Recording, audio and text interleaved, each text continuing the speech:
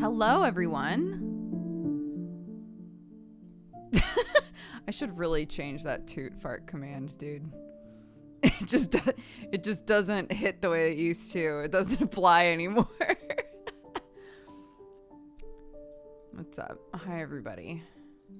It's a cozy day. It's a cozy day. It's a Friday. Those of you who have, like normie weeks, I hope you're enjoying your Friday.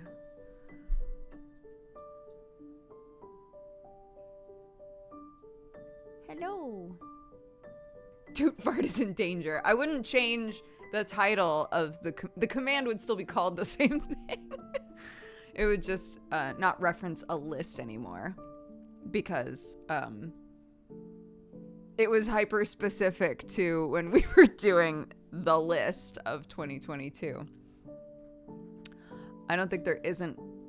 I think there can be value in having a command that's like, hi, I don't play a lot of AAA titles here.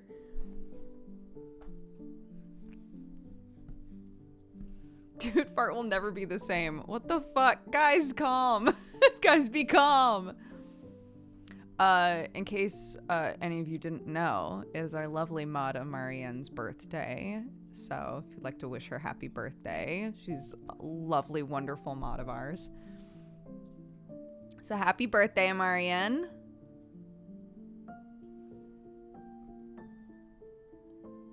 How long has the poop peep butt tag been there? I've never noticed. I joked on stream.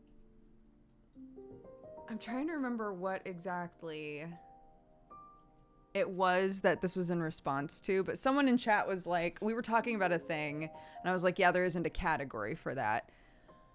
And someone was like, you could make it a tag though. And I was like, yeah, but you can make anything a tag. I could probably put poo poo pee pee butt on there. And then I stopped myself and thought, no, surely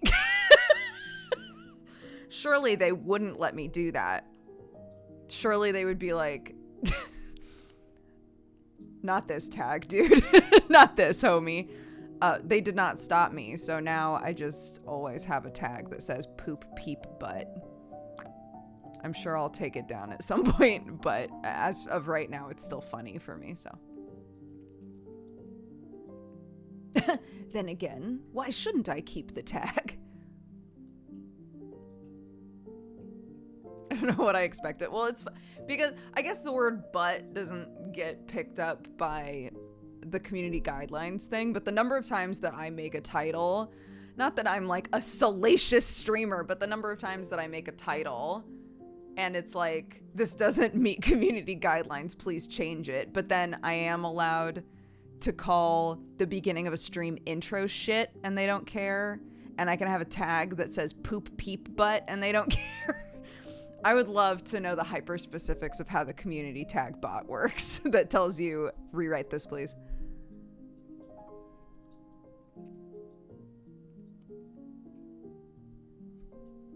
How many people found the stream through that tag? Somebody went to look and it turns out I'm the only person using the tag. I know that's shocking. I'm the only person that is using this tag. Deeply underutilized.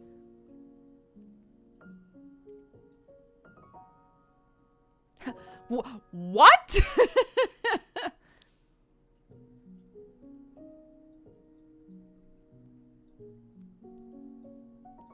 Yeah. So.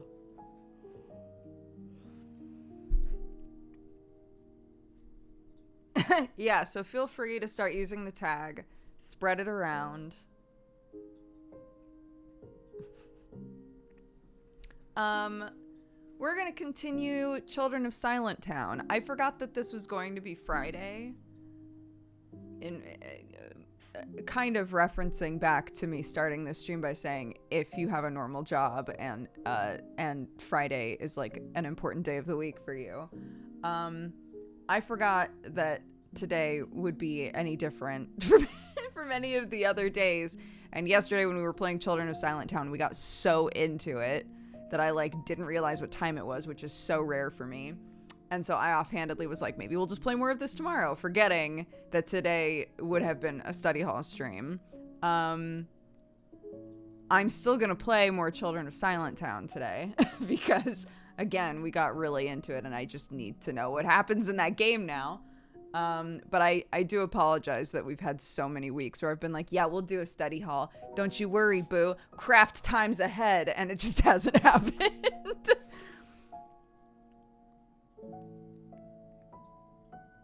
I had to go to bed 4-ish hours into stream as it was 7 a.m. for me. Dare I ask how much of Silentown I missed? So let's see. We started playing Silentown around 11:45, so about 45 minutes into stream, and then played it until 5 p.m. So you won't have missed much, but we ended with like a wild shift in the game, like a huge shift in the game. So you will have to have that explained to you, or you'll want to go back and watch the end of the VOD.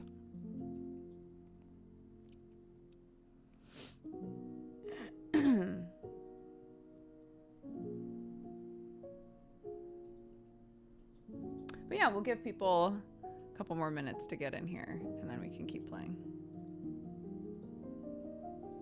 And I'll try to give you a rundown if you missed yesterday's stream, but it's been a very interesting game.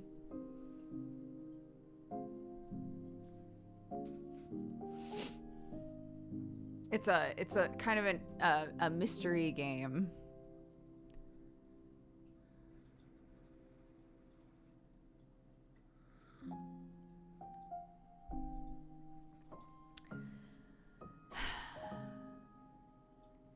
In a very Duger fashion, I will say, as I always do, I will attempt to keep it short, but I might wind up going into a really long tangent about everything that happened. I will attempt to cut out the fluff, anything that doesn't matter. I will try.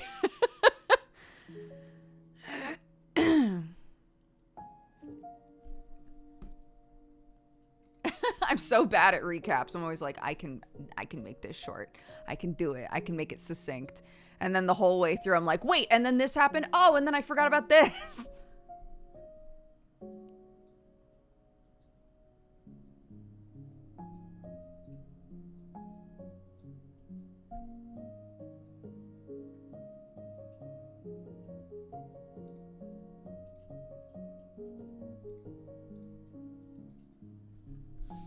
Okay.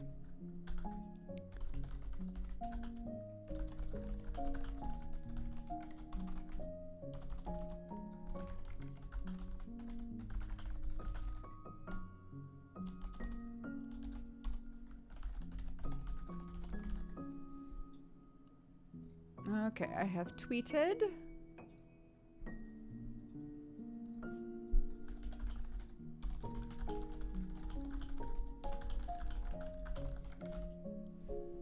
Okie doke.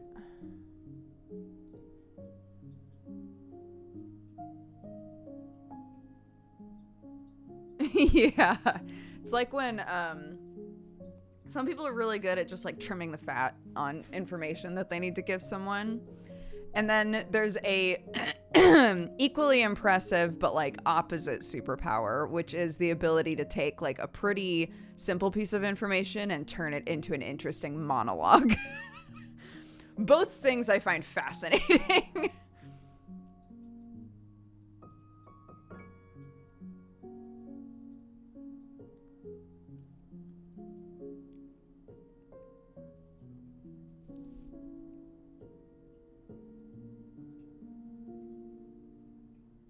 I can't do either.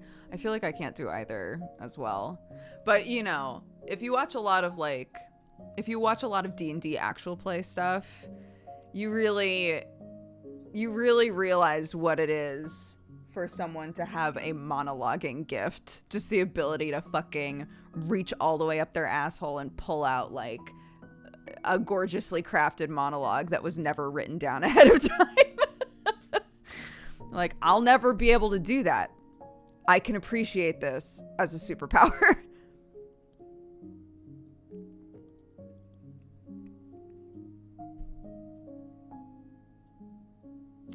Ayo.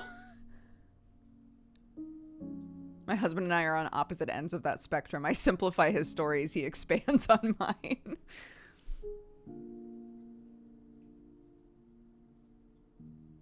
I just opened the stream. What's happening? Who's pulling what out of their asshole?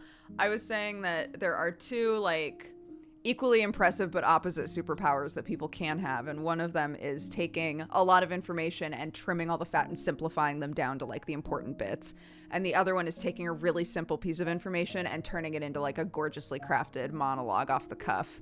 I can't do either, so I find both very impressive.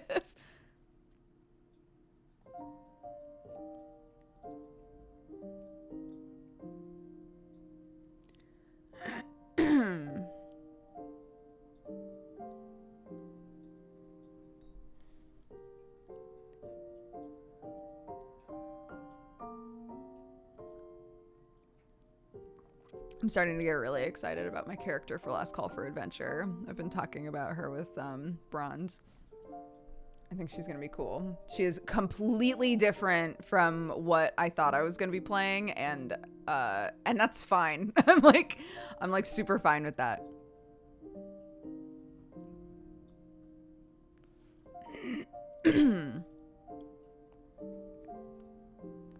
Oh, my neck. Good job, self. Very much related to rectal organs in your bowel system. I was referencing like how the phrase pulls it out of your ass. If you don't know that phrase, I'm very sorry. It basically means like to come up with something from nothing, right? To just like pull something out of nowhere, to pull something out of your ass. So I was turning that into a more elaborate version of like, if someone has a small thing they need to say, but they reach all the way up their asshole and just like deliver the most incredible monologue. That's impressive. And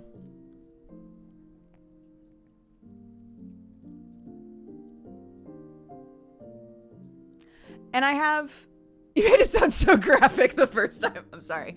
Yeah, and I have heard people who are really good at that. I have heard them say this is a skill that I have like cultivated in myself, right? It is something that you can learn, at least to a certain extent, which I find really interesting as well.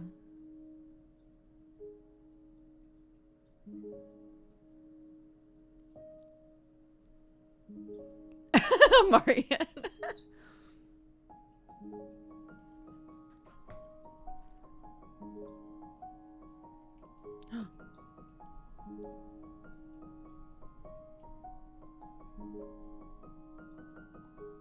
Apparently there's a parcel outside.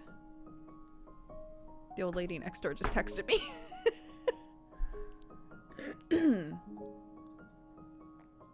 I'll have to remember that when I take my break to go grab it.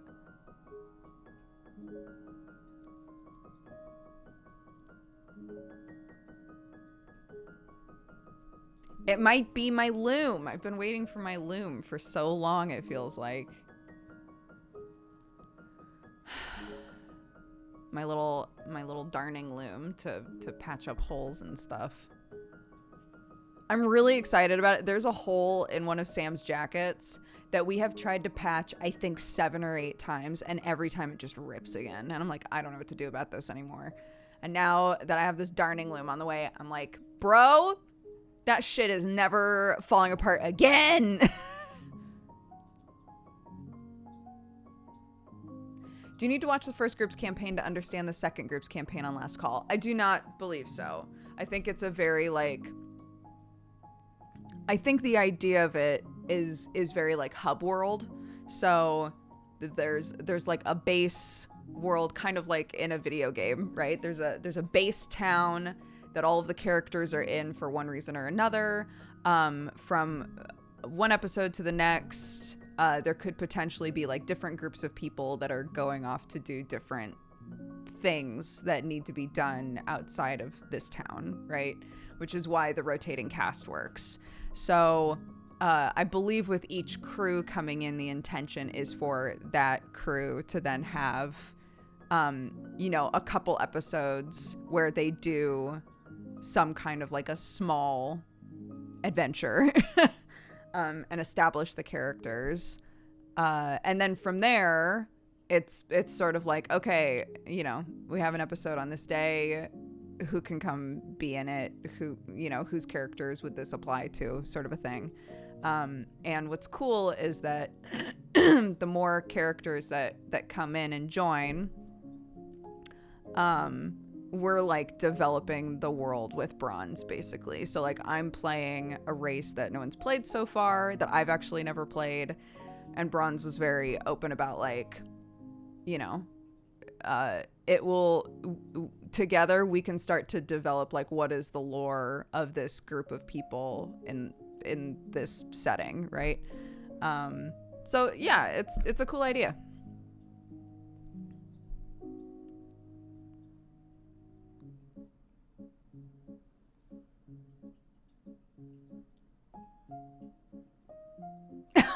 Eight times out of 10, I'm very likely to see a beanie wearer live in the flesh. It's wonderful. Dude, I'm really into beanies. I don't know what's happened to me.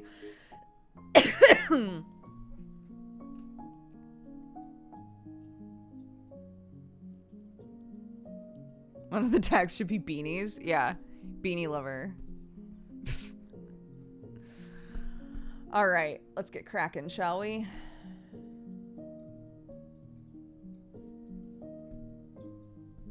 Pop this game open. Okay, so the first thing that I'm going to tell you about this game that is very important is that it has no audio balancing whatsoever.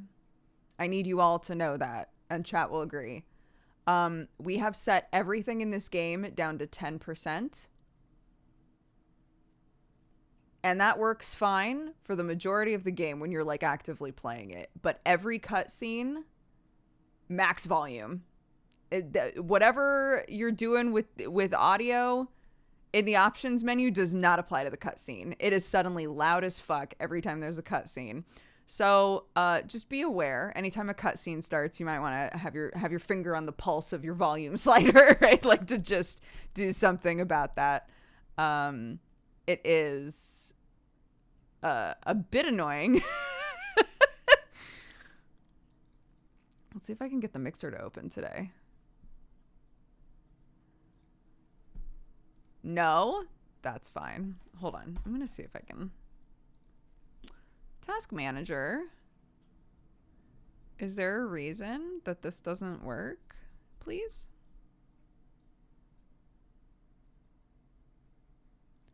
Do, do, do, do, do, do, do, do.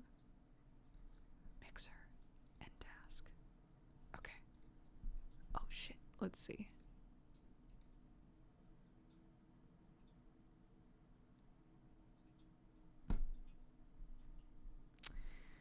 Nope. Okay. It's busted. Everything's broken forever.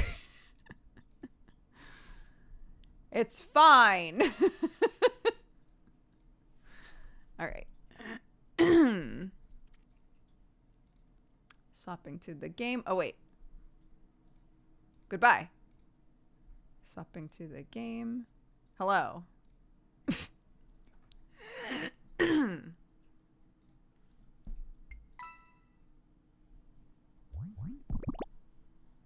Why isn't the game showing up?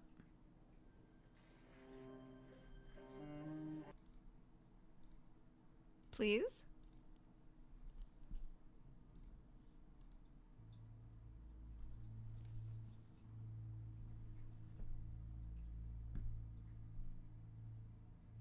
Oh my goodness. Hold on. Come on, please.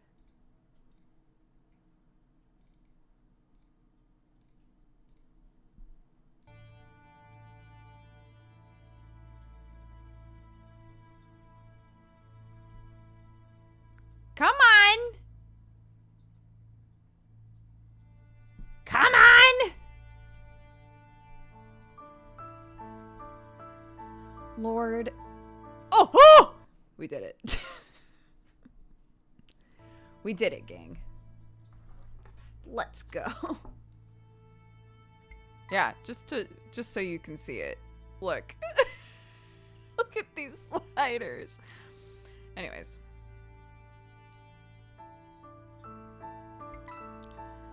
Oh, wait. Okay. No. I can't. Hold on. So, I forgot that I needed to explain what this game is first.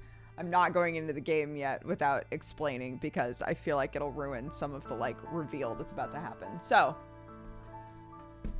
Children of Silentown is about a child named Lucy who lives in a town called Silentown. Everyone in this town is terrified of the forest that is around the town. There are all kinds of rules in place to try and keep people safe. No one can be too loud. Things like shouting are not allowed. And everyone has to be back in their homes by a certain time of day, because if they aren't, people go missing. And it is believed that they are taken by monsters from the forest that show up at night. There's this really, like, toxic, weird attitude around it that if someone is taken, it's because they did something wrong. It's because they weren't careful enough. They didn't follow the rules. Basically, like, if you follow the rules, you're fine. If you don't follow the rules or you question the rules, you will be taken and it will be your fault.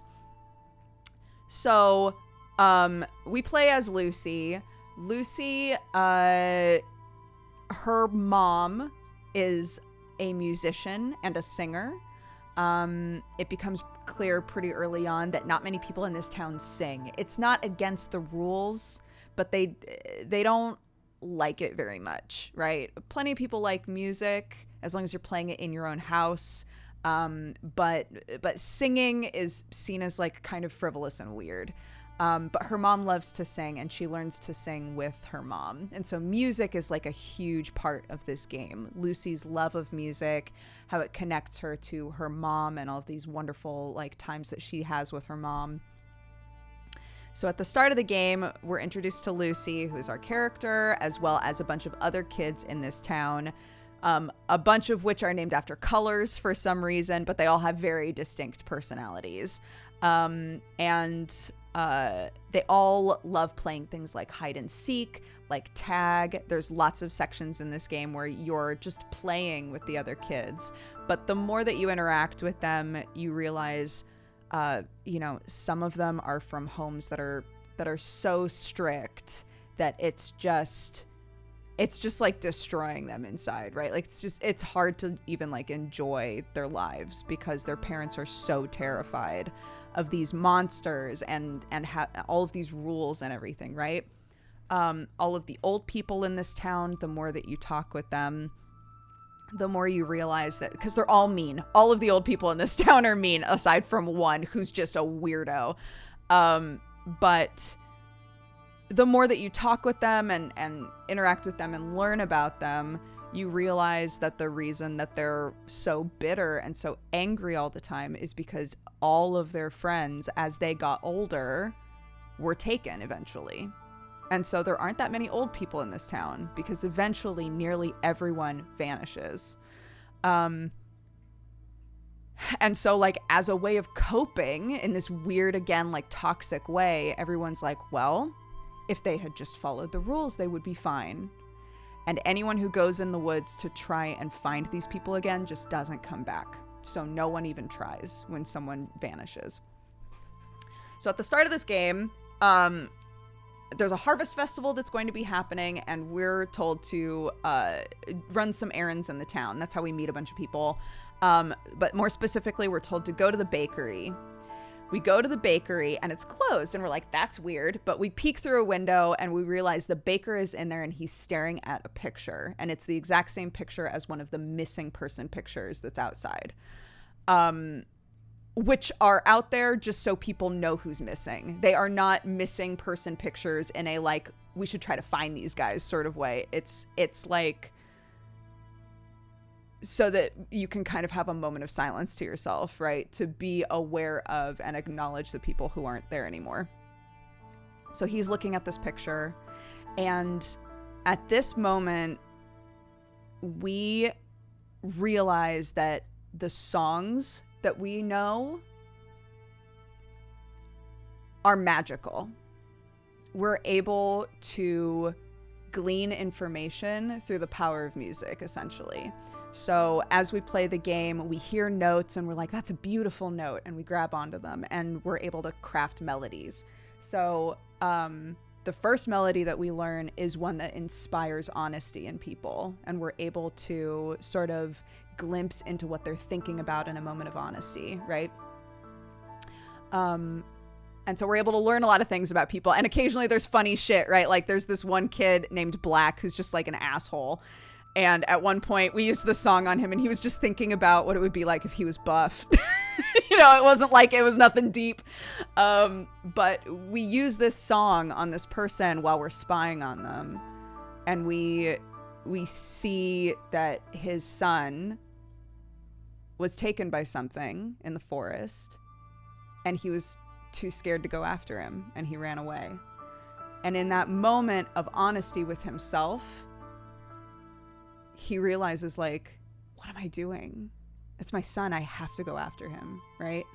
And he comes out of the bakery and he plays it super chill with us and is like, oh, I'm so sorry. Here's your baked goods. I won't be at the Harvest Festival today, actually. I'll see you later. I'm going to close up the shop for the day. Closes up the shop and we never see him again. He's gone into the forest to find Luca, his son. And the more that we play, the more we learn about Luca, that he didn't have a whole lot of friends, et cetera, right? So the real turning point in this game is when we have one of those beautiful moments with our mom and she's teaching us a song and she realizes, oh my gosh, it's so late. I have this basket. My best friend Olivia dropped off this basket. I need to take it back to her. I'll be back in a minute. Takes the basket and leaves. And we're just sitting in the house, like waiting for her. And our dad comes home and he's like, where's your mother? And we look out the window and realize, oh my God, it's dark. And our dad runs out and we run out. And when we're outside, we see a monster in the town and it just like paralyzes us. And the next thing that we're being told is that our mom isn't anywhere in the town, that she's been taken. And I was talking about this while we were playing the game, but the way that the game progresses after that is so much more believable, I think, than what you expect to happen. What you expect is that Lucy's going to be like, no one's going to go after her, so I will, right? And she has a bit of that attitude. But after that, we skip forward a couple of days and she comes downstairs and there's a note from her dad that's like, at the start of the game, her dad is very abrasive. He's very standoffish with her. He's very strict. He's all about the rules, like a lot of the grown-ups in this town are, right? But she comes downstairs. There's a note from him like, hey, I'm off to work. Please stay home. Stay safe. I don't want you outside playing when I don't know where you are. I love you very much. You know, there's a doll that he leaves for us. He's like, I got you a doll, sort of a thing. And Lucy at first stays home and her plan is to stay home the whole day. And then our mom's best friend Olivia comes over and I told you this was not going to be succinct. There's just no way. I can't do it. Anyways, our mom's best friend Olivia comes over and is like, I need to talk to your dad. And we're like, but he's not here right now. Do you want to like come back later when he's here? And she's like, no, I'll just wait for him. And we're so desperate for answers. We want so badly to know like what's going on in this town that we start asking her questions and she's deflecting them. She's like, don't ask these questions. You don't need to know these things, etc. And we're like, okay. And it takes a really bizarre turn where it's obvious that Olivia knows something about what happened to our mom, but she won't say. It's like how do you not know what happened with mom? She was literally going to your house. Did she not make it to your house? And Olivia's saying weird things like, oh, right, no, the basket. Yes, the basket. It was outside of my house when I came outside, sort of a thing. And we, the player, are like, that's suspicious, right? So it takes a turn where we use these magic songs that we have. We try to find that moment of honesty in Olivia, and we see her reflecting on her childhood with our mom and thinking about what it was like when they were kids, and how when they were kids, her mom went into the forest to get something.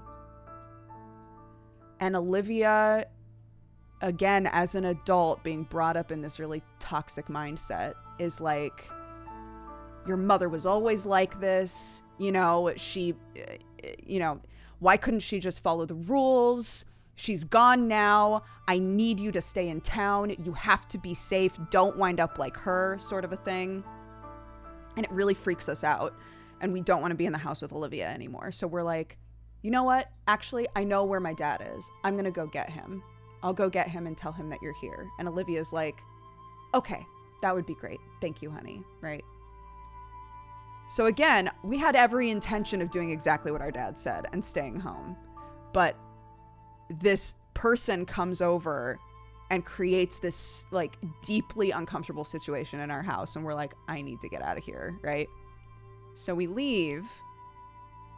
And because we've left, and because of that interaction, she's sort of inspired. Like, no one is telling us anything. Like, none of the kids know anything.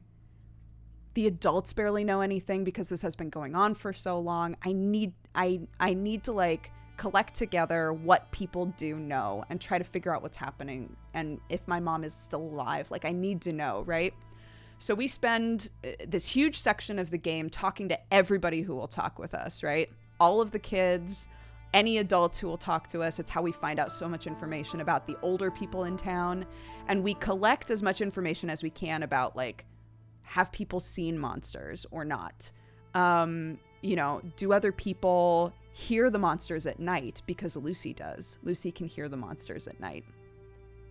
One of the other kids, Raven, is like, some people believe that if you can hear the monsters, if you hear them singing, which Lucy hears them singing, and so does Raven, it's like, maybe that means that we're next, kind of a thing. Raven is a character who is very like she sort of implies, like, I would rather just walk into the forest myself at this point. Like, I can't take how suffocating it is in this town. So we're collecting as much information as we can about, like, people disappearing, about why no one goes after them, about the monsters, about the forest itself. There's this old lady who's very, like, weird, but she talks about how the forest wasn't always like this. But if we ask other adults about that, they're like, the forest has always been like this. That lady's crazy, right? Kind of a thing. We also find out that that old lady is the one who taught our mom all of the songs that she knows. And we come home and our dad is like, where have you been? I was looking for you. Like, I told you to stay home. And we're like, I'm so sorry. Olivia came over and she said it was urgent and that she needed to talk to you. I went to try and find you, but I guess you had already left to come home and we missed each other. And our dad's like, okay. And the old lady had taught us the end of our mom's song that she sang all the time. And so we think maybe it would be nice to sing the song for our dad. So we try to sing it for him. And he has a complete breakdown. And is like, please don't sing that song. Like, please stop. Whatever it is that you're doing, I need you to stop because I'm going to lose you too, sort of a thing. Like, I love you. Please just be safe. Please just follow the rules. stop, don't talk to that old lady, because we told him that we learned the song from her. He's like, just don't, just stop, you know. And it deflates us completely. And more days pass by where we've obviously been just depressed in our home. We don't know what to do anymore, you know. And all of the songs that we've learned how to sing inside of like the mechanics of the game, they break. We can't sing them anymore because a part of us is like, singing is what mom used to do. I'm not going to do it anymore.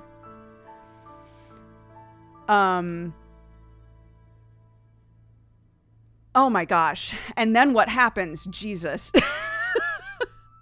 I'm trying to think what happens after that gets us where we are now. There's more. There is. There is more. Because we hit like a huge turning point in the game. There's a huge... Yeah, we went to the old lady. We found out that the old lady literally lives next to us. There's been implications that she might have been the teacher in town, but there is no teacher in town anymore.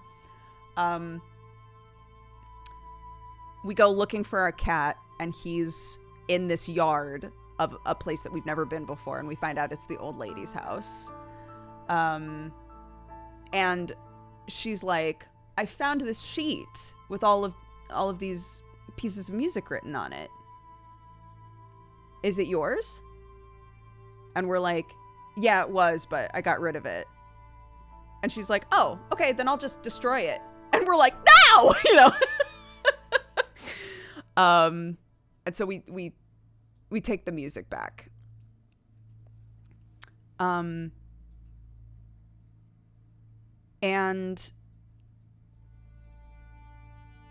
I don't remember if anything happens between that and playing hide and seek with all the kids. But all of the kids decide to have a big, long day of playing. They decide they're just gonna play hide and seek, they're gonna play tag, they're gonna play catch, right? And we go to our dad and we're like, can I please play with my friends today? And he says, okay, but you have to be back by dark, right? We say, okay. So we go, we play hide and seek, we find all of the kids, we talk with all of them, we have like a small interaction with all of them that sort of like shows us a bit more about them and their personality.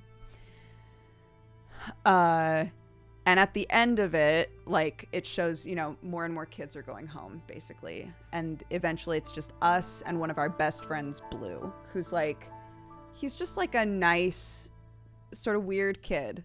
And he was really good friends with Luca, who also went missing. And we find out that his uncle went missing when he was really young. And so we ask him, why do you think that your uncle went missing? Do you actually think that it was because he wasn't careful, basically? And there's a long pause, and Blue says, my uncle was smart. I don't think that he did anything wrong. And I don't think Luca did either, because Luca was also very smart. And that conversation ends, and he sort of winds up and he throws the ball really far. And he's like, try and catch this, sort of a thing, you know? And so we run to get the ball. And off to the side, as the player, we see that he's being called home for dinner. But it's implied that Lucy doesn't hear that. So Lucy grabs the ball, she runs back over, and she's alone. And she hears this music from the forest. And she starts walking towards the gates of the forest. And in this cutscene, we see her just run. She just runs into the forest. And I was like, holy shit, are we still gonna play her? Are we playing a different kid now? Right? Like, she's in the forest now. Now what? So she's in the forest now. And that's the huge shift that happens in this game suddenly, is we're in the forest and we're fine. And in fact, our music is really powerful in the forest. And these songs that we were using in specific ways with people still work in the forest, but they do different things. And we're seeing plant life we've never seen before and animals we've never seen before. And that's where we left off. We're in the forest. That's why I was like, wait, I cannot start the game yet, because you would have seen, oh, eventually she goes in the forest, you know? But she doesn't know how to get out. It's like she was compelled to go in, and she doesn't know how to get out anymore. So that's which was another thing that was brought up in town when talking to people, was with Raven, I think, was like, they say that the song lures you in, or is intended to lure you in, sort of a thing. So that's the game.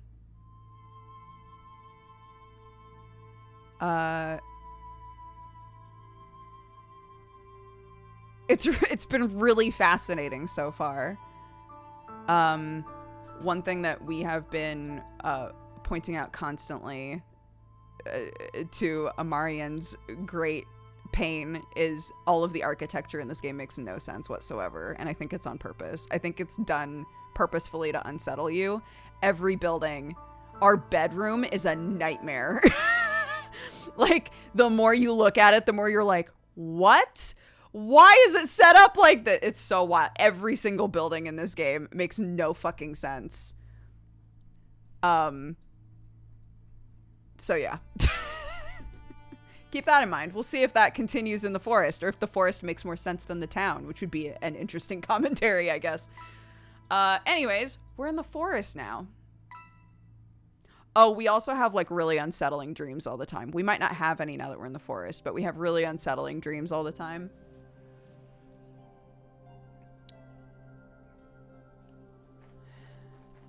This is Lucy. We brought the doll that our dad gave us. We bring it with us everywhere. And this frickin', like, magic squirrel took it. So we're currently... I found a snail, and I put some sticky stuff on the snail. And I'm trying to get this little bugger to go in here and get stuck. And this is where I had to end last time, and it drove me crazy. Try to come around from this side, I guess.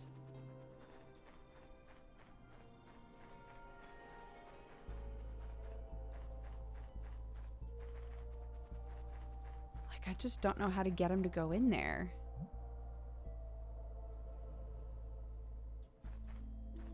What else did I have? A branch, a vine, and a shard of glass. Oh yeah, I was like, can I create a situation where, like, there's a vine that's making him go in specific directions, but that didn't work.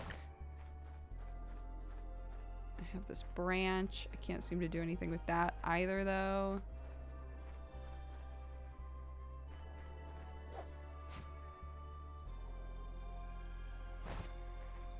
There's also a shard of glass. Oh! Oh, shit. Oh, to reflect the light. Oh. It closed the mouth. Nowhere left to hide.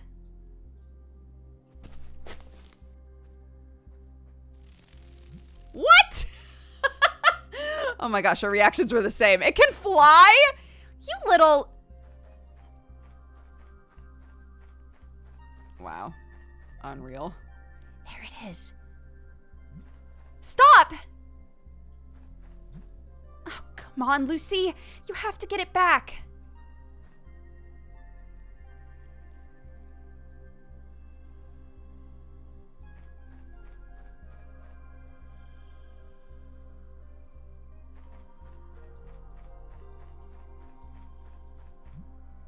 Found you.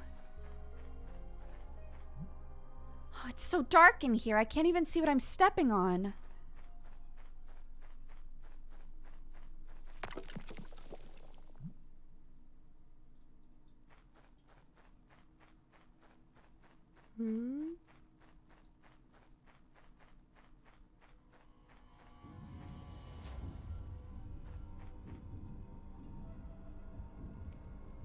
Oh, shit.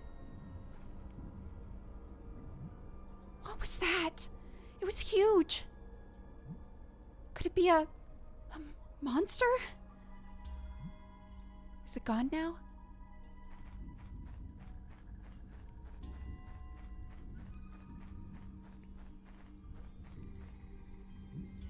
Oh no, it's here.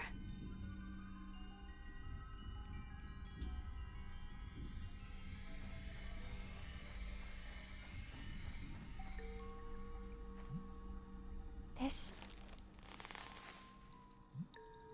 Nothing happened.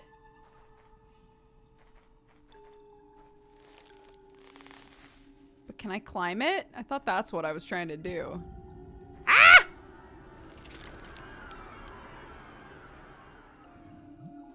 Yikes. That monster. It knows I'm here. I have to get out of here and fast.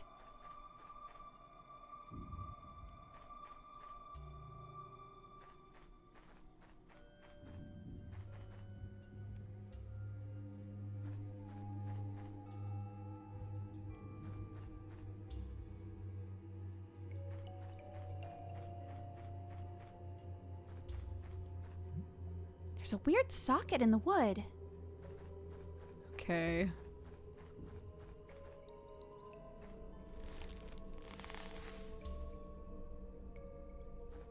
Oof, okay.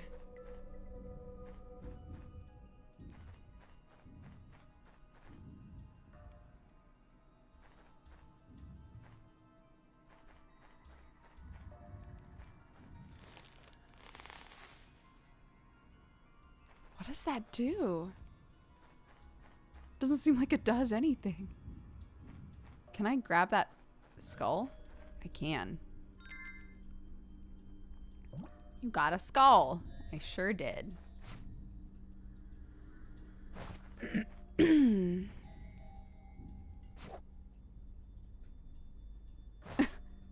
I tie a vine to the vine? No, that would be weird. Okay.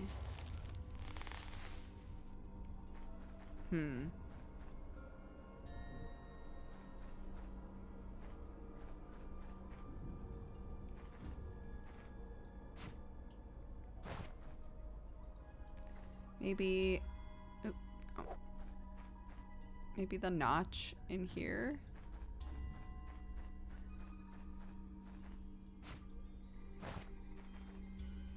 No.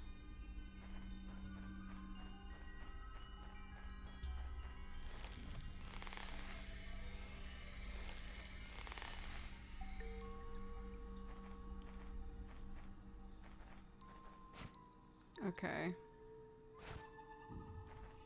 Is there anything else I can pick up?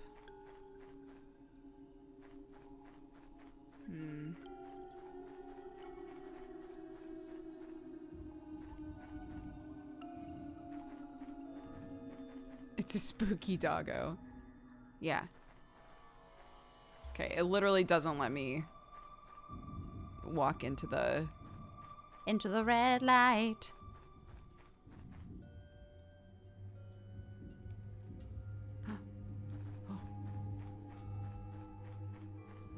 Okay.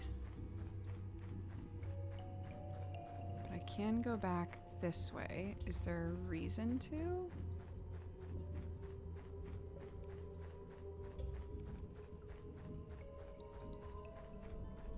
Is there anything to be gained from going back this way? What's going on? They weren't here before. I can't go that way. I need to get out of this place. Oh! Oh my gosh, I forgot about my songs. I forgot that my songs do things here. Okay, wait. Okay. It's so weird. Thinking like, I have a song that makes people honest and a song that helps me glean information about important objects. And now it's like, I have a song. They're the same songs. But I have a song that does shit with thorny brambles, and I also have a song that does shit with weird plants. I guess. Is there anything I can do here?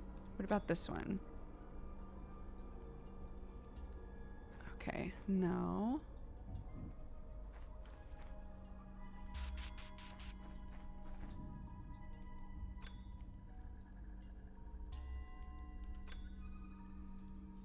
Okay. After all that recap, I know. My brain is mush now.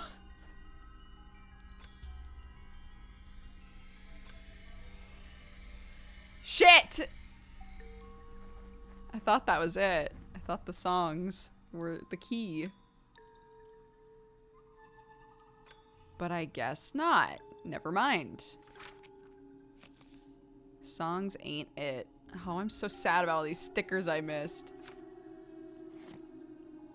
Children's song. Mom's song.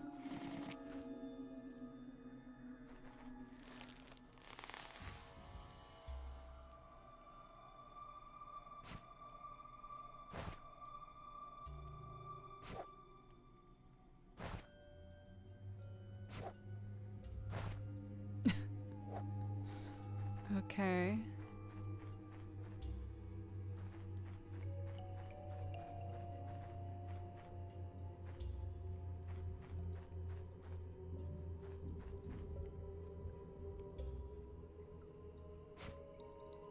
Did I try all of these things on this one? It's got to be the same, right?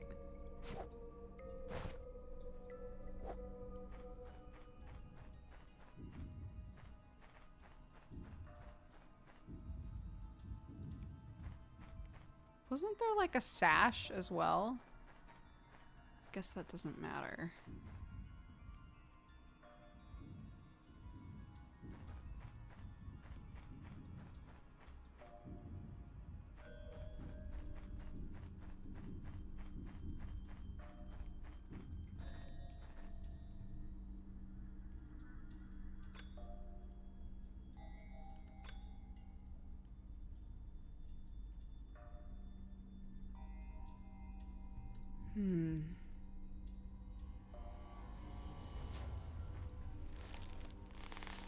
I am really not sure what to do here.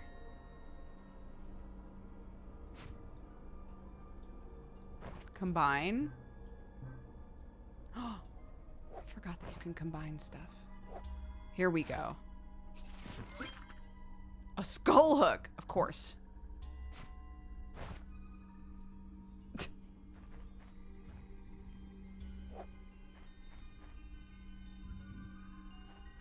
Naturally.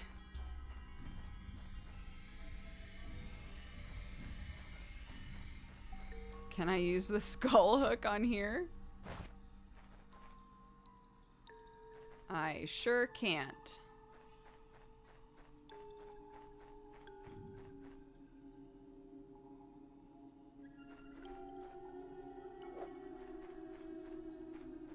Okay. Can I use the skull hook here? What on earth?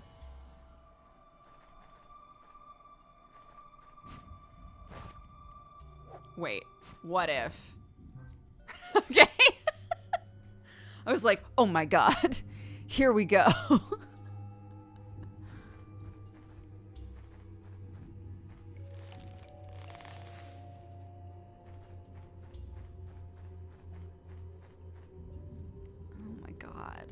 On earth.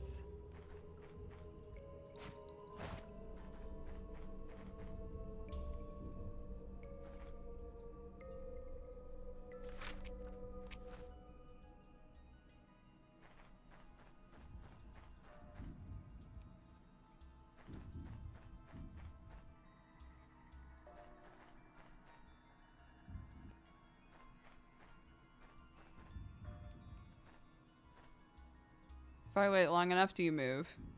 Oh my god, he does. Just didn't wait long enough, of course. Is this a spring? Seems like it's clogged up.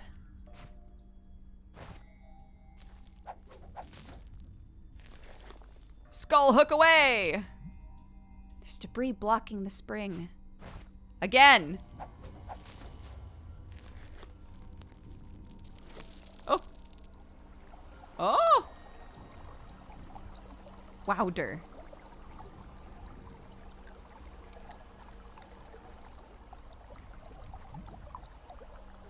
Water is flowing free now. The spring is clear.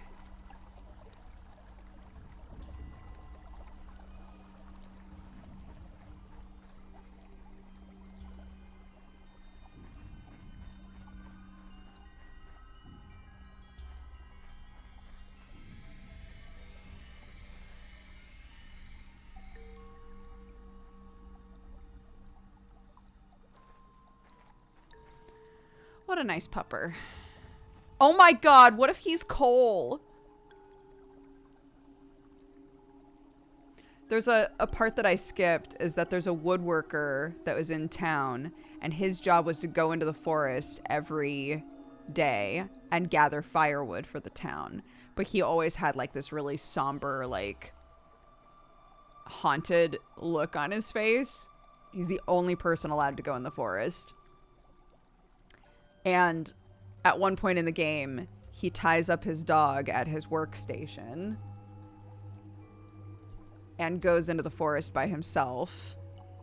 Lucy, the character, doesn't know that, so our task is to set the dog free so that he can go find his owner. But like, we as the player know that means the dog is going into the forest after the woodworker, because I think he doesn't say this, but the implication is that the woodworker is like, I have to like do something, you know.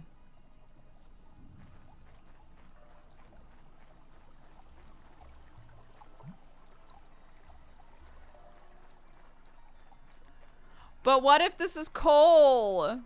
The dog. I cry.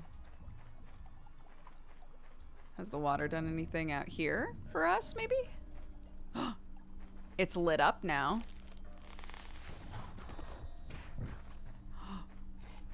Oh. Blue roots.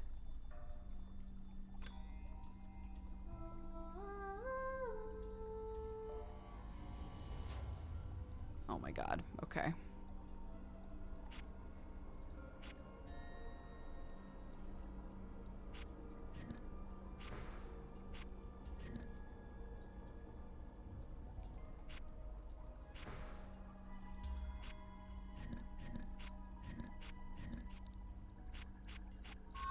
Woo! Did it.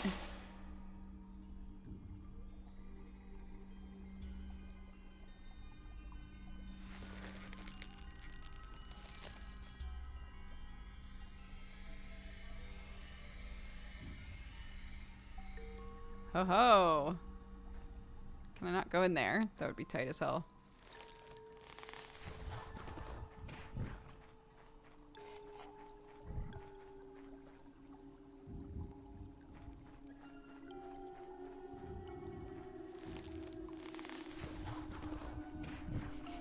This dog's about to rip down all these fucking plants.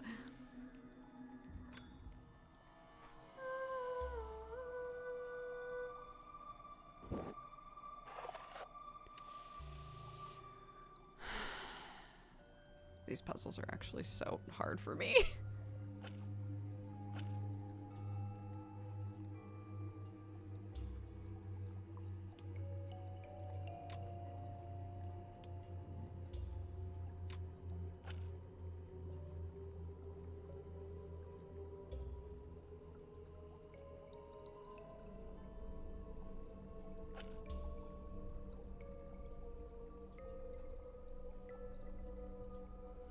Okay.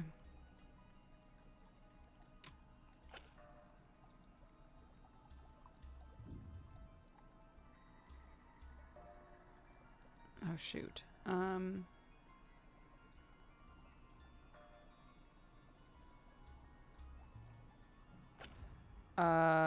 Okay, actually, we need to get this one up here on the same page first. So it needs to go 1, 2, 3 around that way. So we need to go... Oh, it doesn't matter. It doesn't matter. 1, 2...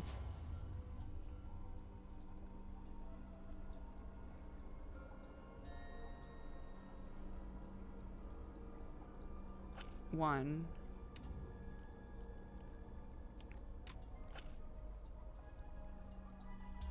Oh, why are you still connected? Oh, because of that. Fuck.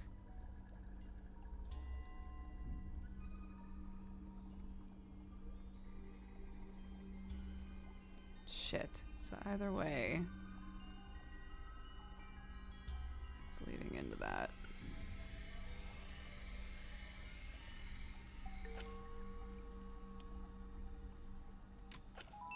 There we go. Whoo, got it.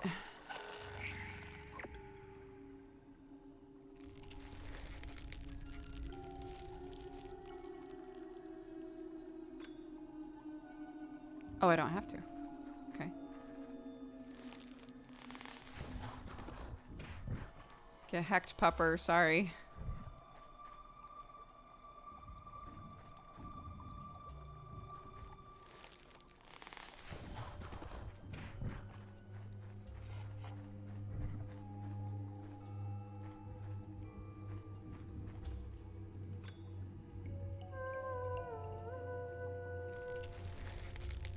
Oh, sick. Okay.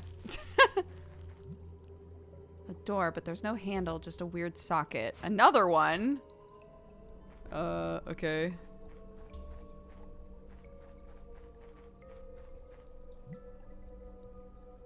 Oh, it's that.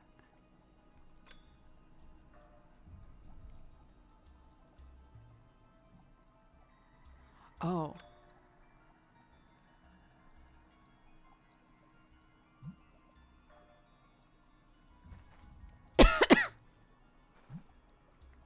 Brambles are too dense.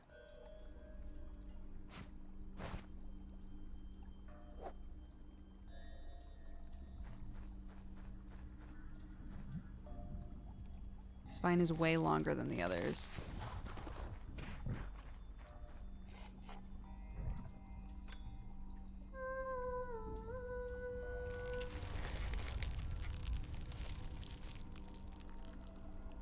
Wait.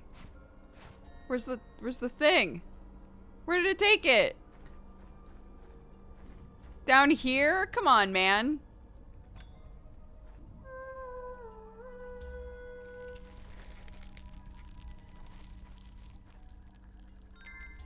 You got a weird artifact. Nice.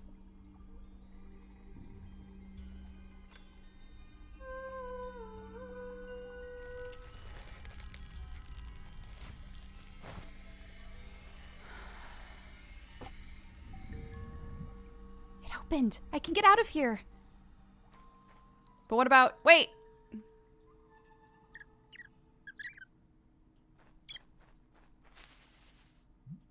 Wait, go back. But there's a... Oh, god damn it. Am I outside? Finally. Oh my god. No, come on! Let me go back! I didn't get to use it on the other door! That's not fair! Oh, son of a bitch.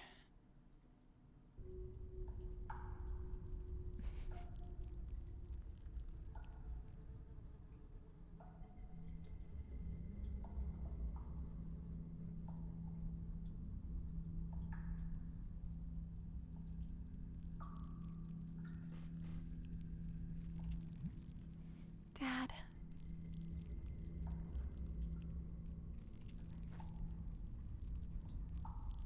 Oh, goodness.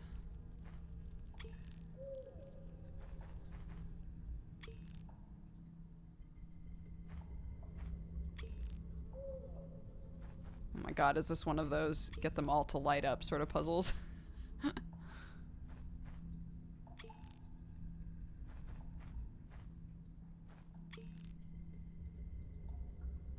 jeez.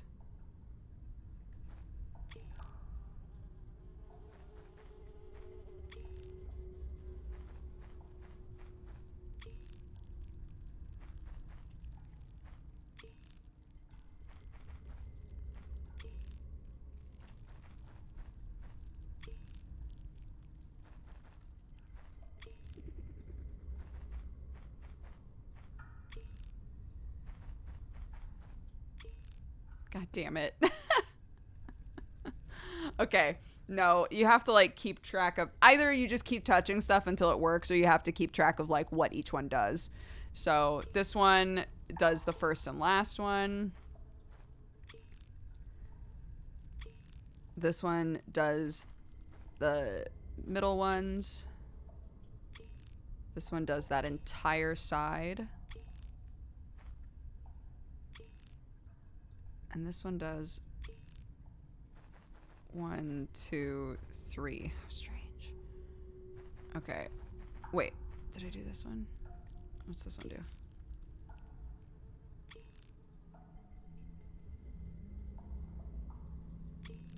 Turns everything off except itself? Okay.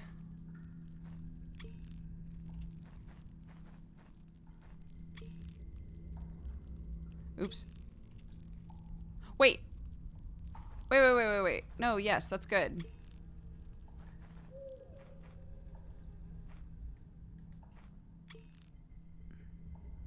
Oh, son of a bitch. Okay, this one turns on and off this entire side. And so does this one. There we go.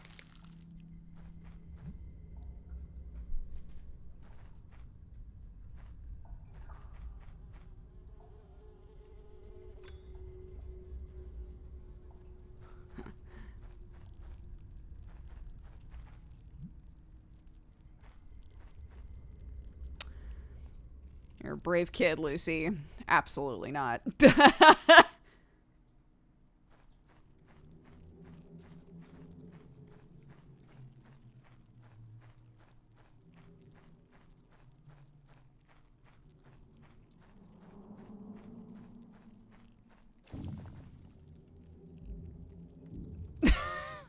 That scared me.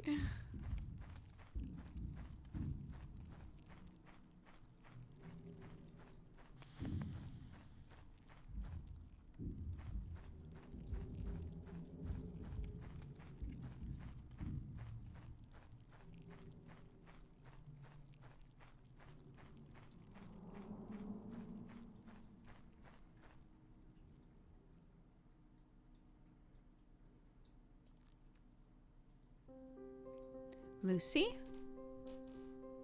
Lucy? Lucy, sweetie.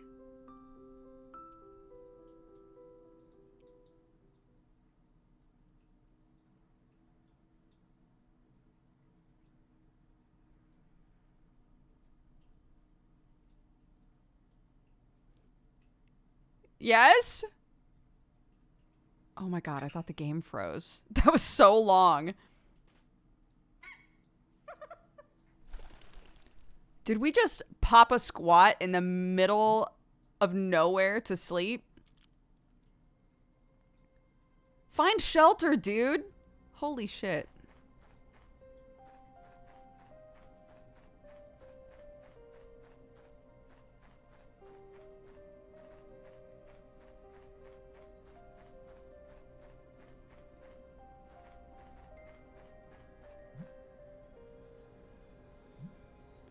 What is this place? There's an inscription. Behold the visage of fear. Restless souls live here. They bestow what is lost and despoil what is tossed. Oh, absolutely.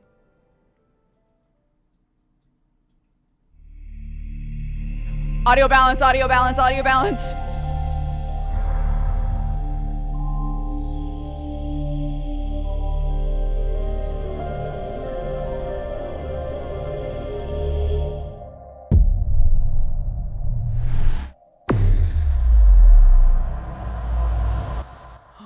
Can I see things now?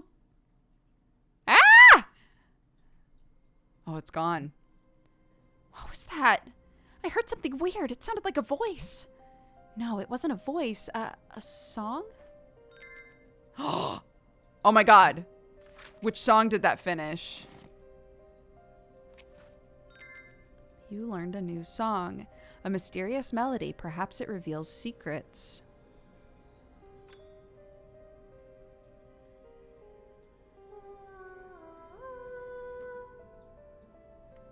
Oh no. Well, it's been a good run, guys. When you press A on the eyes, they light up. An eye can't be opened if it falls in the light of another eye. These blocks are light sensitive. Don't light them up too much or there will be trouble.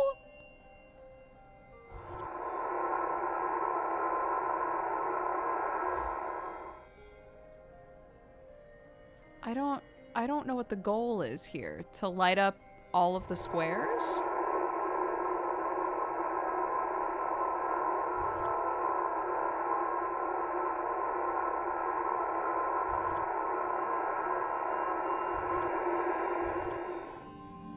Yes, that is the goal.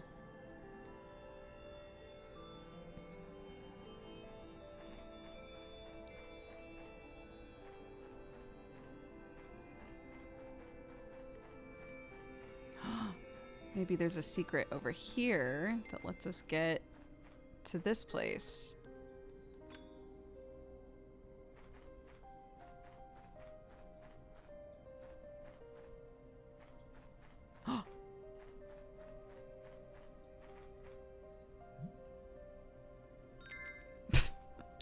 Even in the forest, they love stickers, dude. That's pretty sick. Who knew? What a sticker-focused culture.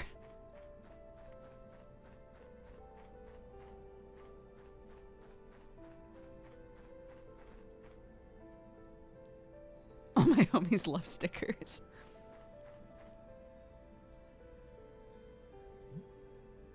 Where am I now?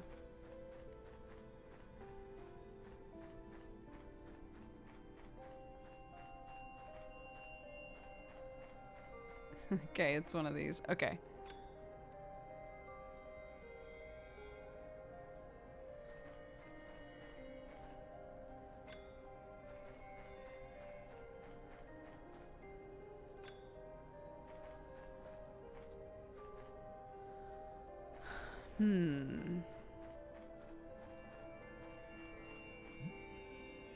These paths all look the same. Am I lost?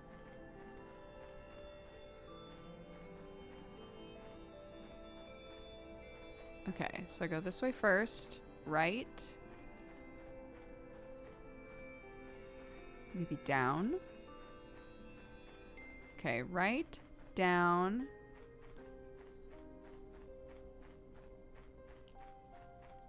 Right, down. Left. No.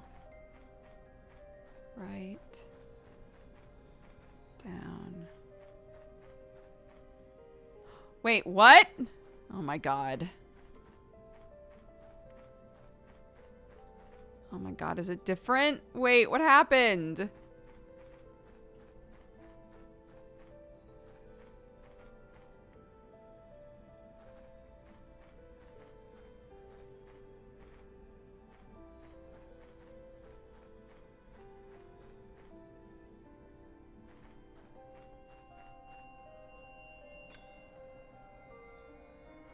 I thought it was just one of those, like, pattern things, but it's acting like it's not.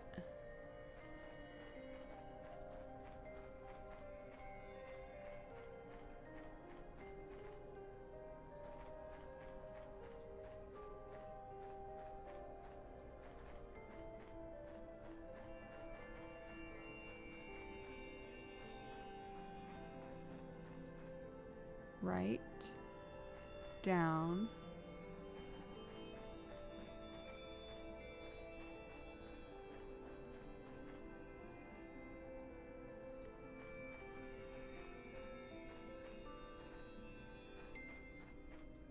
Keep winding up in the same place.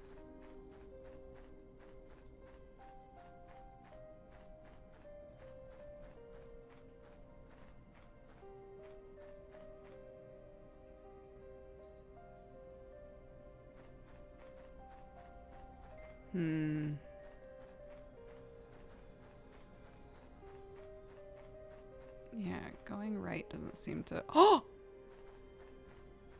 What a strange bird. I've never seen one like this before. Its feathers are as blue as the sky. It doesn't look scared.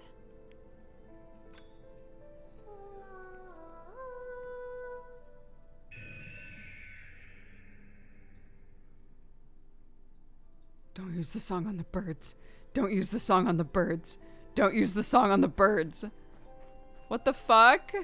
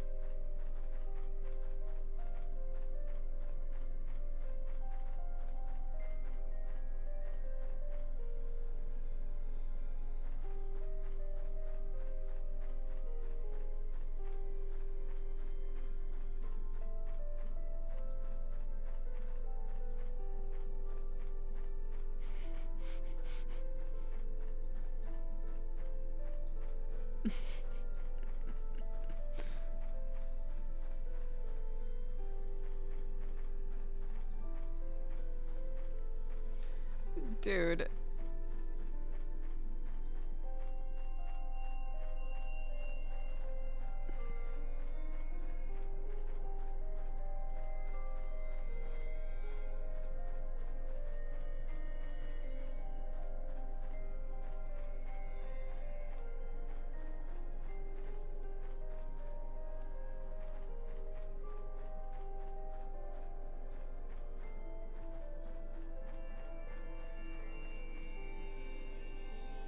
I tried to follow a pattern and the pattern doesn't do anything.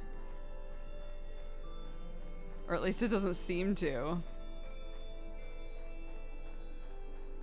So, okay. I went right. Back to the bird. I don't know how we got back to the bird.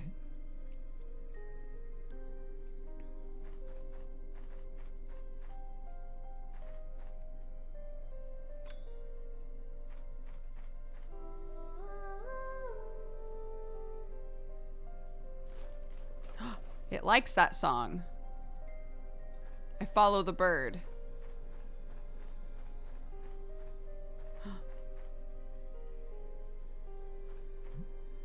Another peculiar bird. Nice green feathers. It doesn't look scared.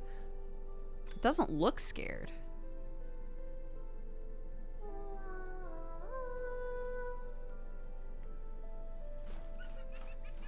Okay. I have chosen wisely.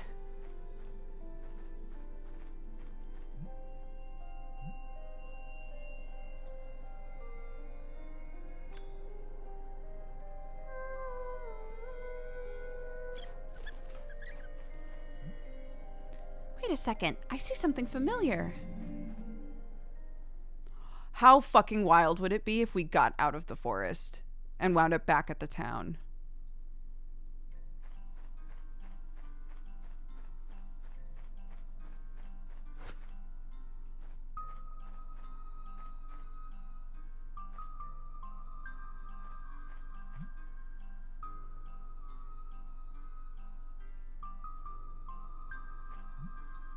What? Oh my god, she can't understand anybody. Am I actually back in town? What are you saying? I don't understand. Oh shit.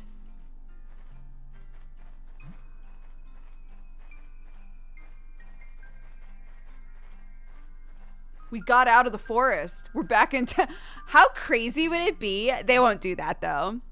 Dad, I'm sorry. You were right. The forest is... Where are you going?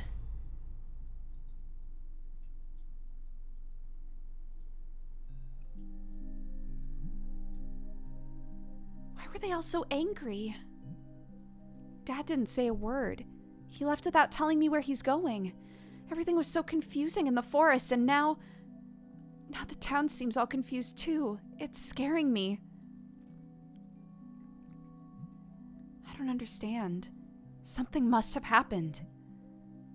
It's fine. I don't have to be scared. I'm home now.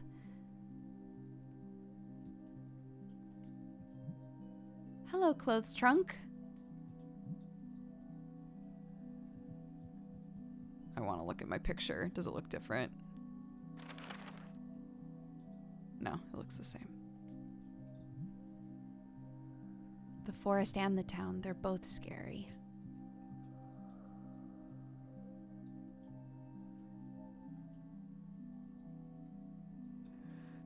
Guys, I am so fucking jazzed. This game has done such weird shit. It's done so many things I didn't expect to happen. We went far enough in this game that I knew eventually we were gonna go in the forest, but I would assume you go in the forest and then you find your mom, right?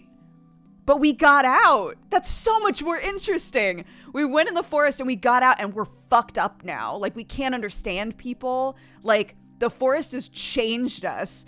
This is so cool. No one comes back. No one ever comes back if they go in there at night. This is so cool.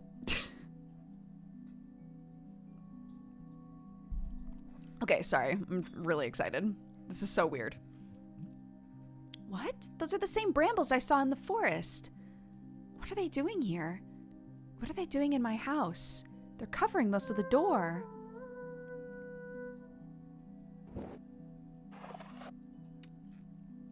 Oh my god, there are so many mouths. Okay.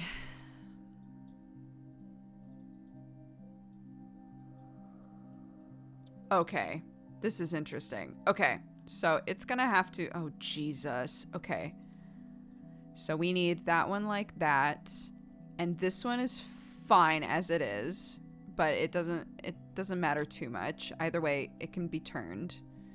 And then we need this one to be... We need this one to also turn that way. So I think they can turn together. Yes. Up that way, that way.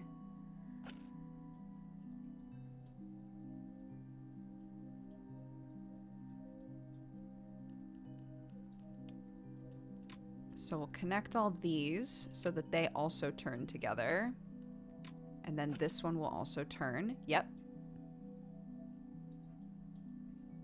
Uh-oh.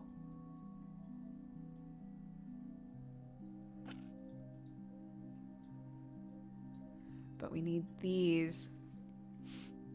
This one right here needs to turn twice. That's okay. We can figure that out.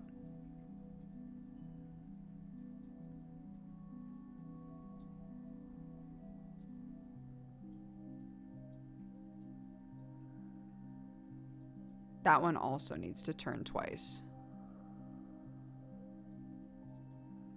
Okay, 1, 2. And then...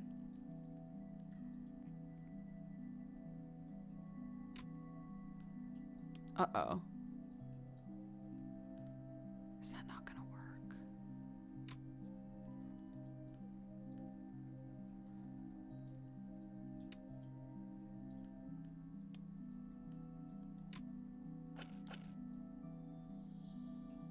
It still gets there. Why does it still get there?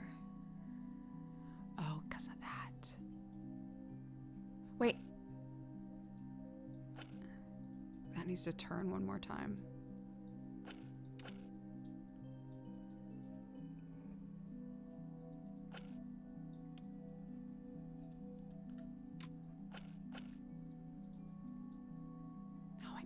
turn one more time.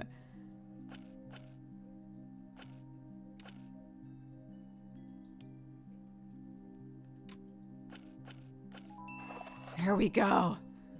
Oh my god.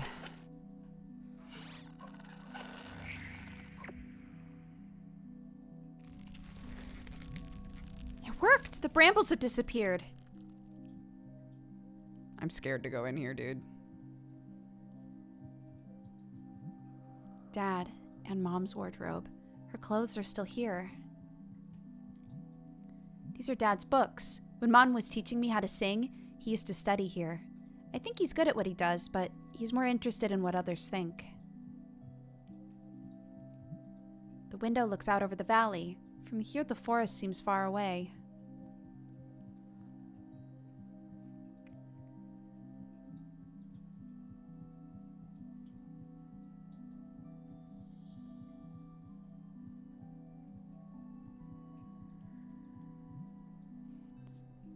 I thought maybe we were gonna look in the mirror and be like, I look weird. Oh, the music box? Ah! All these glasses. Did Dad have guests over?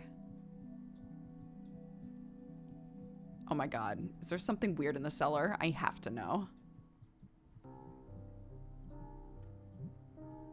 What a mess. There's a lot of broken glass here.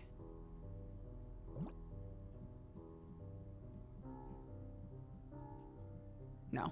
There's nothing weird in the cellar. The cellar is and has always been a misdirect. She talks at length about how creepy it is, and in the end it's just a cellar. They're all creepy.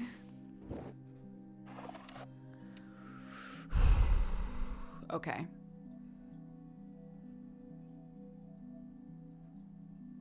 So,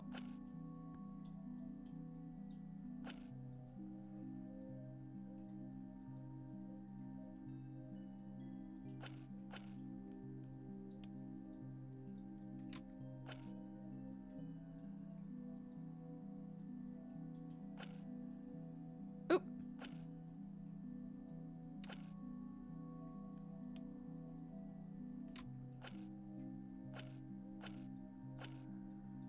Okay, there we go.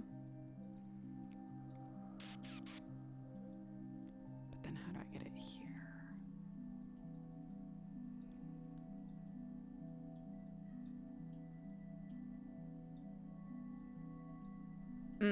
This needs to turn one more time.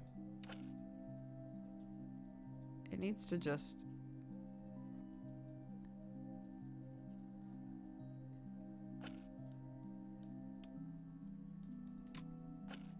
do that. And then this up here needs to go that way. So if we do this and then, oh shoot.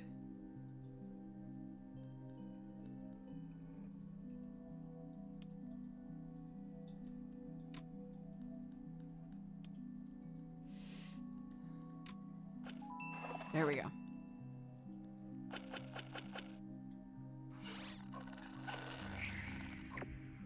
What's in the music box?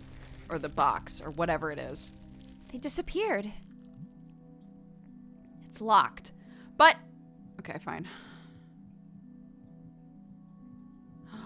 Wait. Are there secrets in this house? Hold up. Hold up. Oh.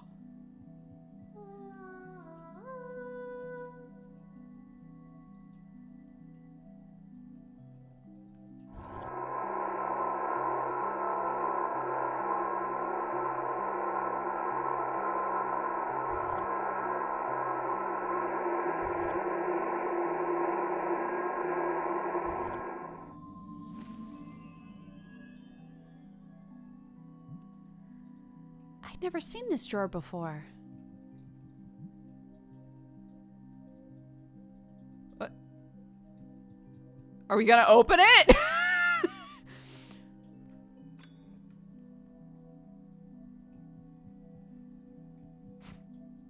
No? There we go. How weird. I don't like going through Dad's things, but I feel like there might be something important in here. Okay. So what's the plan then? What are we gonna do? How are we gonna get in there, girl? The kitchen is all messed up.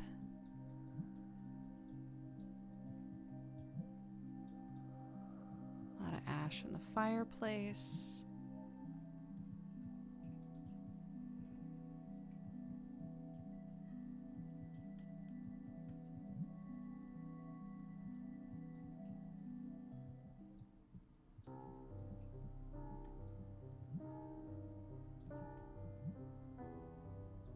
They're all too small. Okay.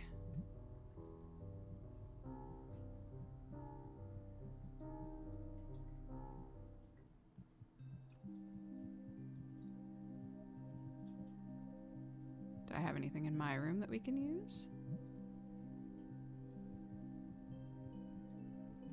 So, for those of you who didn't watch the first time, allow me to point out everything in this bedroom that is concerning. She sleeps with her pillow on this side. The bed is at a slight angle, so her head is always just a little bit lower than her feet, and her head is in the middle of the room. Her blanket does not fit the size of the bed at all, which I'm not going to harp on too much because, you know, we don't know their situation. Maybe blankets are in short supply. The chest is scrunched up between the bed and the wall. How do you even open it? How do you even get in there? The chair is pointing at the wall. The window is a half circle. We have a picture up in our room, like we're proud of it, of ourselves screaming in a dream. It's good. It's a lot.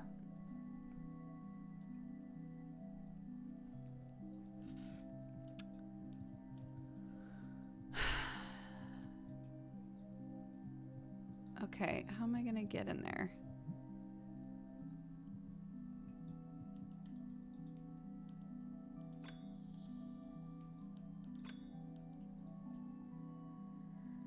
I do not know.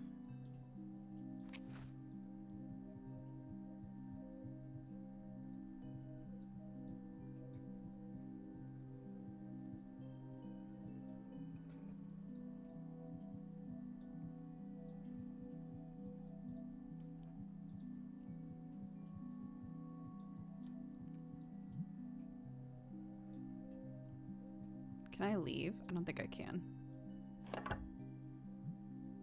Why is it locked? Dad? You can't keep me in here. So many things are going on. I want to understand. I need to find a way out. If I were a cat, I could get out this way, but I'm too big. If only the opening were a little wider.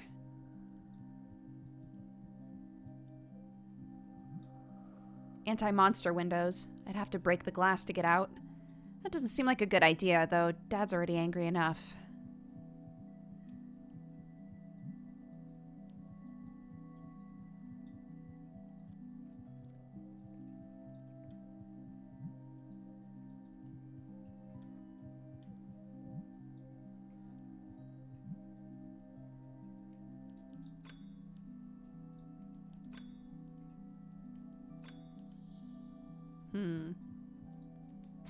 I have no items. They're anti-monster windows. That's why they're half circles. We've now learned. The lore is complete. It all makes sense. I'm not sleepy. Yeah, well... we're just doing our best out here.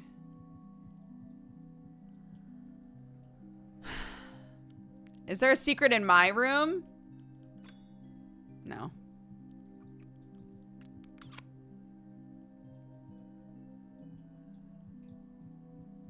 We can't get it open. I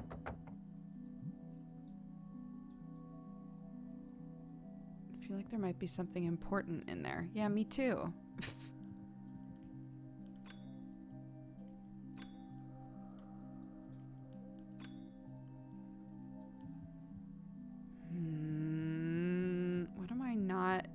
doing here?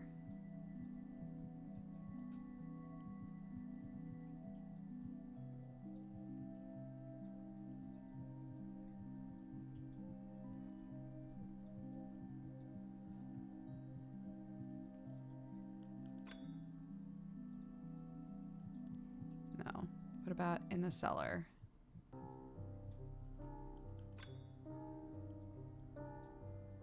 No secrets in the cellar.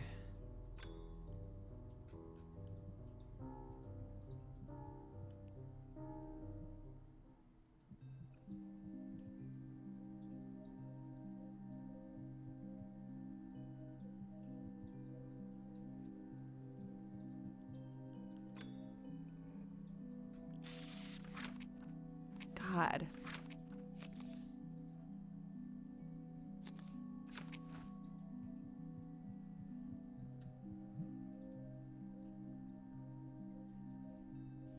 Okay, I have to take a quick break.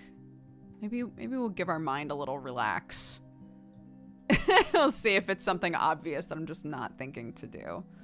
So I will be right back. It's probably going to be like a 5 to 10 minute break. So you have time to go pee, whatever else you need to do. I'm going to grab the package from outside and make sure that Sam's all good to go. So give me just a minute.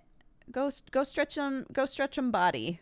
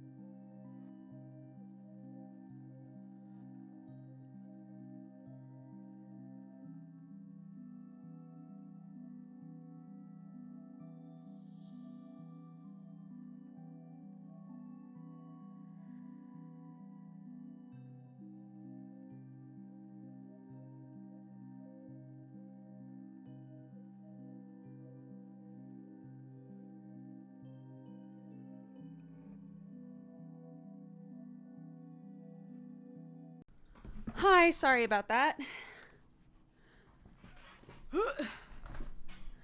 I'm here. Hello, hello. Sorry, that was a long break. But we're all good. The package was a repeat package that we already got. So that's weird. I thought I knew what it was going to be, and I didn't. It turns out I did not.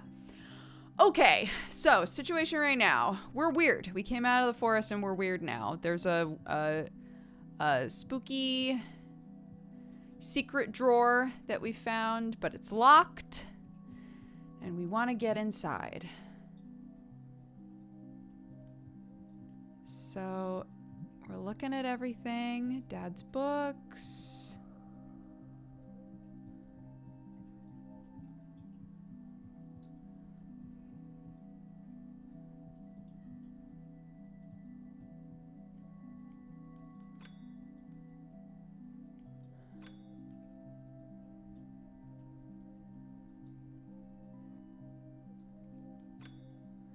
There's no brambles or anything. They've made it pretty clear, like, visually. And something needs to happen, but... She tries to open it. It's locked. I don't like going through Dad's things. I feel like there might be something important in here. Right. So...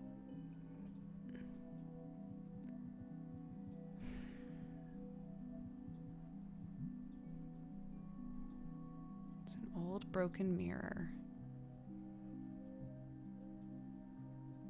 Repeat? What does repeat mean? I assume it doesn't mean echo. I'm not sleepy. Sure. An extra blanket. Right. My trunk. The flower withered.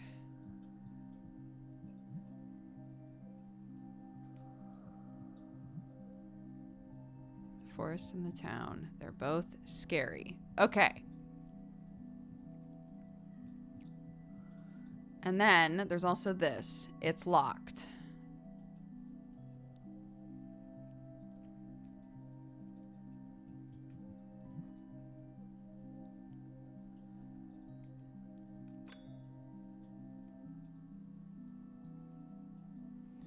No secrets in here.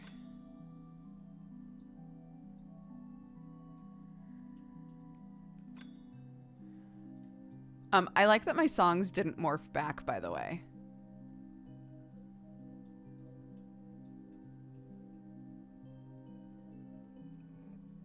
Like, my songs used to be people-focused, and now they're forest-focused. And they just didn't change back when I came back to the town. Squinty isn't home. Dad had people over, we think. There's some footprints here. Muddy footprints. The kitchen is a mess. It's an anti-monster. Oh!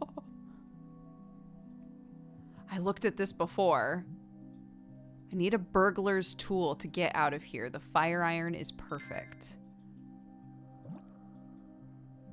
Can I use the fire iron on the drawer? Okay.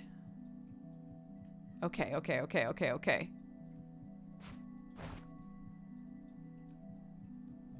No, it doesn't look like it.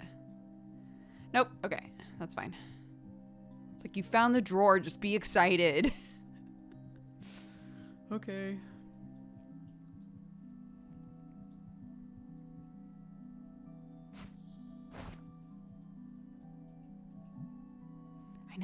I know Dad won't be happy about this, but the board needs to be fixed anyway. What difference does it make if I break it a bit more?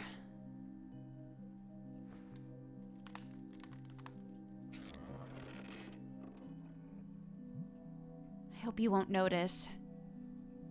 I hope you won't notice? Yeah, sure. Oh, my picture. How long was I gone? If they've already got a picture up of me. What is this? If it's a joke, I don't like it.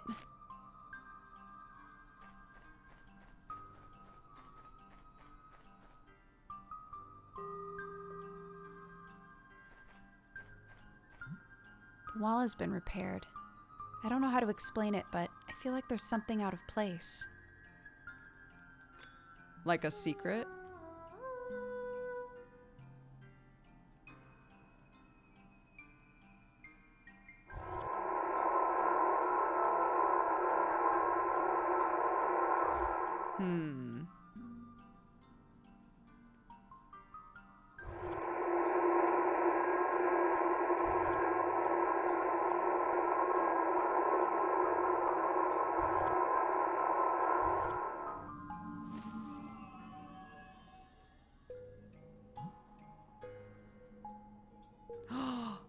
It was the old school right here. That's why it's boarded up. Oh, interesting. I thought the other building was the old school. Could this be the entrance to the old school? This sign is really worn. I hadn't noticed it before. A letterbox. They don't make them like this anymore. There's a letter in it. It's for me? Unsettling. There's a message, and what is this? A small key. What does the message say? This key looks familiar. Where have I seen this design before? What's the message? No one comes back from the forest. No one, no one, no one, except you. Discover the truth. You don't have much time. I love that she writes out her laugh the way that she laughs in real life. It's got to be the old woman, right?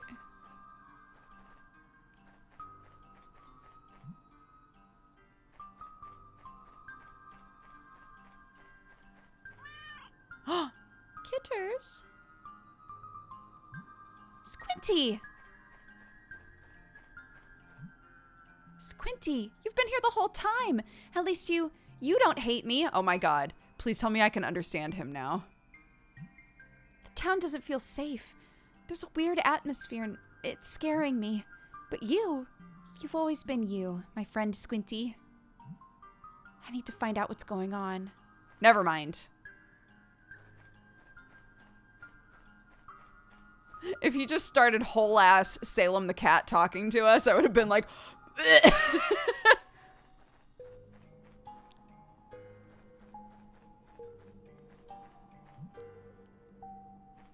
Dad locked the door, but that's fine.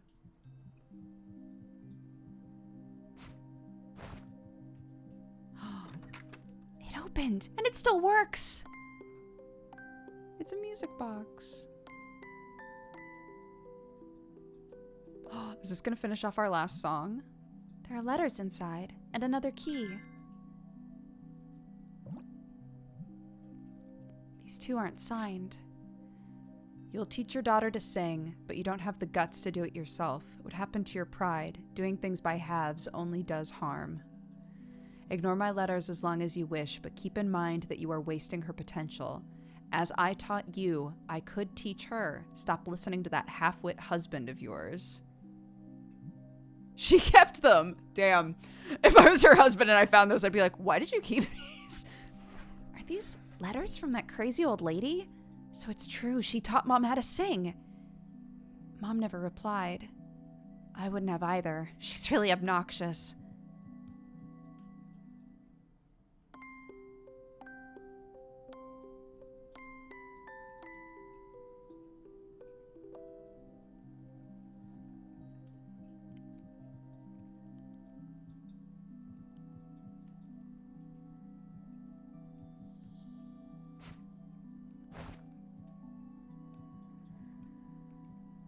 Let's go. What's in here?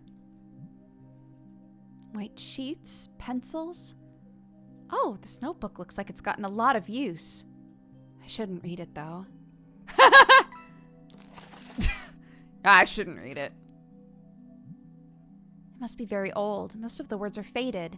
I can only read a few sentences. We will write down all of our adventures in here. Looks like a child's handwriting. Rules, rules. That's all adults ever talk about. Today we decided to find out the secret of the forest. More faded pages. Today we tried to ambush a monster. Eloise climbed the barn fence and started making a lot of noise while Chloe and I were hidden, ready to act. No matter how loud she got, though, nothing happened. Maybe it only works at night. So this is Mom and Dad's diary? Who is Chloe? Chloe's the aunt, I bet. Right? Because didn't Dad say that his sister went missing? Dear Adventure Diary, our adventures are over. We uncovered the secret. We fought. And all we got for it was loss. Chloe was taken. We decided to leave this all in the past. Staying together is more important than the truth. That's what Dad told me about. Chloe must be his sister. The rest of the pages are all empty. Wait, what's this? It's another letter. It's recent. Dad wrote it. Lucy is just like we were. She wants to understand. Today I told her you wouldn't be coming back. I don't want her to follow you. I don't want her to be taken too. You know I won't be coming for you. No one will. But will you ever try to come back? Wait a second. Is this for Mom? Wasn't she... He told me that... Dad lied. Mom, she's still... Dad! You're a liar. I can't believe it. You expect Mom to save herself? We should be looking for her right now.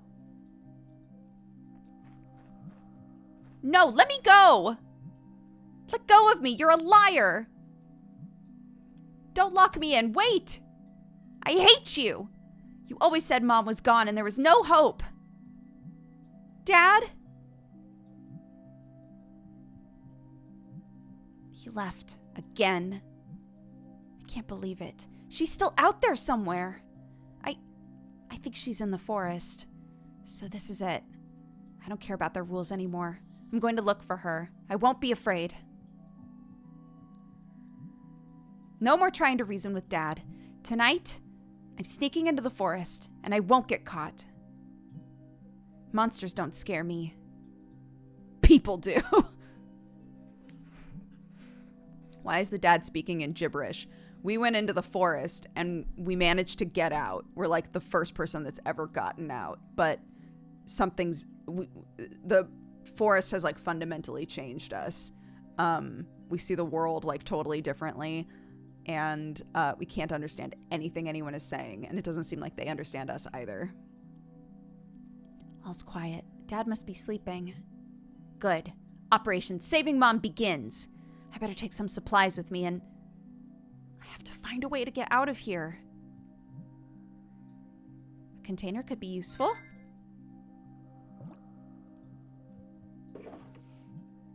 Let's see. Socks, Squinty's hair. Right! I'd hidden emergency cookies at the bottom of the drawer. Squinty didn't get his paws on them. Perfect!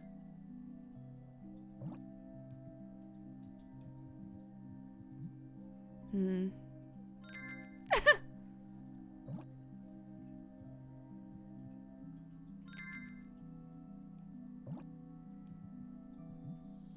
know what, Tongue? You're coming with me. You'll be a perfect sack, or spare sock. I don't know yet.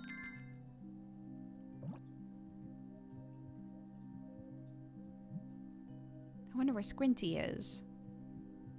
We did find him, to be fair. The door's locked, but maybe I can get through the window. I just need something to help me drop down. Okay, I see. Oops.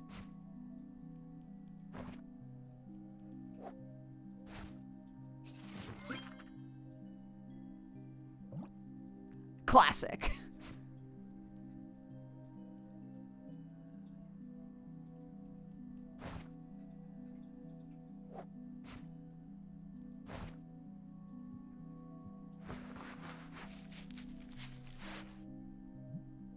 Done. Here's my way out. Did our dad not think that we might do this? That's pretty wild. Has he never watched a movie? Just like in an adventure novel, the hero never gives up.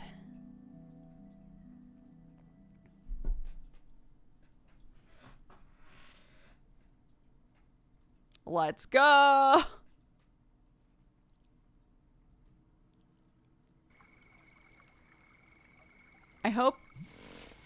I think it would be really cool if Blue came with us.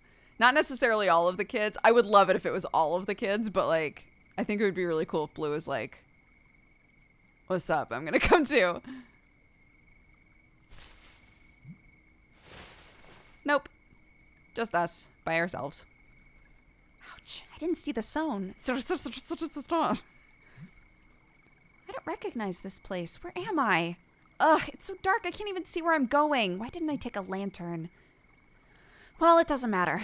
I've gotten through the thickest part, and now I just need to look for Mom. It'll be easy. Many strange colors in this forest. So many fireflies.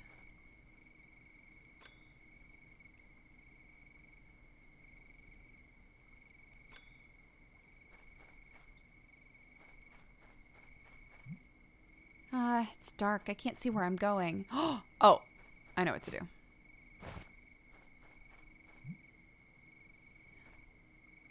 Yum! Yum!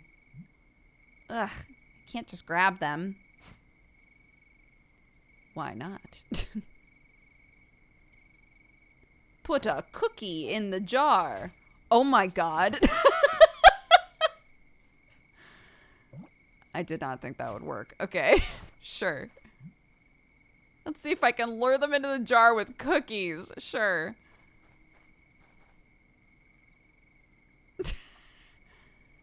It's not working. But I'm sure it's a good idea. Yeah. Me too. I bet it's a good idea too.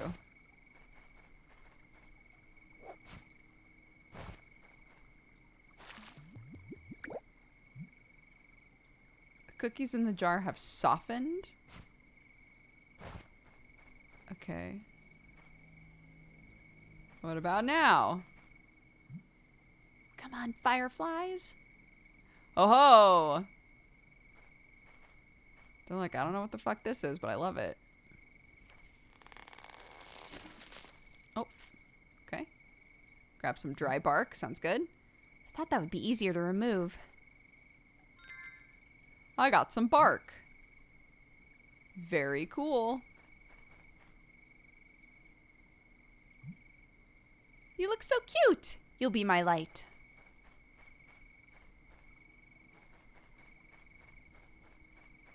Okay.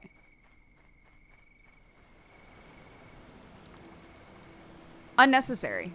Since it's super bright the second that we walked out. I love the sound of flowing water. I can hear something else. A song? It's a song in the forest. It's coming from the valley down below. The current is too strong to walk through. Hollow trunks always make me think of animals attacking if I get too close. There only seem to be acorn caps and... Wait, could this be it? A sticker? It's my doll! Poor thing, she's all beaten up and dirty. They won't steal it from me ever again. It is a sticker! But it's also my doll, and that's what really matters. Let's go. It'll be like going down a slide during a thunderstorm. I hope I don't get too wet.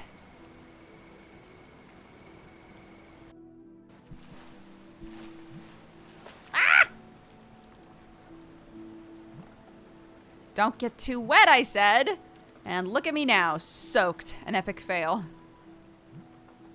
Looks like an old dusty lever. Does it still work?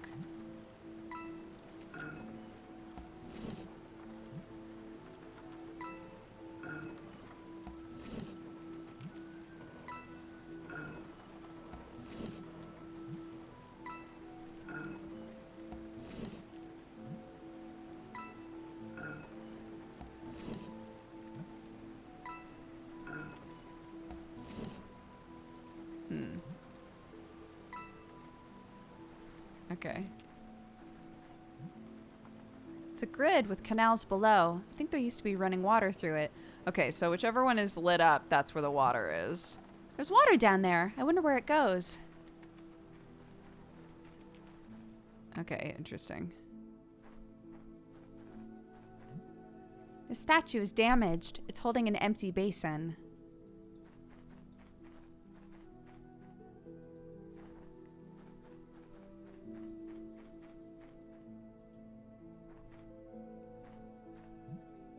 Statue like the others, but the basin is missing.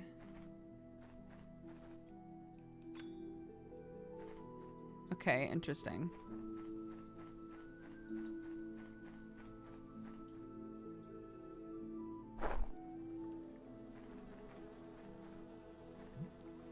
A hive? A beehive?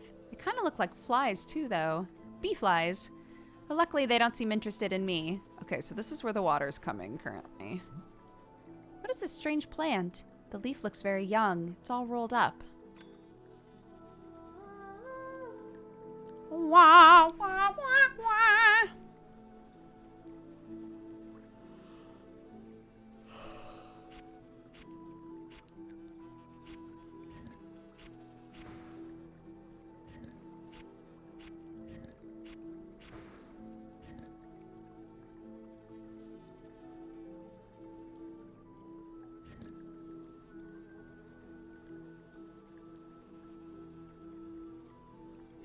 No. We'll have to go through that last. And it needs to be from that side. So that it can go down through that purple into the secret. Okay, so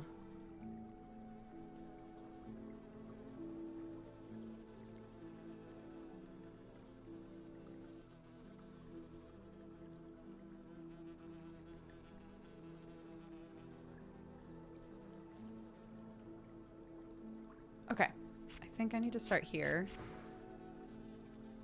I go this way, I think. Through here.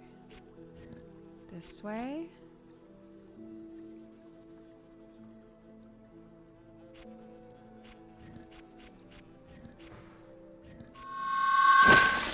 Got it.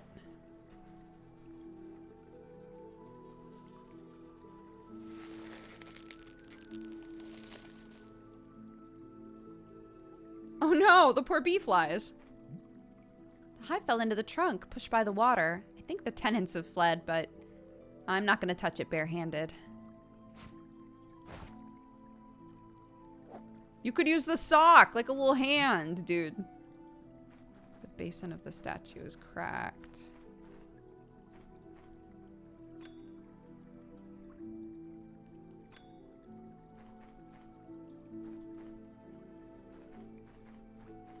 Okay.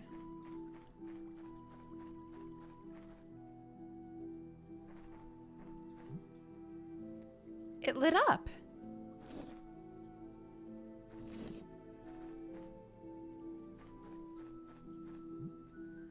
There are many statues here, each holding a basin. This one, though, is split in two.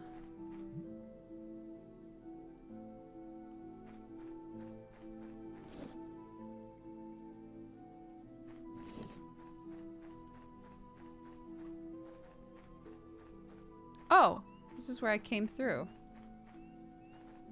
Okay.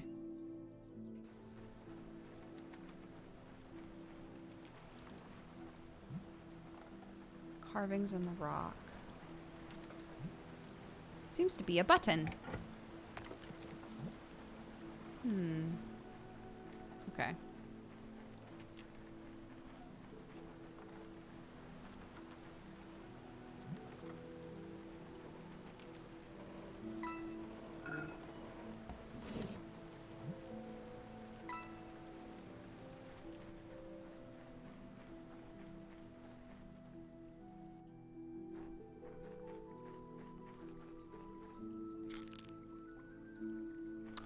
Oh.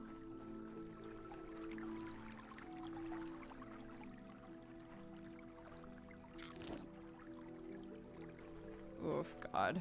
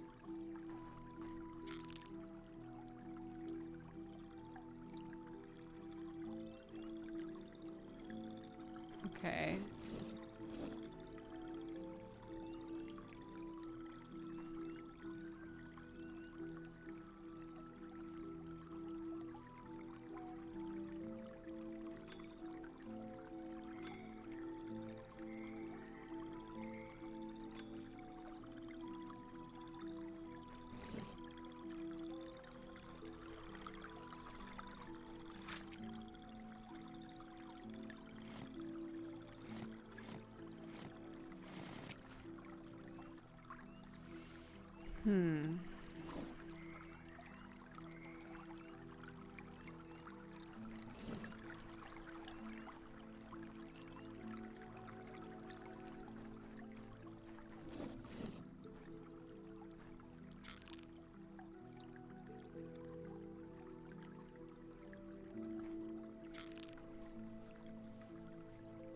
Oh?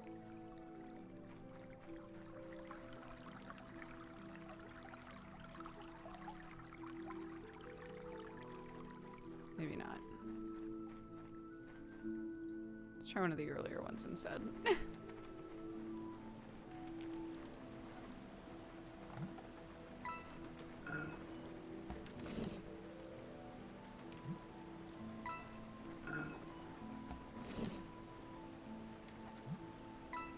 Oops! No!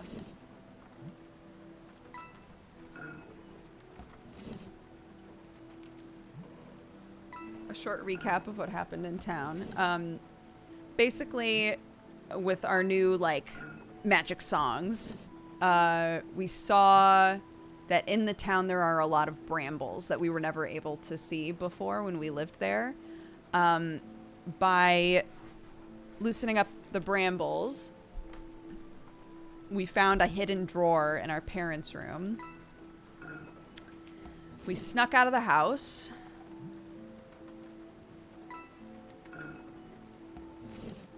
We snuck out of the house and revealed a secret that the old lady's house that we went to earlier in the game is actually the old school. And revealing, using the secret song, we found a letterbox that had a letter inside of it for us that was addressed to us that was basically from the old lady saying something akin to, no one ever comes out of the woods, but for some reason you do. How bizarre. You haven't got much time, sort of a thing. And also a key. And so we went back into our house. We used the key to open up our mom's old music box. And in the music box was 2 letters from the old lady that were basically like, you're wasting your daughter's potential. You should be teaching her the same way I taught you. They're from the old lady, right? Like, teach her how to sing. Teach her how to sing the songs, essentially. And another key. And that key opened up the drawer in our parents' room. And we found out that our parents used to be part of like a weird, I don't think the word vigilante is correct, but like they used to be part of a group, like an adventurers group made up of all of the kids. And they tried to find out the secrets of the forest. They've tried to like trap and catch monsters before. But eventually they got in over their heads and our aunt Chloe went missing. And that was when they decided like, we can't do this anymore, basically. A basin.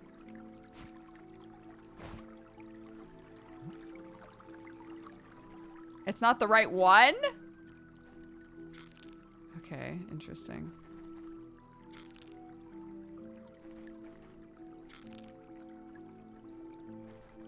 Oh my god. There we go. But this basin isn't right. Can I rinse it out? Okay.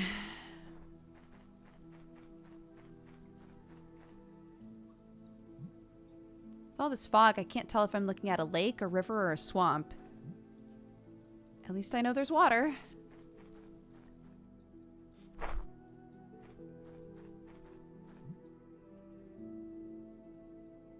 I won't touch it barehanded. Should be easier with this. Poke, poke, poke.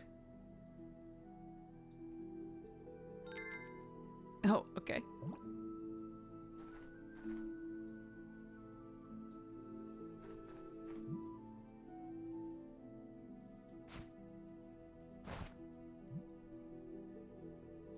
It's a good idea, but the crack is too big.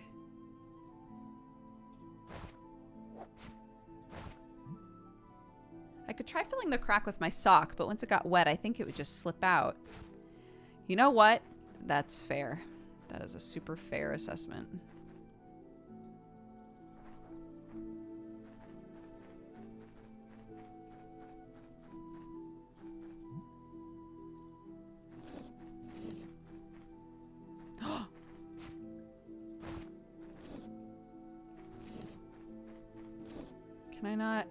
Can I not set this down on here? Ugh, okay.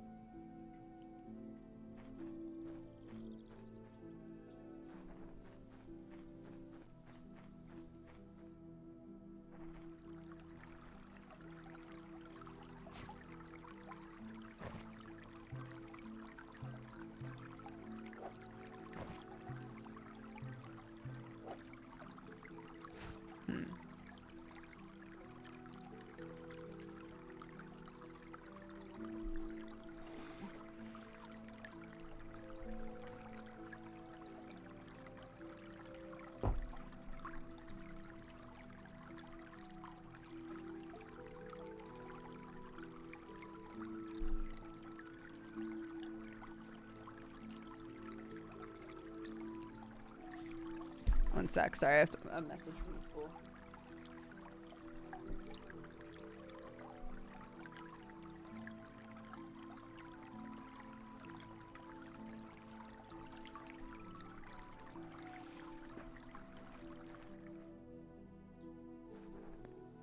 Oh!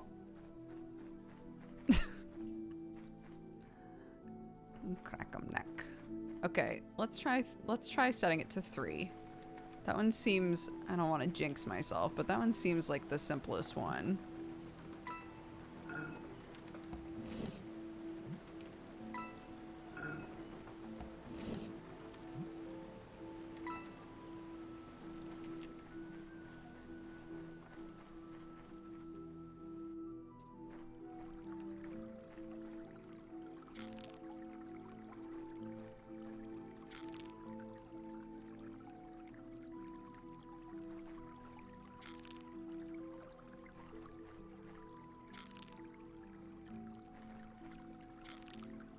There we go.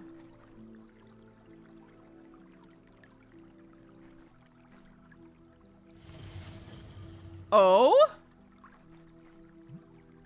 What's this? A shard. Nice. The basin is full of water. Sick nasty.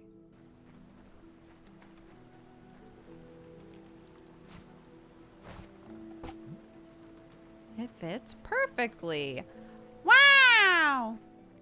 Okay, so I guess something that I didn't check before that I can look at is, are these different numbers? These ones. 1, 2, 3, 4, 5. And we don't see a number on this, so I guess they're both 5. This one is 4.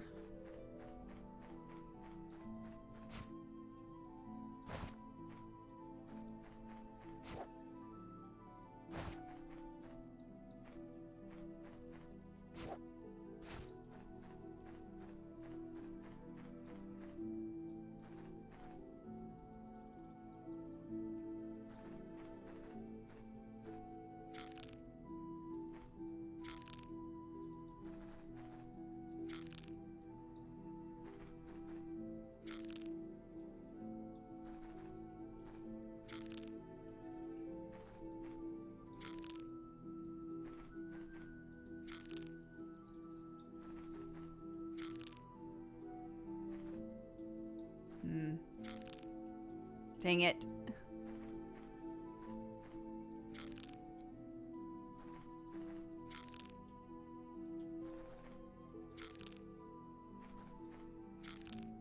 Okay.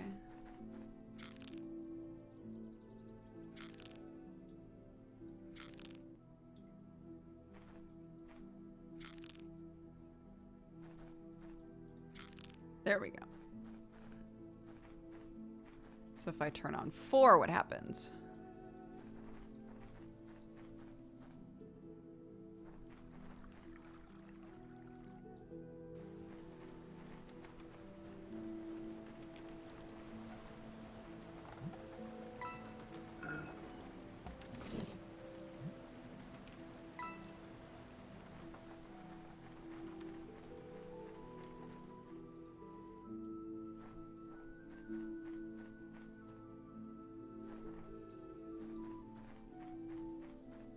Is it this way? No, it's a different one.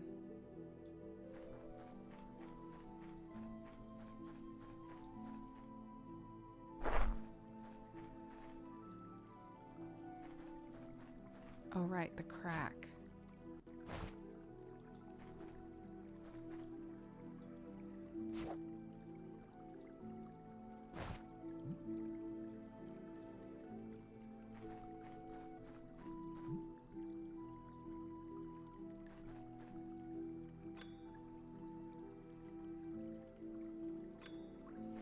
Maybe over here. Is there a secret over here?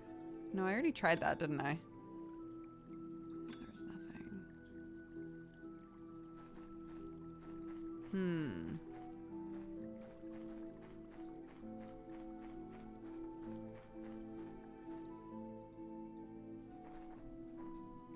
What if... Oh, what if... This? That's why she was like... The sock could work, but then it would get wet and it would fall out. And the wax could work, but it's not... It won't fix a crack that big. It's not perfect, but it should work. Oh, it did.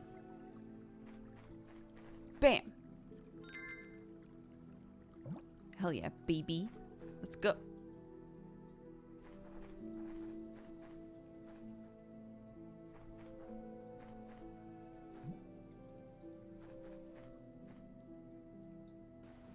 Who's setting this shit up? Who made these? You know?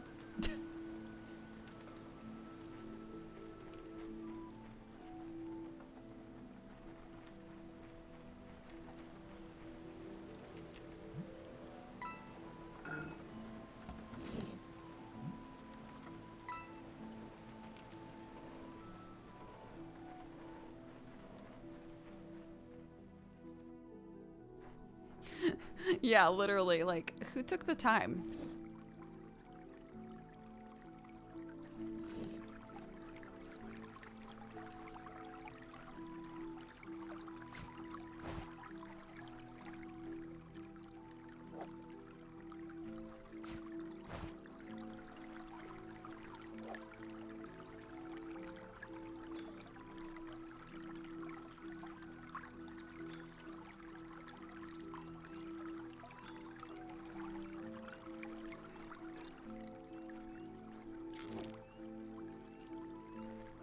Oh, do you see that?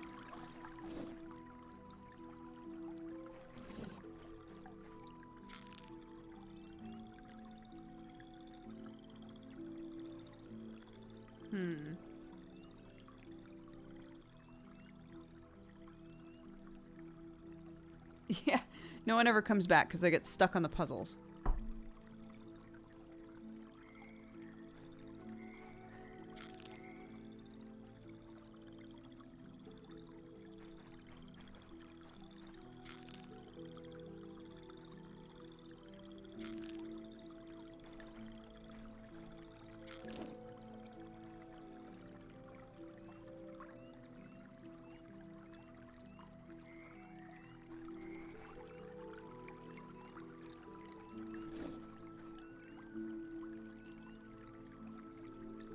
But, like, we need it to fill up both. And I was like, maybe...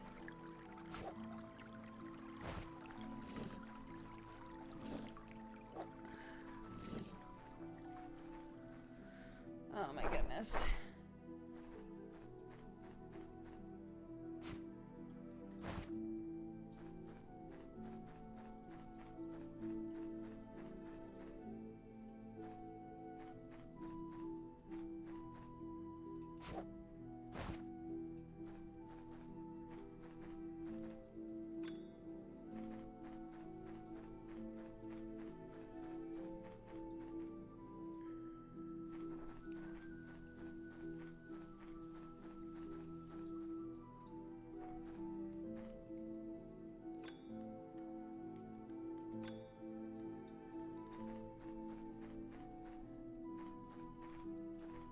This is set up perfectly. The basin is missing. That doesn't seem to be the right one. But like, what do you mean?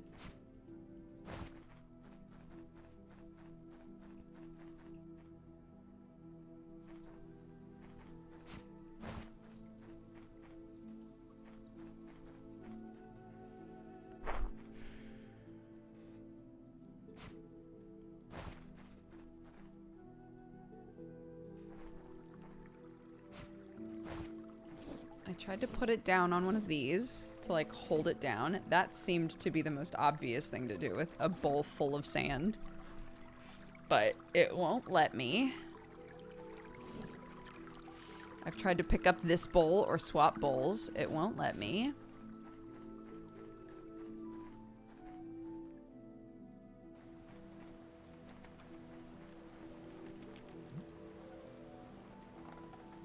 This windmill must be very old. The brambles seem just as old, too.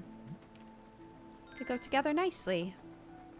And I got a sticker. Yeehaw.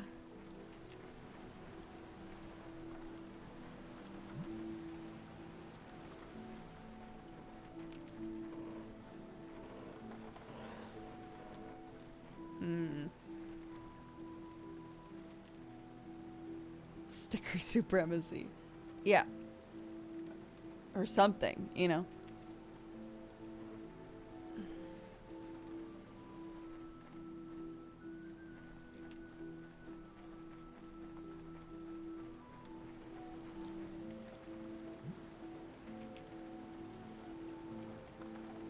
Wait, so what happens when we set it to 1?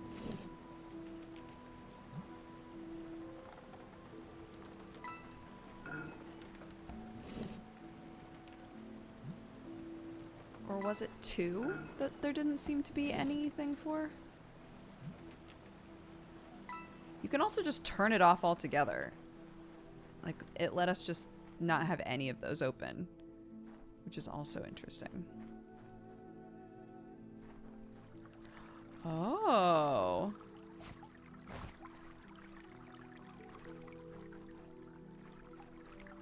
Oh my god, why can't...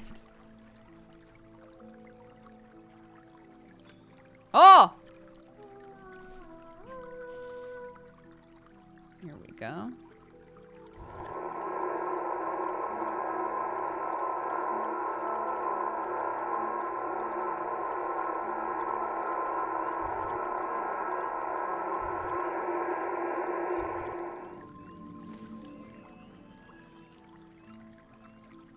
Oh.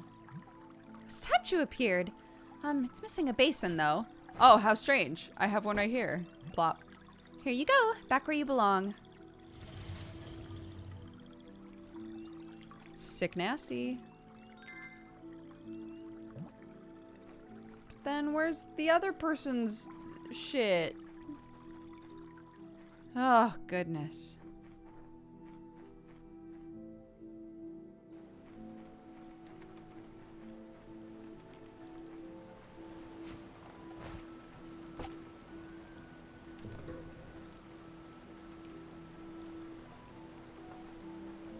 There's only one left to get. Supposedly. Okay, let's try turning everything off and see what happens.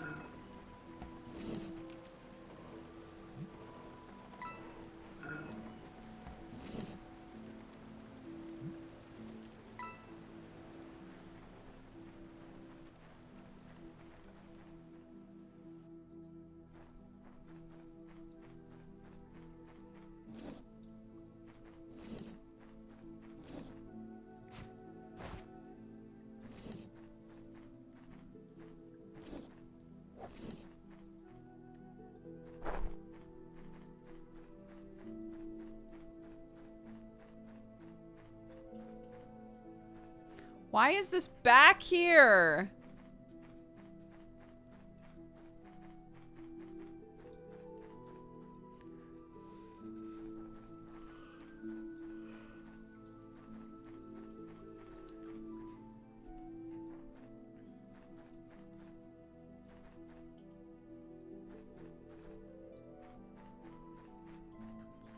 It's missing its basin. So where is it? Because if I try to grab or pry off this extra basin that's over here, the game just doesn't let me. Why not?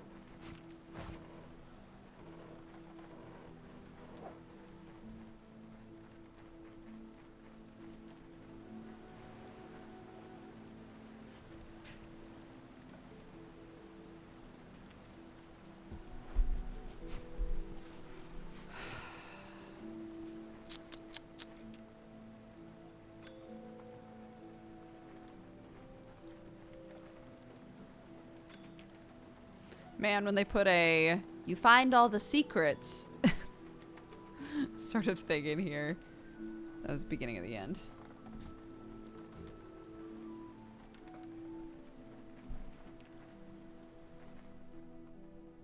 It's literally all I want to do is look for secrets all the time. Where is this? That has to be it right there, right? So why can't I...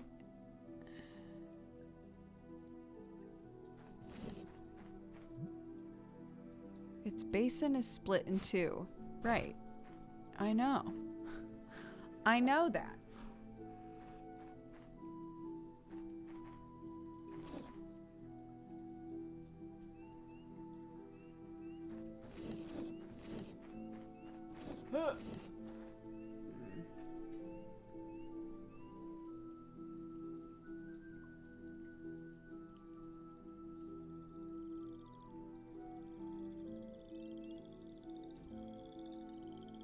If you fill it up, does it stay together?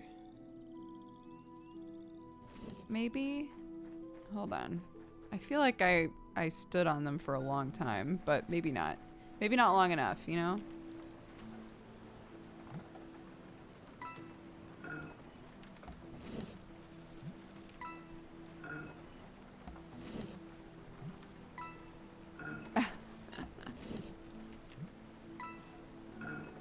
Dude, you know it's bad for Sam when I made stuffed zucchini and the stuffing was black beans, lentils, tomato, olives, and fake cheddar. And he was like, holy shit, that looks so good. I was like, this looks good to you? He was like, dude, that looks so good.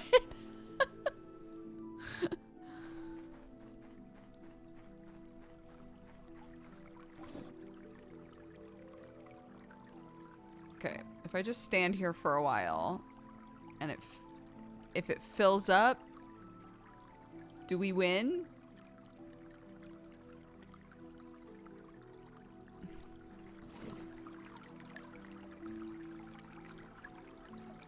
I guess not.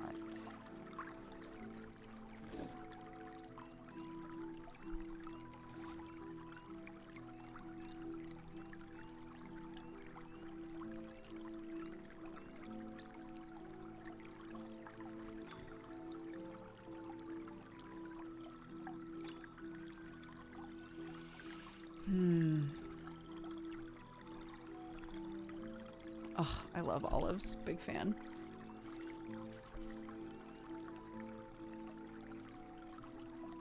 I think I'm gonna have some of that mixture on top of some rice because I just made rice while we were on break. I did so much on that break, dude. But That's why I was gone for so long.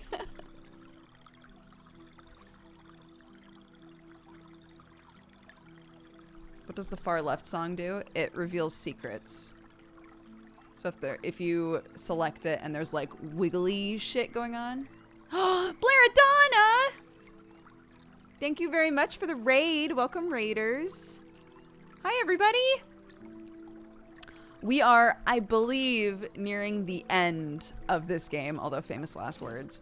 This is a point-and-click puzzle game called Children of Silentown. It's been very good. So if you don't want to spoil yourself, I won't be offended if you leave. But it's been really fun. We're stuck on a puzzle right now, so you know it's good vibes and everything's fine. It's good vibes. Everything's fine. I'm doing fine. I'm feeling great.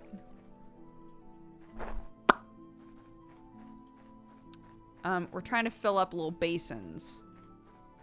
There's this area over here that makes no sense. Can't figure out what to do over here. For anybody who hasn't heard of this game or played it, the basic premise of the game is that we grew up in a town called Silentown that's surrounded by woodlands, and in the woods are monsters, and there are very, very strict rules on everybody about how loud they can be and when they need to be inside in order to make sure no one gets taken. But people get taken all the time, and it's treated very like, well, if they got taken, it's because they didn't follow the rules, right? Sort of a thing. And so, you know, we didn't follow the rules, I guess, is the most spoiler-free way to say what I'm doing right now. I'm in the forest. But yeah, it's a very good game. Lots of focus on music. And we've enjoyed it, so. If that sounds like your jam and you'd like to play it at some point, I will understand if you're like, actually, goodbye.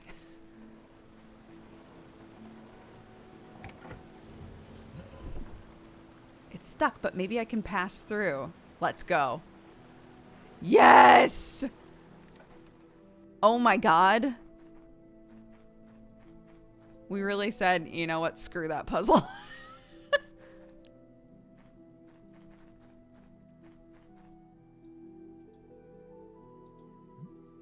I can't reach it. Maybe with this I can reach it. Beep, beep, beep. No? Still no?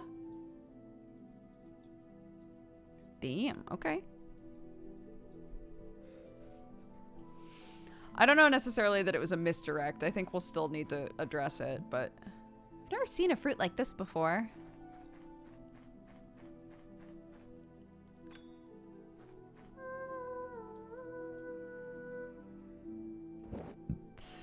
Oh god, okay.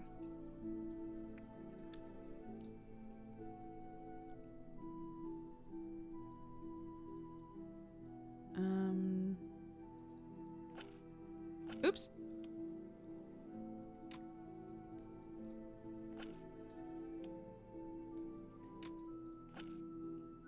Oh, whoops.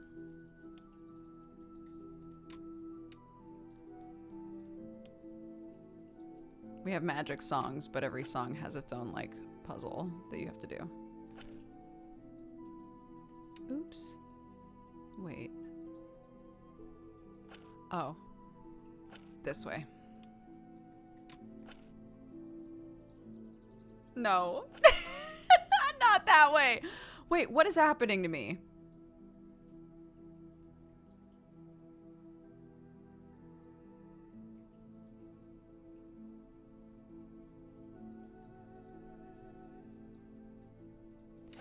Holy shit.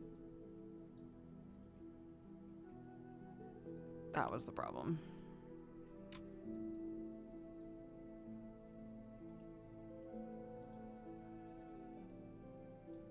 It needs to turn that way, so we need to go this way. No! Oh my god, what the fuck is wrong with me? Okay, okay, wait.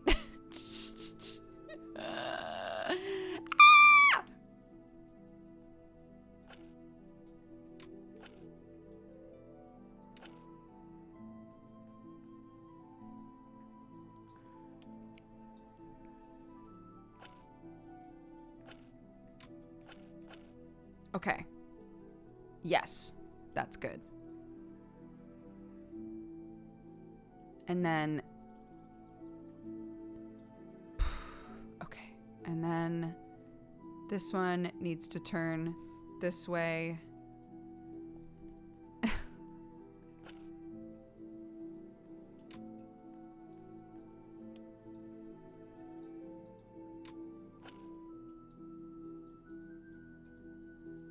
Right, which is fine.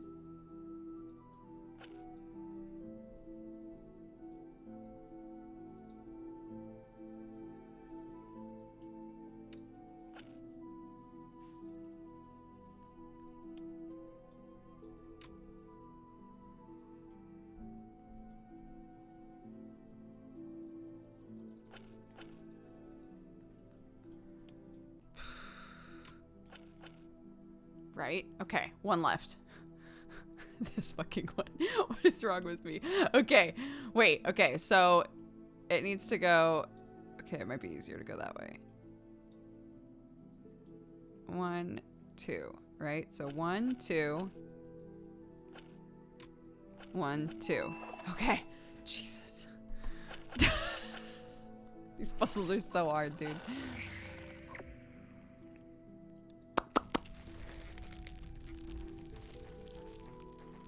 Okay. All right. Fireflies? Oh no, they're dimming! What's going on with you? Are you okay? Maybe I kept the lid closed for too long. There you are. Does that feel better? Oh, no, don't leave me!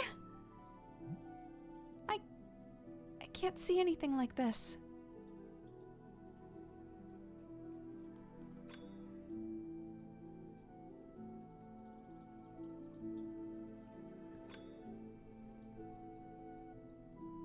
Anything?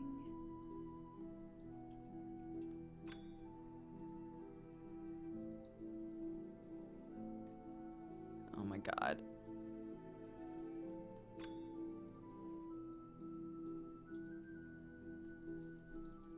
No.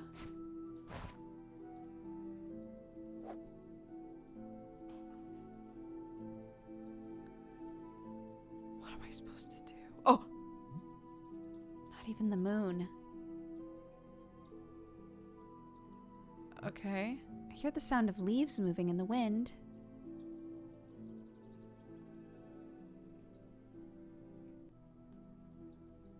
Oops. Leaves? No, okay. The moon.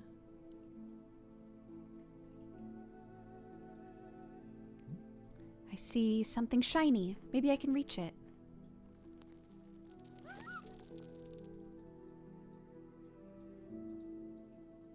Saving? What was it?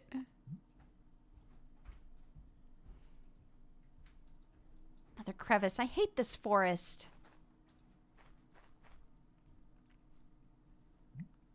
Where am I now? It's so dark. I can't get my bearings. And this search, it never ends. I wonder where Mom is. Will I ever find her? I shouldn't have left on my own. Clarky's done at 4:30 today. Clarky's done at 4:30 today. Just so you know. There's no turning back. No one in town would have followed me anyway. I should find a way to make light. Let's start with some dry wood. Oh! Please, let it be coal. Please let it be coal. You got a rock. But I don't want to hurt it.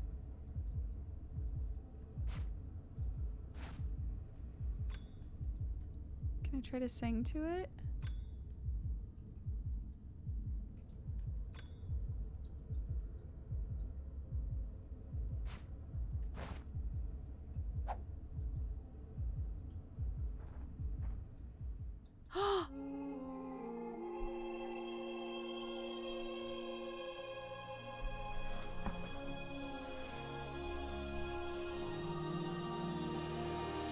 I sob.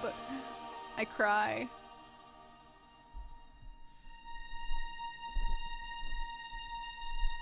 Oh, audio mixer. Turn it down, turn it down, turn it down. Lucy felt stripped of the only certainty she ever had. Fear. And in the hole it left, The audio mixing is so bad. Why is it like this?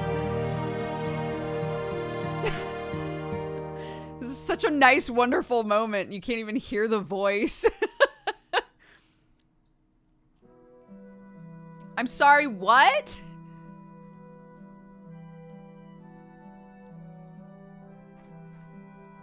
Hello, Boofer.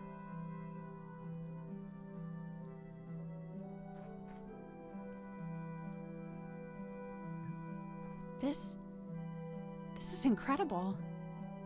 We've spent our lives hiding in the town, fearing your roars, and yet This is the thing we saw in town.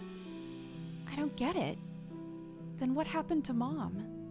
I feel like there's still so much I don't understand. Mom must still be here in the forest, but I can't find her alone. I need help. Get your friends! I might have a plan.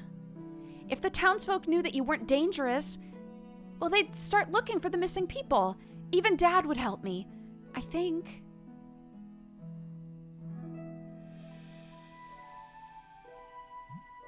I'm afraid they won't believe me, but I have to go. When this is all over, I'll come back for you. Oh, it's following me! What? You want to help? What am I saying? You can understand me. Well, if you were with me, it would be a lot easier.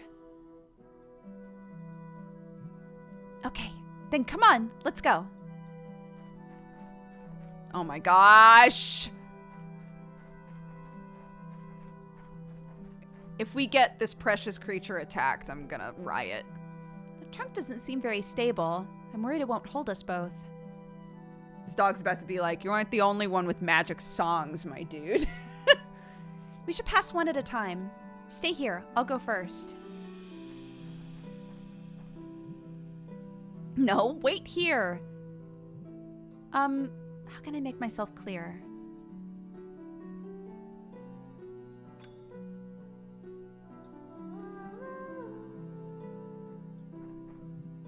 It worked! Okay, stay here. You can come now. Oh, you're not coming.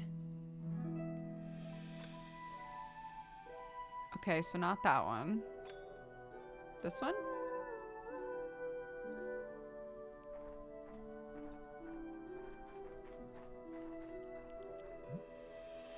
I think I'm getting the hang of talking with you. Okay, let's go.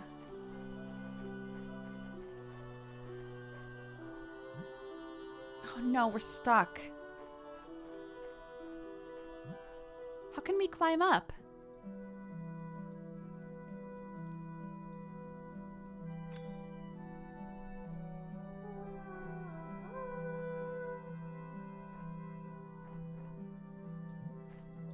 Can I stand on your shoulders? All right. These are extremely versatile songs.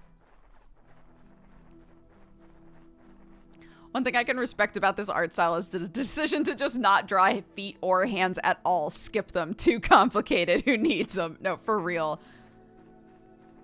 It's a powerful choice.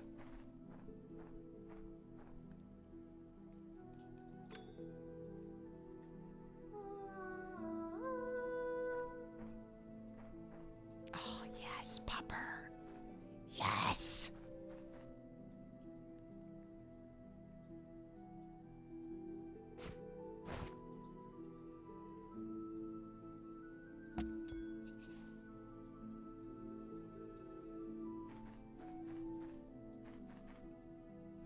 Now I can reach it. Yum yum, gimme.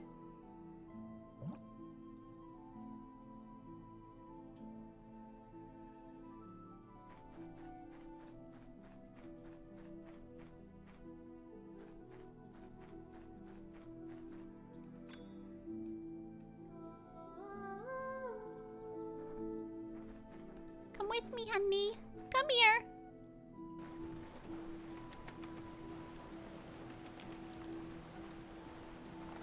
He won't be able to get through, and now we have to solve the other puzzles.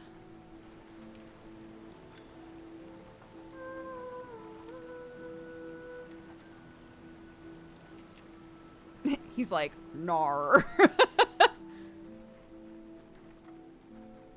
No, thank you. Absolutely not.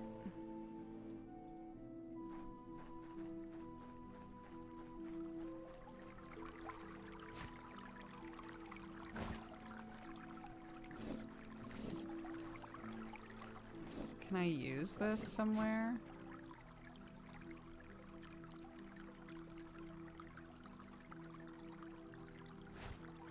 Oh my god, where is this useful? Oh, maybe in that, over here? In the weird zone?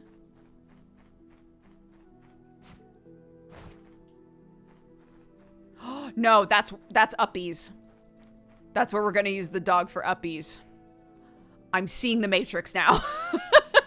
I'm seeing the Matrix. I'm getting it. I'm figuring it out.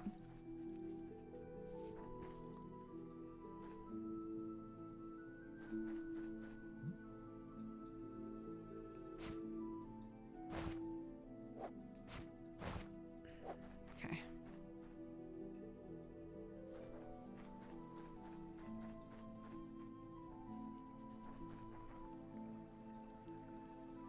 It's all green here now. That's pretty tight. It's all like pretty and shit. It's pretty sick. Love that.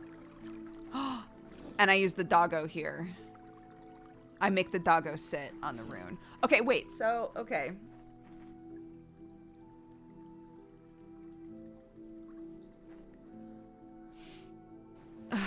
Okay. So how I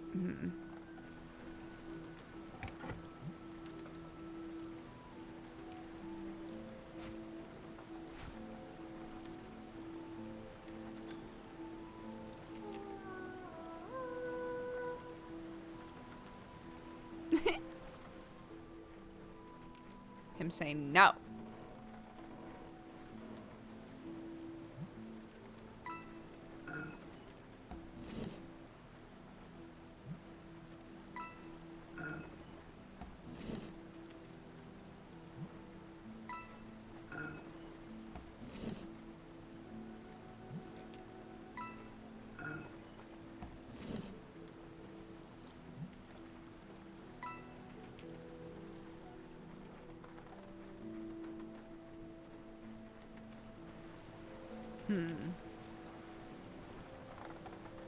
One sec, Boofer.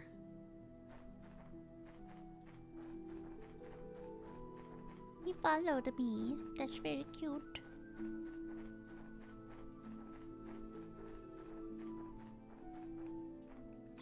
Oh, bitch.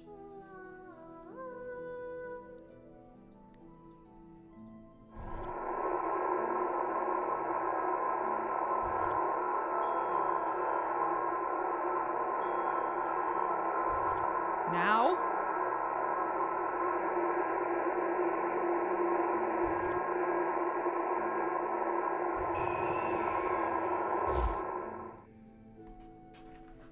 Okay, one sec. Someone's ringing the doorbell. BRB.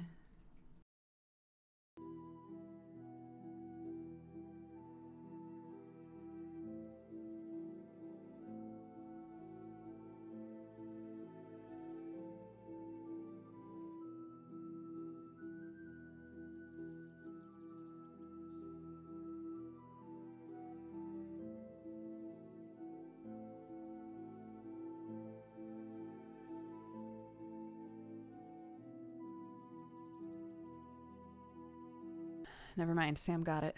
I thought he was gone. I thought he went to the gym.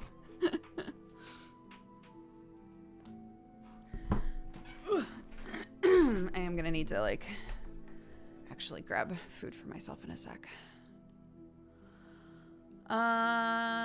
Okay.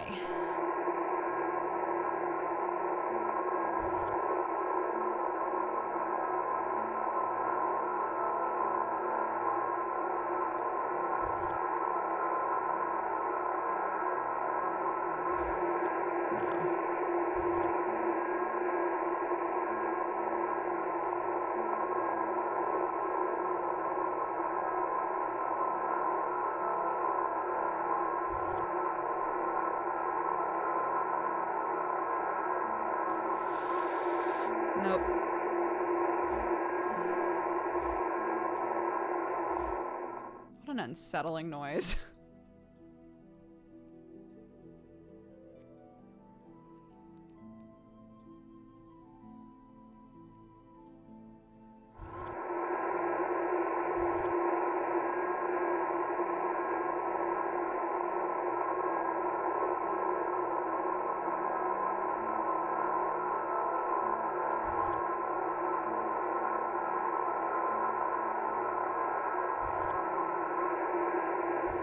There we go. That's what my anxiety sounds like. A door! For the weird rune. Beep. Sick nasty.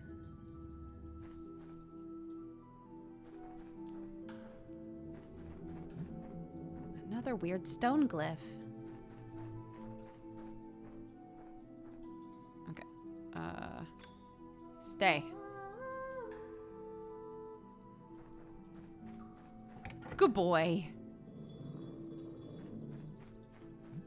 It opened.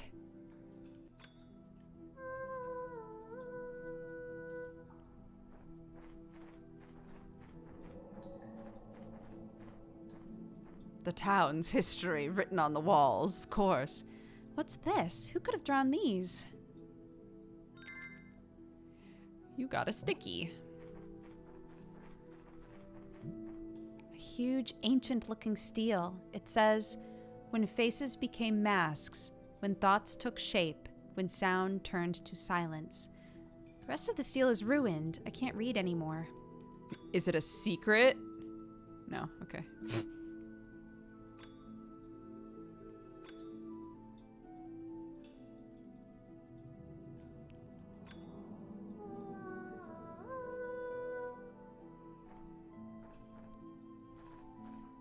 I like that they have the dog, like, look up at the hole.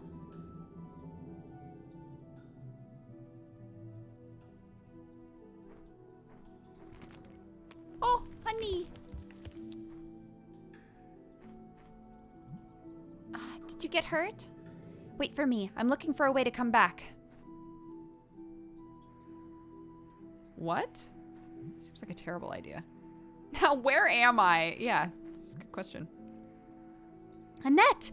That could be useful, although it seems like it's been here for a long time. There are several broken containers inside. How did they end up here? I think we're gonna run into the woodworker. Nature really can grow anywhere, huh? Or at least try. This tree seems pretty dry. Doesn't look very stable. Maybe I can just push it a little.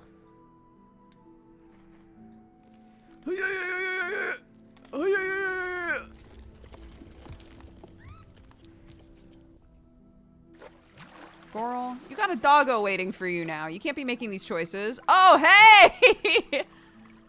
Thank you, moldy old box. You saved my life.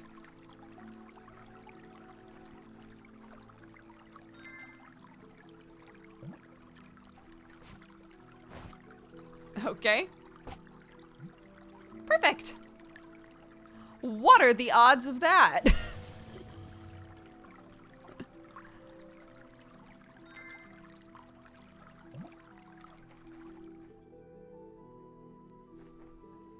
Look forward to seeing you on Last Call for Adventure. Thank you!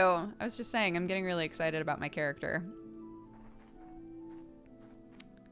I was telling chat that I rolled like absolute garbage on my stats.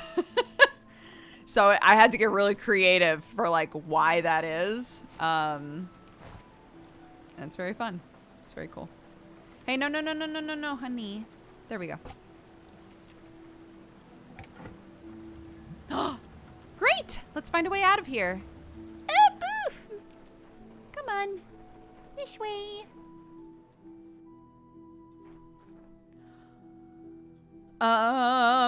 Hold. Thank God I had one selected. That made that so much easier. If I go left and then left again, will it go all the way around? Oh, okay, no. It's gonna make me just hit right over and over again. That's fine.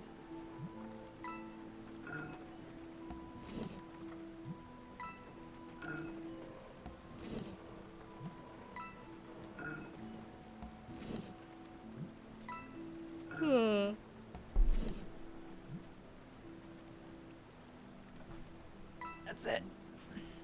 Let's get out of here, doggo. And then we plop it in there. And then, I don't know, the seas part for us or something. Woo! Okay, honey. I need you to stay right here. Good boof.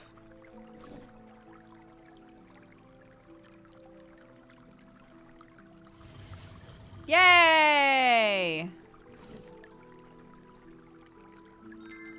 We did it.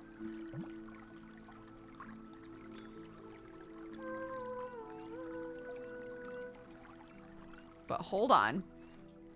I need your help.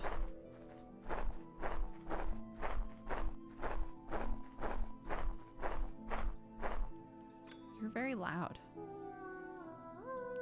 I need upbees. Wait, what? Yes, okay, thank you. I was like, where are my upbees?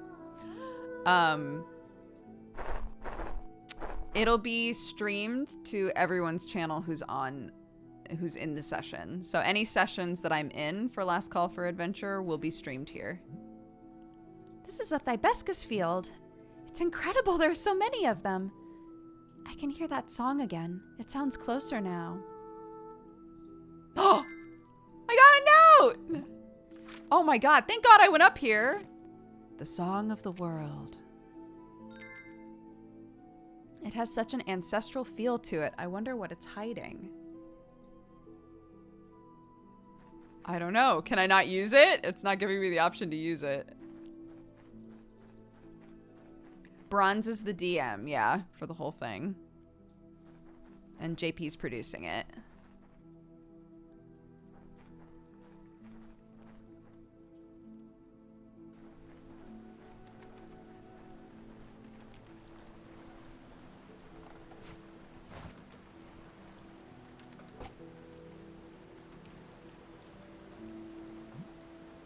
We did it! Now we can climb up. What, there's just stairs there now? Okay. Sure.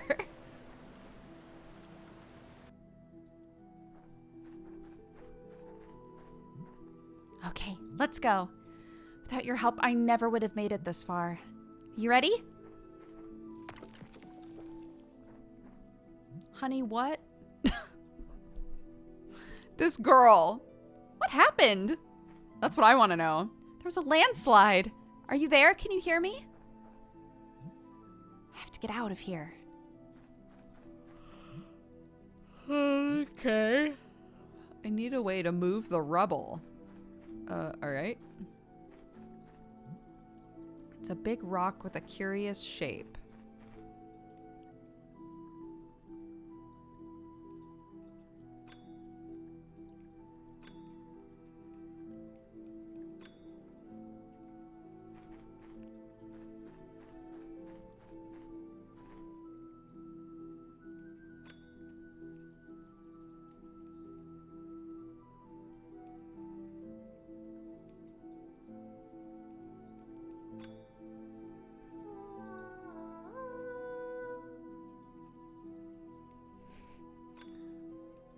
Nope. Never heard of it.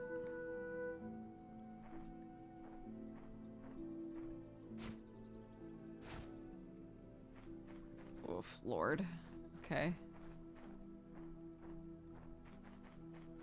Oh. It's looking up at something. What are you looking at?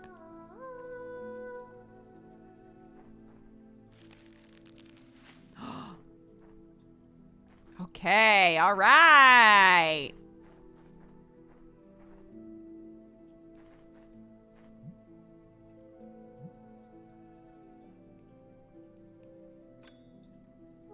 Help? Oh, sweet boy. This could be useful. Yeah, you'd think. Oh, am I taking it to this? That's a long branch, ain't it? Oh, I have to tell him to sit. Come here. Come here, cutie pie. Sit, please. Yeah, I thought that he was just gonna pull me out with the vine, but I guess that's not what we're doing. for some reason.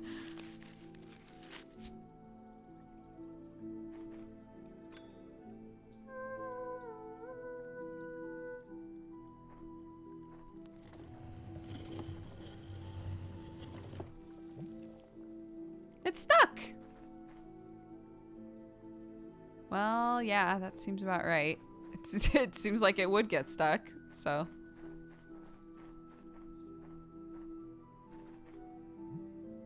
The rock made it this far and now it's stuck. Why? I guess it's to just push the stuff.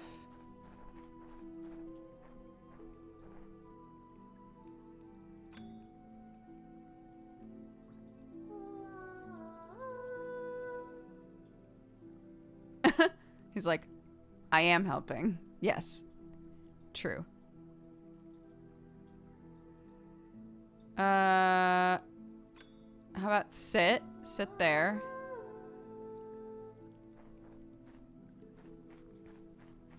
I guess, and then...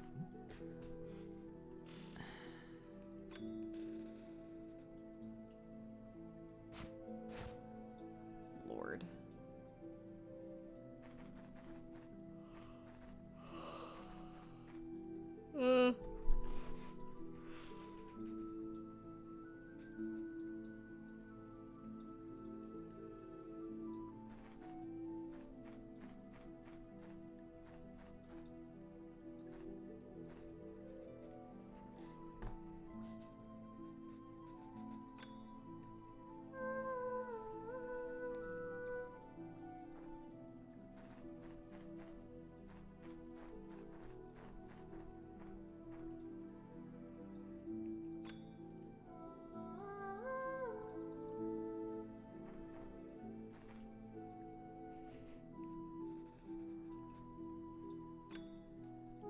He's looking up at something.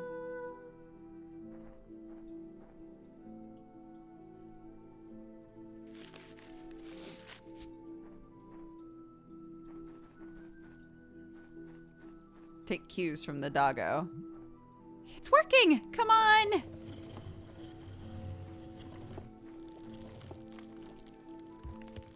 That's a strong doggo. What the fuck? Why did we fall deeper in? What? Now where am I? That's a great question. I'm stuck. From bad to worse. How do I get out of this? Help, please. If I fall from this height, I'm gonna hurt myself.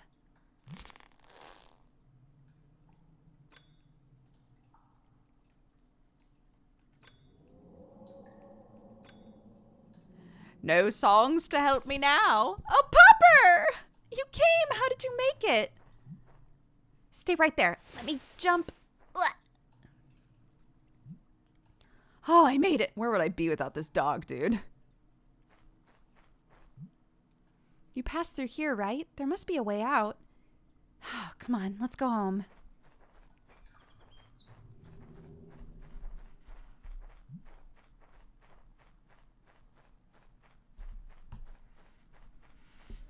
Who knows what the others in town will say when they see you?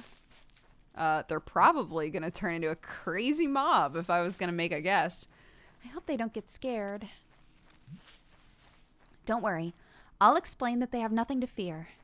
They don't understand you, dude. If it's like it was last time we were in town, no one understood us. Here's the way out. Come with me. Let's go.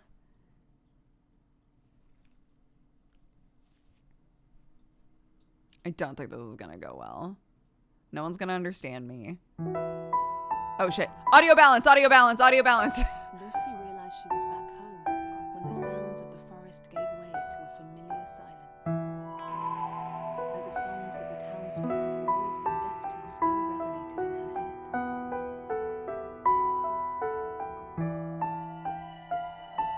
And like a disease, it sneaks in, spreads.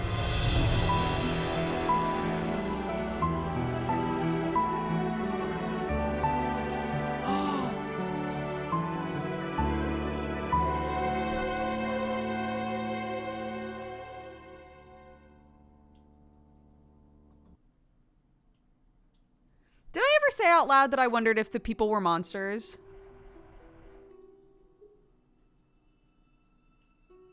Oh my god. Did I ever say out loud that I thought maybe the monsters were just the people that got trapped in the woods?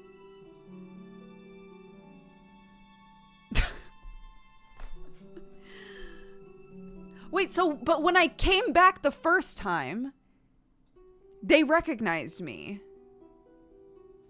Because Dad took me home and put me in the house.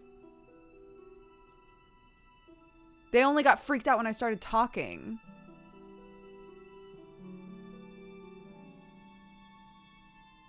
So was the monster that we saw the night that our mom went missing, was that someone that our mom recognized? Oh my god, is this dog our mom?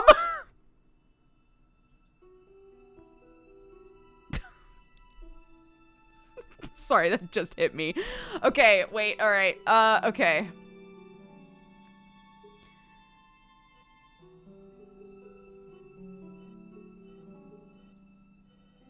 Oh, I see.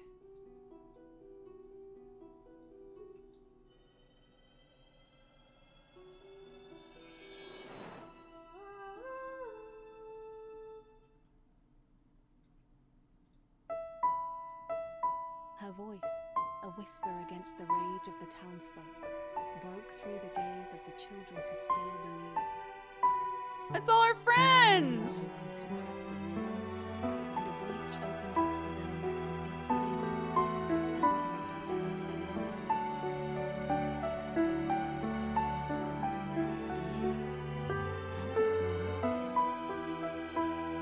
How could a single note be heard when that earth was silent?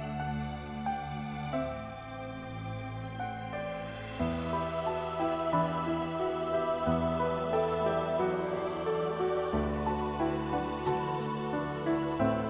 No bridge could ever cover such a distance. They were all sure. Everyone but one child.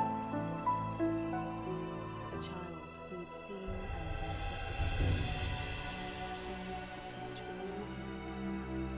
And every Okay, so there's 4 different endings depending on what you sing at the end.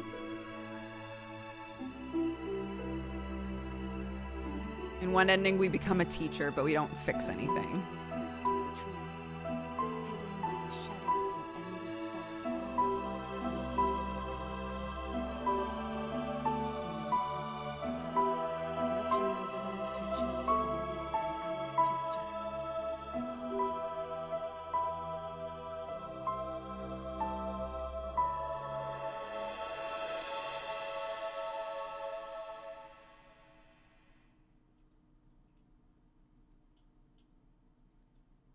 Okay. I got the children ending. I'm gonna see if... So my suspicion with the audio thing is that it's taking into account one part of the audio balance, but not the other. So we've turned everything so far down. I think it's ignoring what we've said to do with music, but it's paying attention to what we've said to do with sound effects. So, I'm gonna try turning the sound effects back up and see if that helps. That end was a bit twee for me. It's not the, like, real end. It's not supposed to be a satisfying end.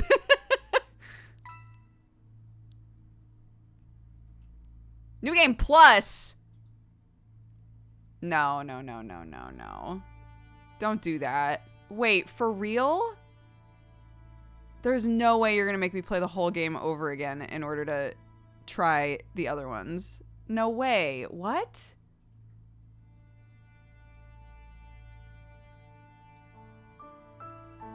What? No, but I had the other song. Oh my god. What happens if I hit this? It is a known fact that we all I'm so mad. No way.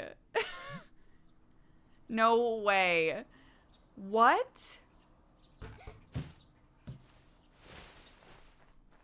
I mean, you should have save scummed. You can't save. It auto saves. You don't have an option to save. So we just can't see the other endings?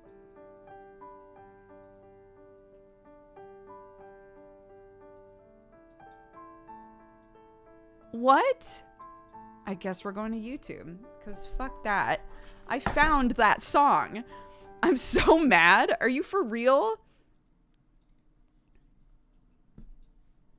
It's gonna make you play the game all the way through 4 fucking times? No.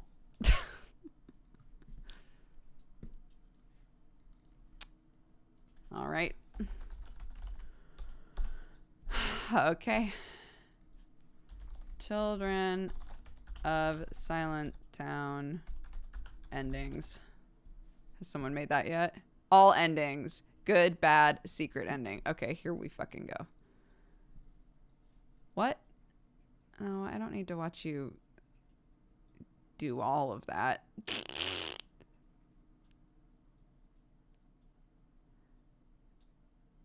Okay. Okay, this is, I think, where we need to be. Okay. Okay.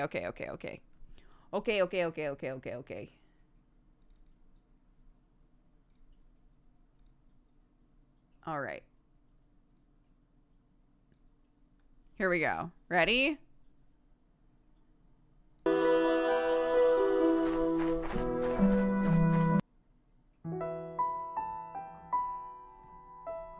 Lucy realized she was back home. Better when audio the sounds mixing. of the forest gave way to a Am familiar I the drama? silence.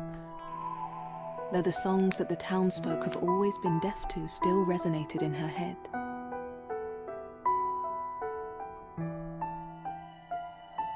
And like a disease that sneaks in, spreads and grows stronger, maybe their hearing wasn't the only sense being clouded.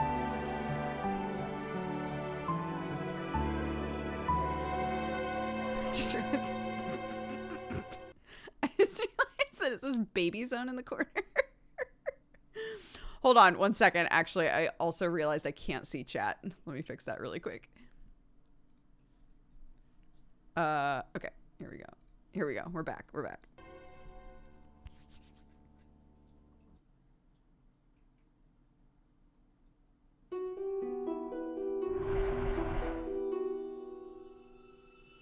Okay. Oh, okay. We haven't seen this one.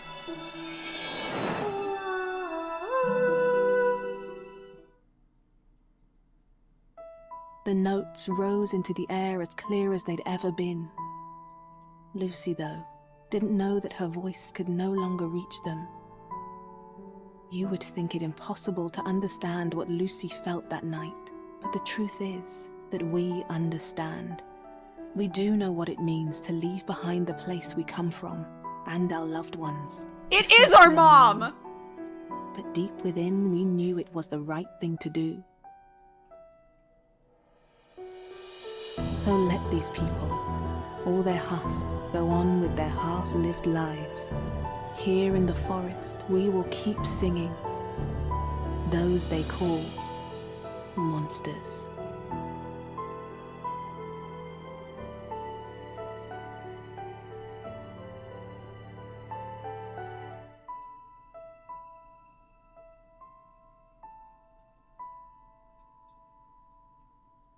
This is the good ending? No.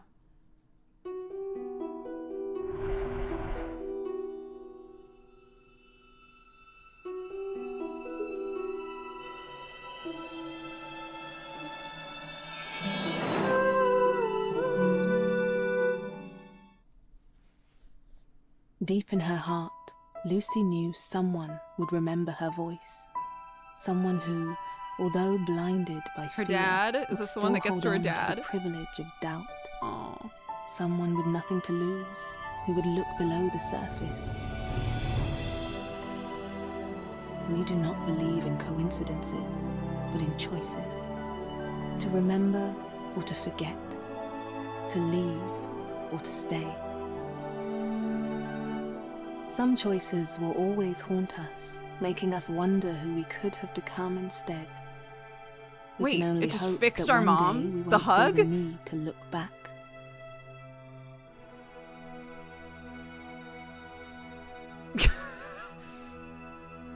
So go back into the forest and hug all the dogs, right? Surely.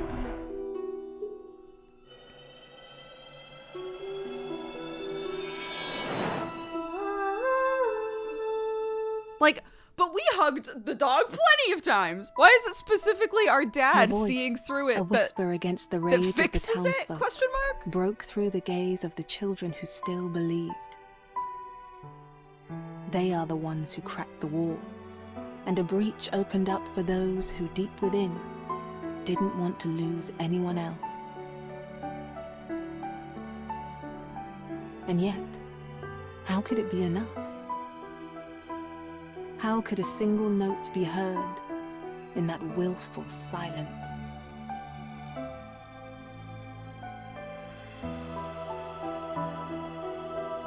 Those two worlds, always apart, could not change in a single night. No bridge could ever cover such a distance. We were all sure of it. Everyone but one child. A child who had seen and would never forget. Chose to teach all who'd listen that every rule can always be rewritten.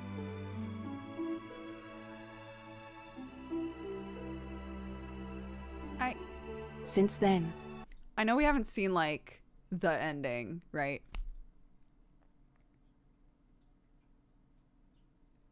I feel like all of these endings need follow-up.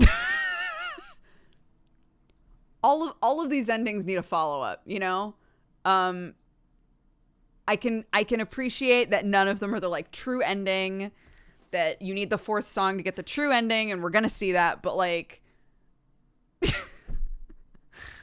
The one where Dog Mom just runs back into the forest. This one. Did we not try going back in there? Did we not, like... The one where we sing the right song and our dad is like, holy shit, you aren't dogs. You're my wife and child.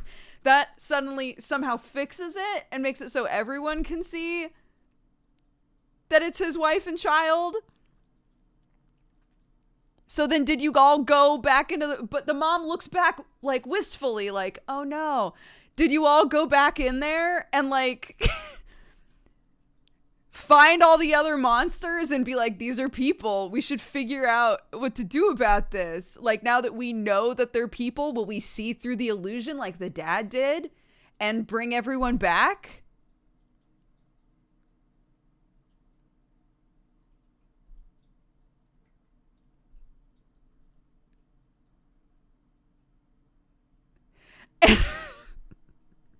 The ending where the dad, where she just, like, goes back into the forest with mom and is just a monster now. Dad's got nobody. Dad's got nobody anymore. He has no one. Literally drove his family off into the forest. As the wind whispers through the trees, hidden by the shadows of an endless forest, we hear those white songs. And we listen, watching over those who chose to believe in our future. Where's the last ending? It says secret ending, so it definitely has it. Okay, hold on. Look away, chat.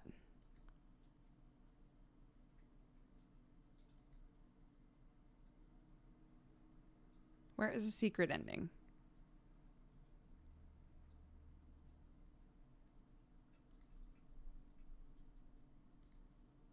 Okay, this is, wow, that dog's a cool dog. What a cool dog. What a very neat dog. This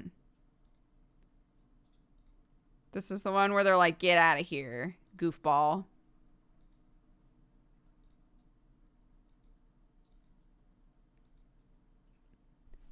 Where is the fourth ending? I'm about to lose my fucking mind. Where's the fourth ending? I'm so mad. All four endings. Here we go. Okay. Okay.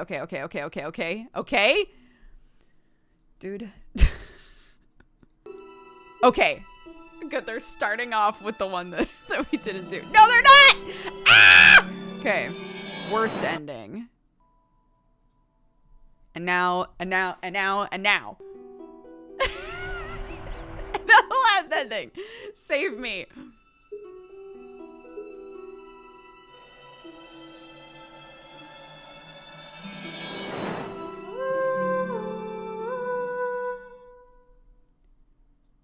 It seems incredible that a single small child learnt in a second more than an entire town did in a lifetime. But it was neither protection nor the idea of freedom that Lucy really wanted.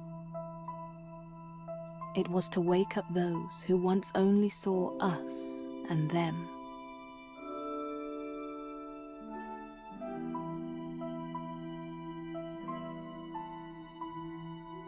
With no more dualities, all we had left was emptiness. Holy shit, she An destroyed the emptiness world. full of hope for what it could turn into. Definitely something precious and fragile to care for faithfully, that finally, after all this time, could really be a future. The dog was one of the dogs! The dog was one of the dogs, as foretold. What? I'm so deeply unsatisfied with all of those endings. This game had such, like, build up toward talking about...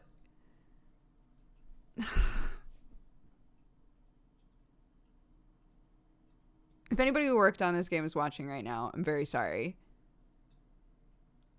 I feel like none of those endings, like, were satisfying because there was so much good character interaction, and we got no character interaction in any of those endings. Like, I get that there are 4 endings, so you don't want them, all 4 of them, to go on forever, but, like, none of them seemed to take into account all of the things that had been established in the story and the lore. So none of them felt satisfying to me. Abrupt is a good word for it, yeah. If I had played the game all the way through again to get that, like, 4th song ending, I would be like... Okay. She nuked the earth and we all suddenly saw each other as 2 sets of people. Like, what?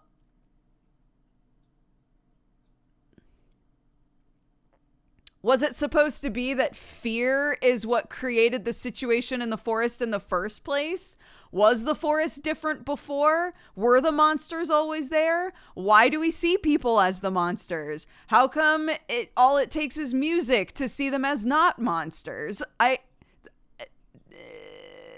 just didn't find any of that satisfying.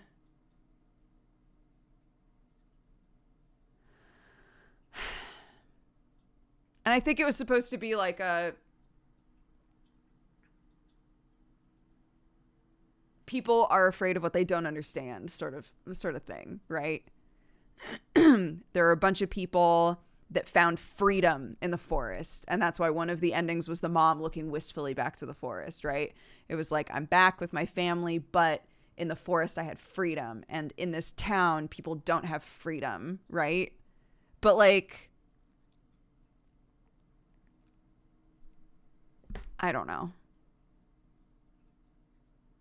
In the end, I just don't think it worked, which is unfortunate.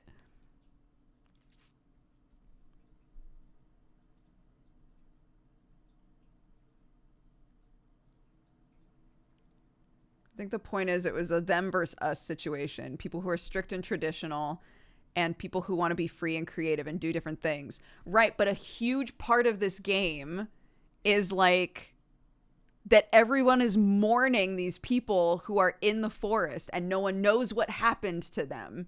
They just know that there are monsters in the forest. Where did all these people go that we love? All of the old people in the town are miserable because everyone that they grew up with and that they loved in their life, they've all disappeared over time. So if it's just a like, if only we understood each other better, all that pain would have gone away. That's so unsatisfying.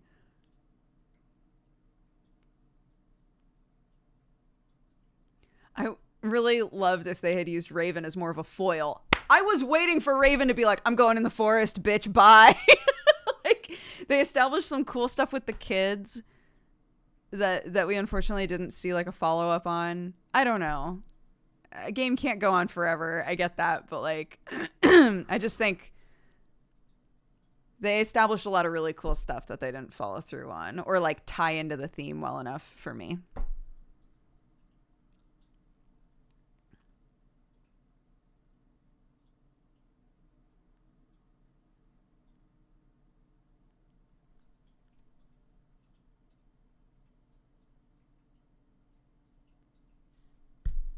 Needed more dog.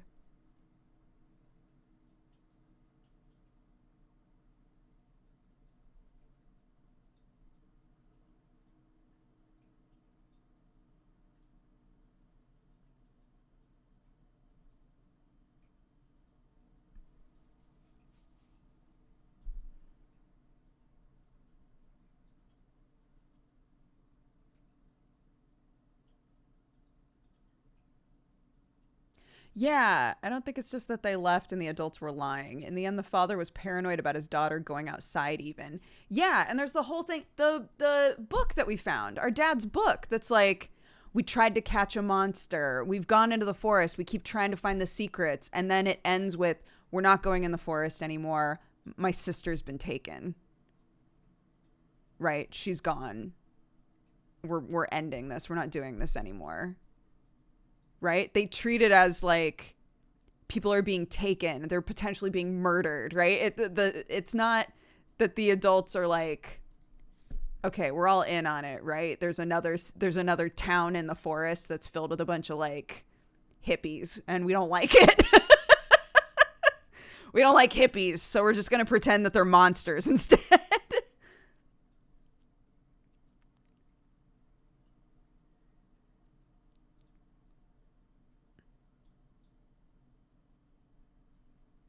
What was the point of her creepy nightmares? Holy shit, I forgot about that. That's a great question. What was the point of her creepy nightmares?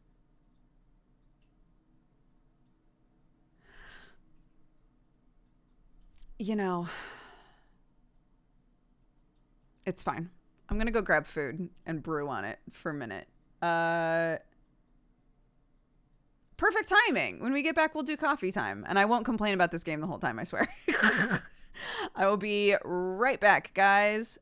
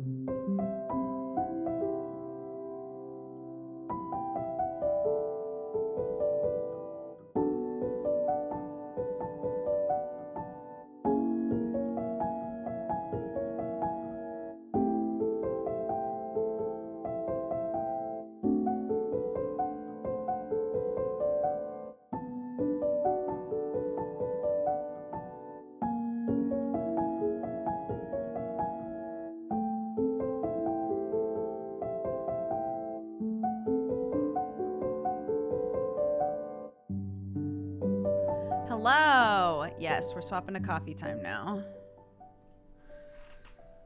I didn't want to take too much time, so I'm doing Tamago no Gohan again, which I'm not mad about. Let me change our title. Oh, first we have to... Yeah. Hello.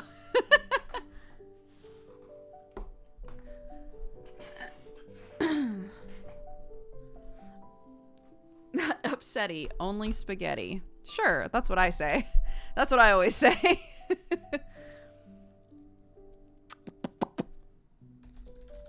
Coffee time.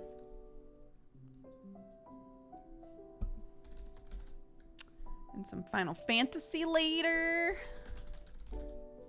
You know.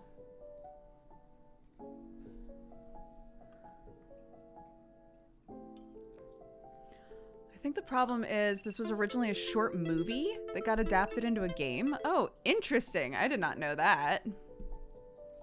That's very interesting.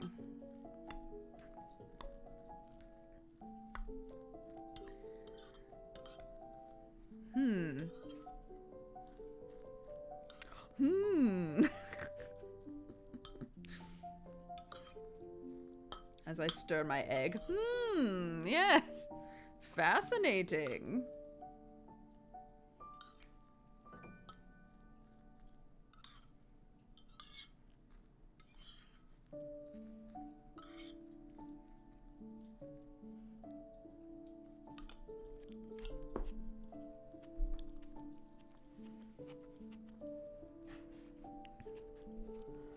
Yeah. Leftover rice. 1 raw egg, if you can safely eat a raw egg. 1 raw egg.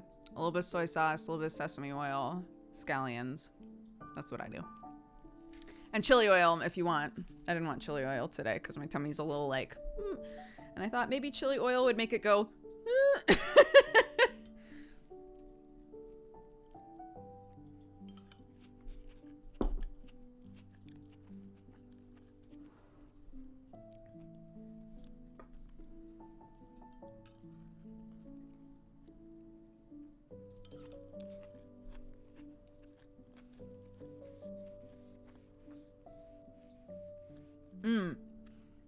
Yeah, a rice cooker just finished like a big pot of rice, so I was like, fresh rice.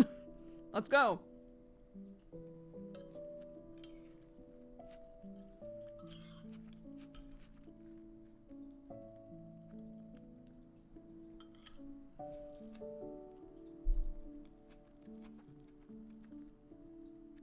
I don't have a rice cooker.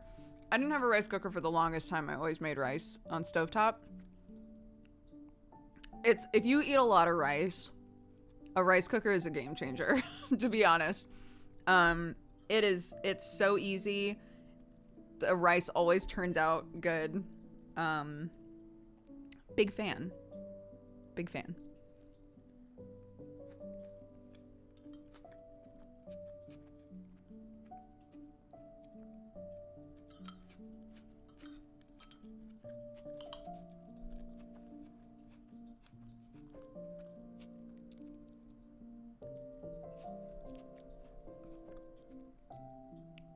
This is off topic, but I haven't caught a stream live when you've been talking about it. I wanted to say taking voice lessons as an adult isn't weird.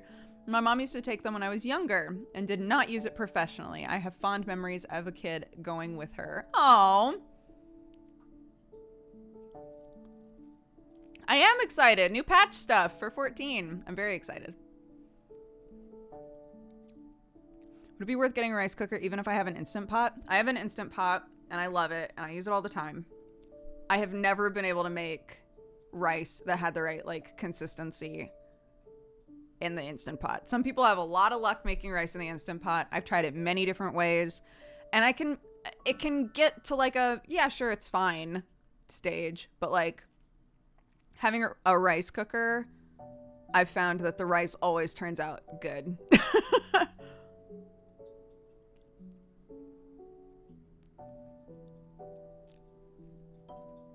So it's totally up to you, you know.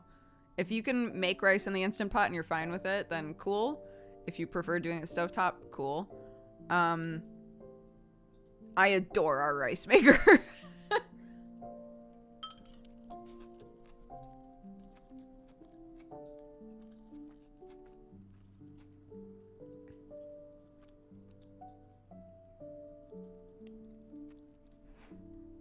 There's a Korean rice cooker with a turbo button. What's turbo rice like? I gotta know.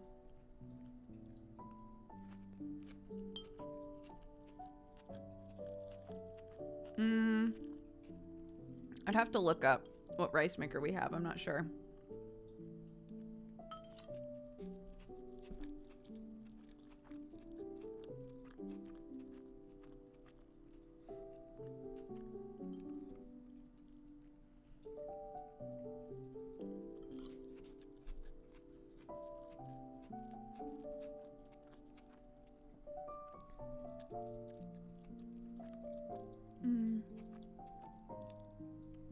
Does anyone know when sweater weather coffee leaves the store? I'm hoping to buy some, but I can't until the end of this month. I think it'll be up for a bit still. During our last meeting, no one said, like, sweater weather is going away, like, right away or anything like that, so. Finally taking singing lessons as an adult is one of the best things I've done for myself. I love it, and I'm only doing it for my own satisfaction. That's so great. Yeah, I had my first singing lesson this last week. And obviously I've used singing and music in stuff before that's like gone online, but like I don't produce music stuff, you know. I just love to sing. And I've never been trained. So I was like, I'm going to take singing lessons. But yeah. I really like my teacher. I'm very excited. So I think it's going to go well.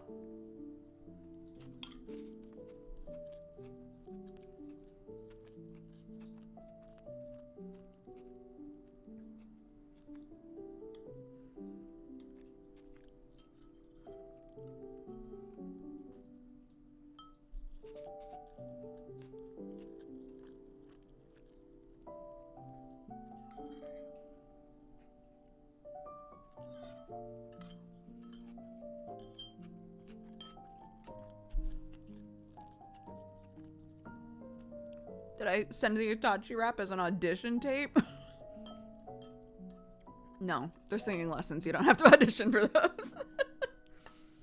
And with any luck, my music teacher will never hear the Itachi rap.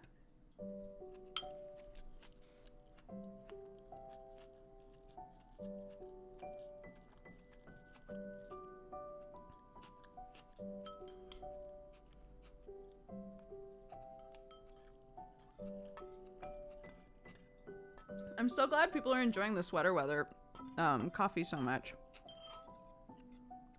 They said they drink it in the office constantly.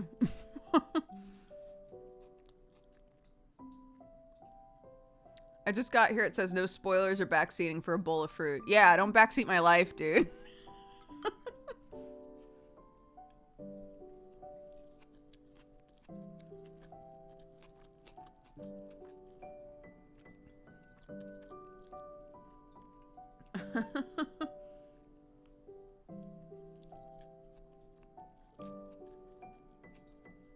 You should use a spoon. No. I don't want to. I don't use a spoon unless I have to. Is that weird? I will use a spoon for basically soup exclusively. If I can eat something with a fork, I will.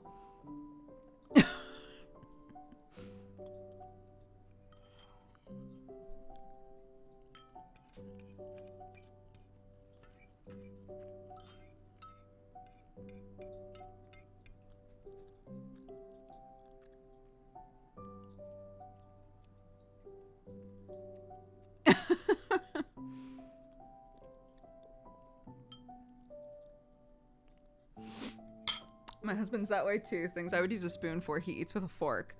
Yeah, I don't know what it is. I don't know why. I don't know why I'm like that with rice. I always eat rice with a fork. I don't know. I'm not sure why.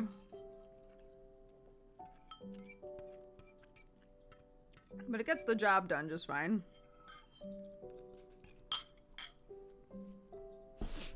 Your life, your rules. Dab. You know what I think it is? I normally eat rice with something that's pretty firm. So I think mentally, I'm used to eating rice alongside of something I need a fork for.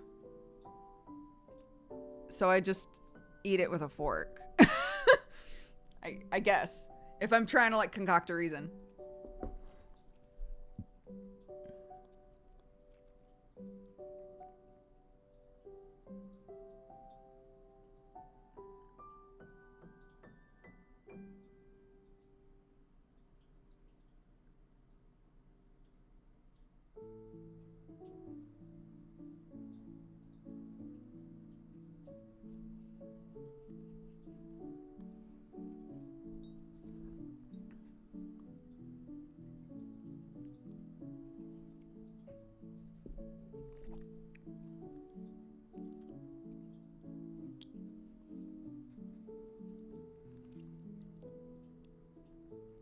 Spats, how are you?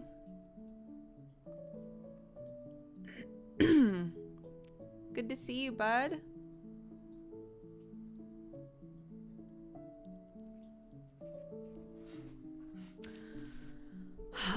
That was very satisfying to eat.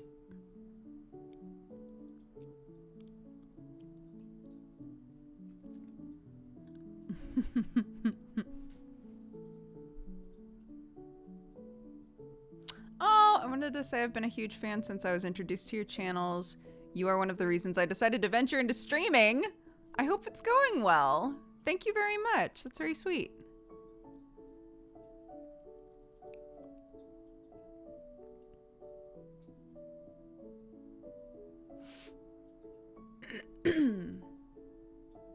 I would argue it's okay to eat burgers with forks and knives. I don't care what people eat anything with. I think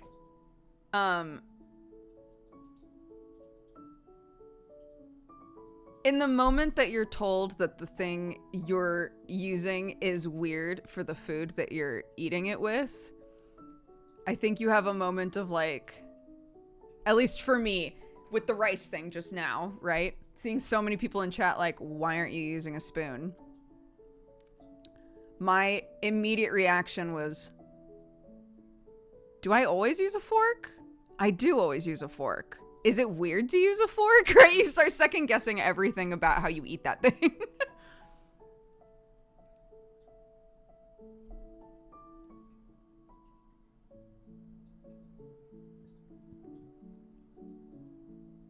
I also use a fork for rice. Cheers.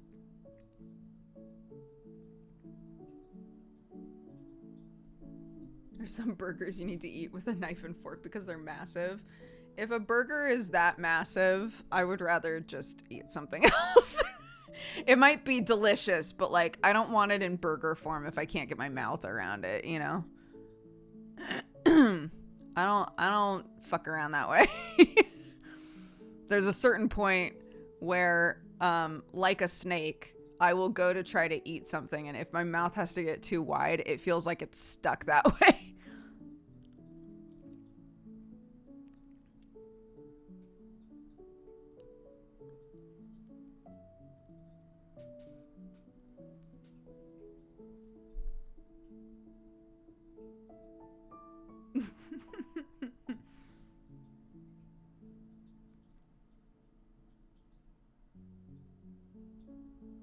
I know people that use their fingers for sushi and other people that lose their mind over it.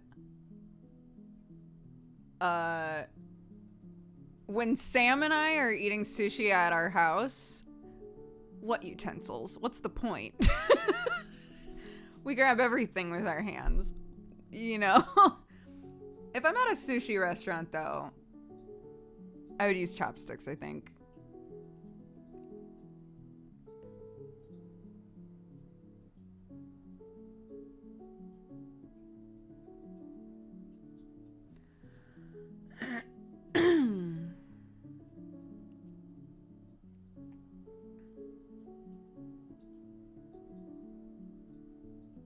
use my toes once. Don't.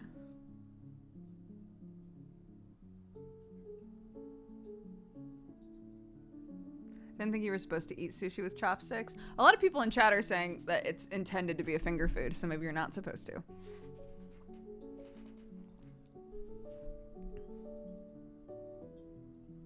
I have no idea.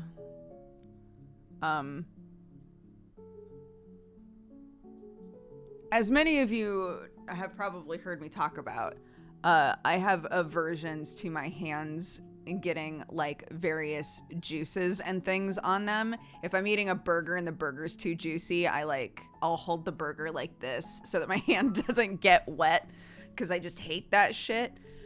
There are certain types of sushi that are covered in so much stuff, and I want to eat all of those things, but I don't want them on my hands, you know? So anyway, on that note, be right back.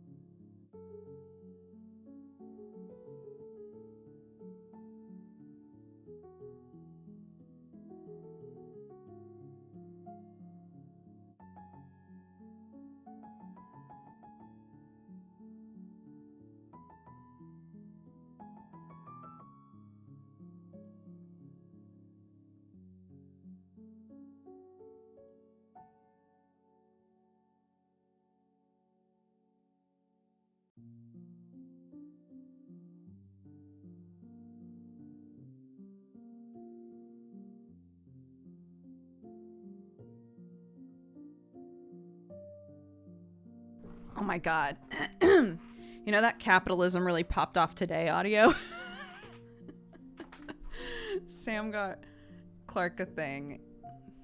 He's so cute sometimes. Sam got Clark a thing for her big den that's over her mattress now. In the den it can be kind of dark. And we have like a tiny little lamp that we turn on, but like, you know, it's a bit dim in there. So he got her this. And it's like supposed to be a tap one. Oh, it turned red. How do I turn you off? Oh, you squeeze it.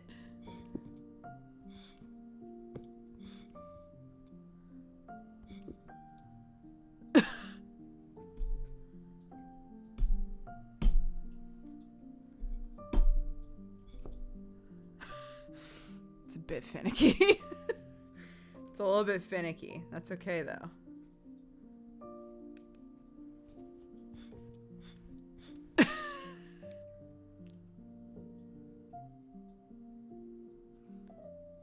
You can't tell. It's going in rainbow order now.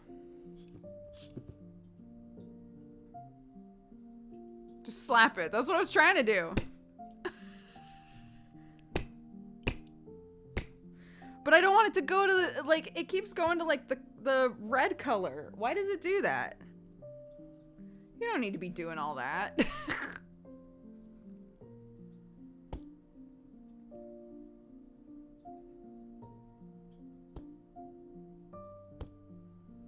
Right, why is it going to red? Just turn off, dude.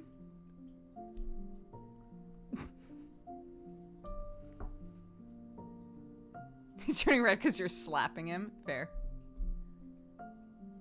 Okay, you don't have to tap him very hard.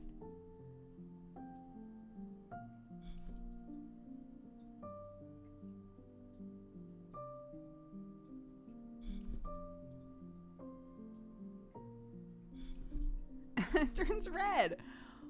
Why? So strange.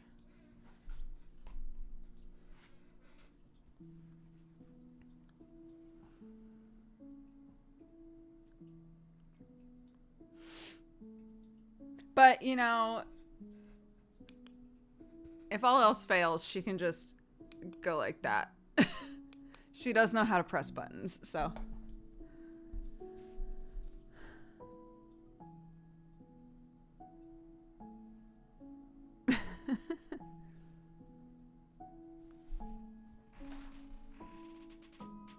It's got a little charger cable.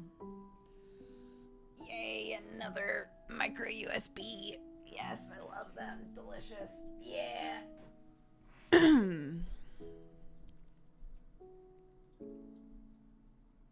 How old is she now? She's about to turn 5. She's about to turn 5, which is wild.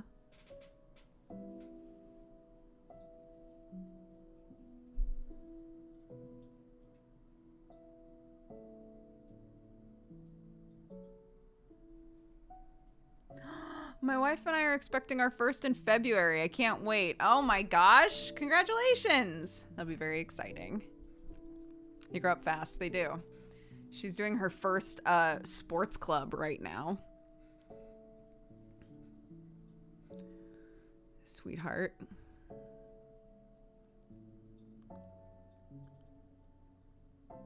I know. So we'll see how it goes. She's done lots of like dance stuff, you know, dancey sort of stuff. She's doing a music-y thing right now. But she decided she wanted to try out a sport.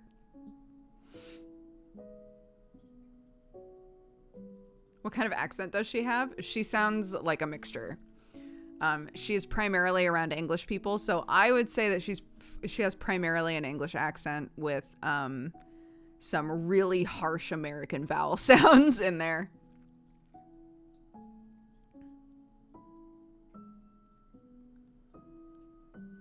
Mom, Dad, I'm 5 now. I'm moving out and I'm going in the blanket fort. Holy shit. So yesterday, Clark and I woke up and I was like, all right, homie, let's talk about the phone. And she was like, okay. I was like, so sometimes you get a little aggro about the phone. And she was like, yeah. I said, so I'm going to say if it's in the mornings and you want to be like watching TV or watching the phone or whatever, we have to get dressed first and we have to brush our teeth first. Does that seem fair? And she was like, yeah, that seems fair. So we came to an agreement. We decided on an amount of time that we would watch it, all of that sort of stuff, right? And we shook hands on it. And then this morning, she was like, Mommy, can I watch something on your phone? And I was like, you can get dressed first and brush your teeth. And she was like, I can go find Daddy. Just left the room. I was like, okay. So I texted Sam and I was like, just FYI, I told our kid to get dressed and she got pissed off and went to go find you. And he was like, got it. Technology really works against children nowadays. I can instantly send a message to Sam like, hey, she's about to ask for this. Don't you fucking give it to her. We shook on it, dude.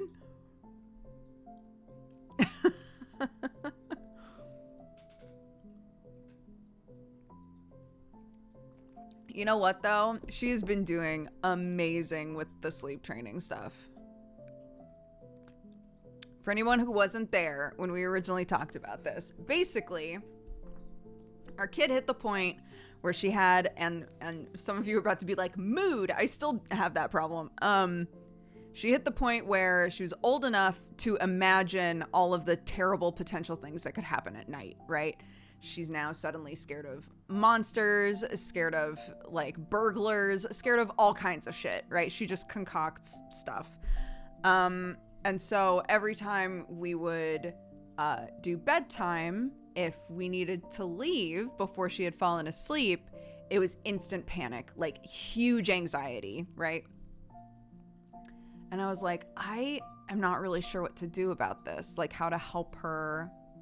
Because I do think that it's common, not only for kids to have this, like, my imagination is running wild sort of stage, but also, you know, if your kid gets to that point and also doesn't have a whole lot of experience falling asleep on their own, which our kid fell asleep on her own until she was, you know, 2.5-ish. Whenever the bibbit went away, whenever the pacifier went away was when it all, like, went downhill. And she wasn't sure how to, like, get herself to sleep on her own anymore.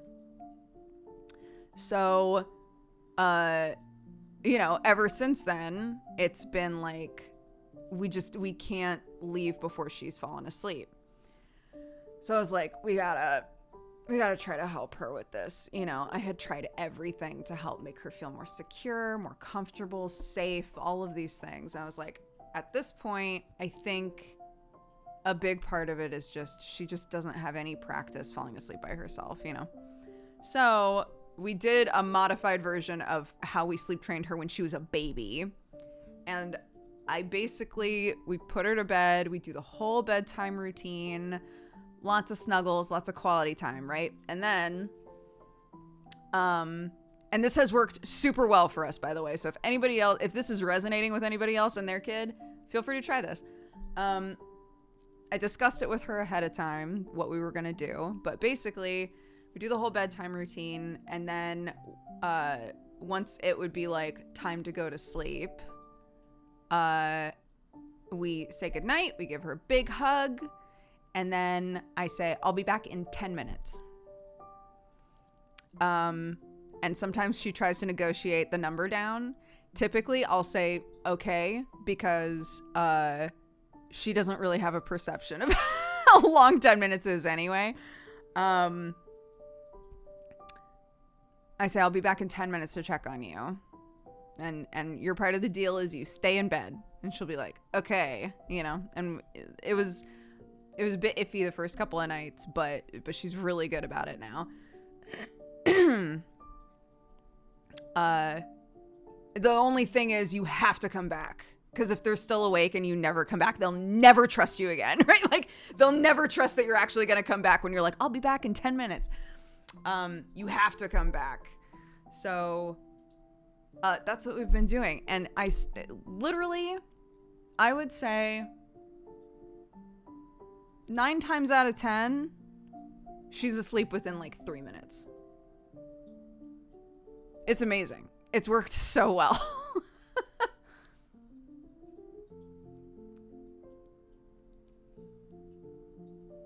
A really bad night was Christmas. Christmas Eve. She did not want to go to sleep, which is fair. She was in bed for exactly 1 minute. Hopped out of bed and was like, I gotta see if Santa's been here. I was like, Clark, I just left your room. When would Santa have come, my dude? So, yeah, that was really rough. But overall, she's getting so good at falling asleep. It's amazing. Very proud of her. She's just, you know, sassy as fuck. I can deal with that.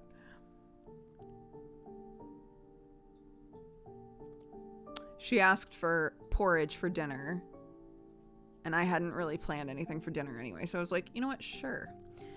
So I made her a big old bowl of porridge and put a bunch of good stuff in it, and she was very excited. But when I brought it to her, I was like, just so you know, it's very hot.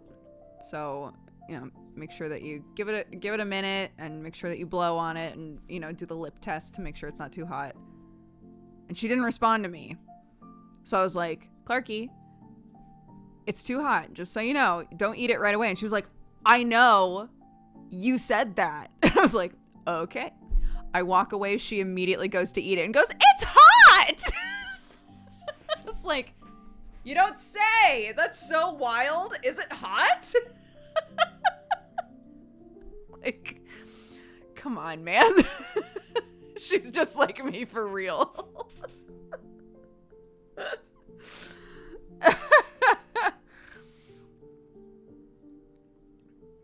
Oh, it's very funny.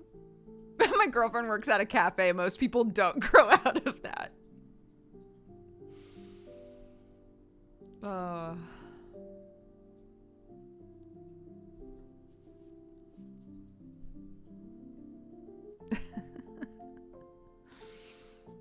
You know, I don't expect her to be like perfectly congenial when she comes home from school. Definitely not. You know, even adults will get home from a long day and be like, just don't talk to me, dude. So it's fine. She doesn't have to be like on her best behavior at home.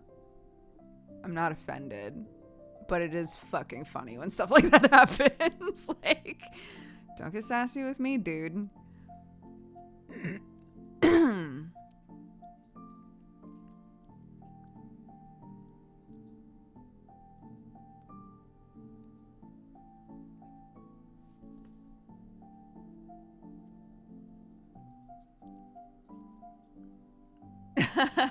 I get that, because when people around you that you know have kids talk about the stage their kid is at, it makes you either feel like you need to absorb some information about that or like wonder what your kid's gonna be like at that age. Yeah, I totally get that. I've definitely paid more attention to kids' stories after I knew we were gonna have a kid.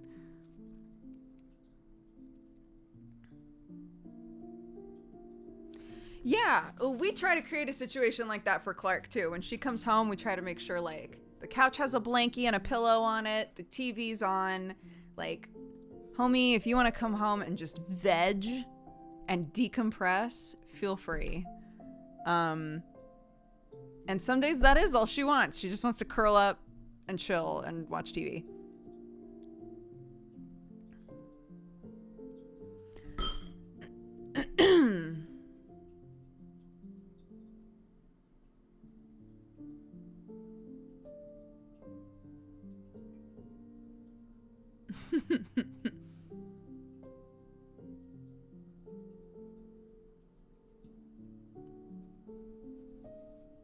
Tasty lunch and watching cartoons right after school was the best.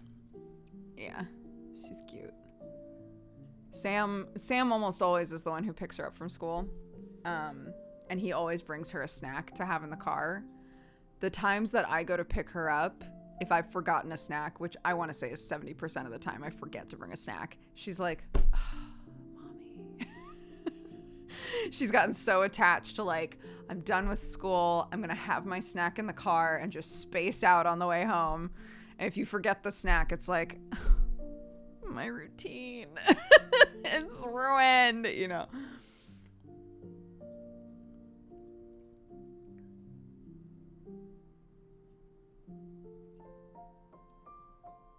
Yes, Telly, I agree. Either she comes home and is like, don't talk to me, basically, and just like lays on the couch and spaces out and watches TV. Or she gets home and she wants to tell me everything. She wants to show me all of the drawings she brought home. She wants to talk about what she was doing. She wants to sing me something. She wants to show me a cool dance she just came up with right now. It's like, wow, I have a lot of energy, my dude.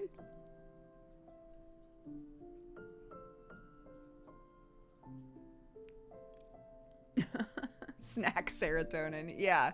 It's like I've robbed her of a small joy in life.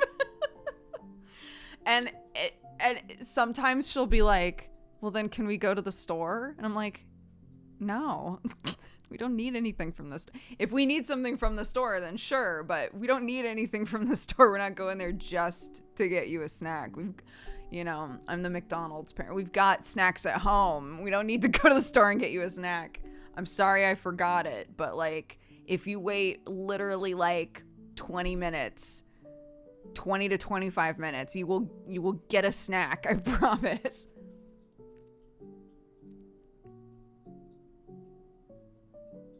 But her treat.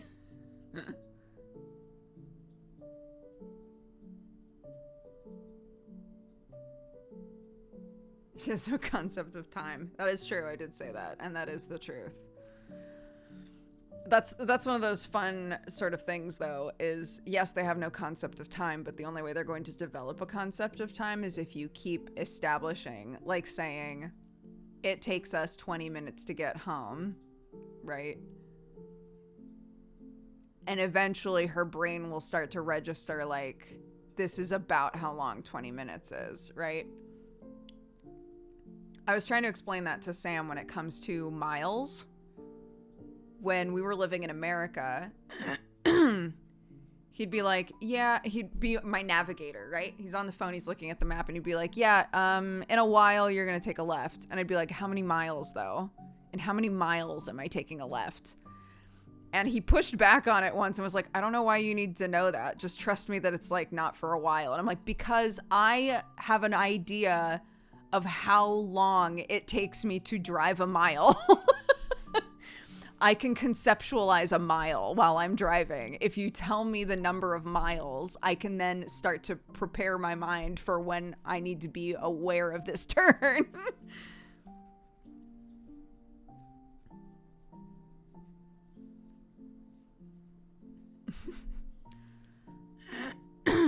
I'd lose it if I was told, driver, why do you need the info? He didn't push back on it in like a stop asking questions kind of way. He just seemed genuinely confused. Like, is that helpful to you? And I was like, yes.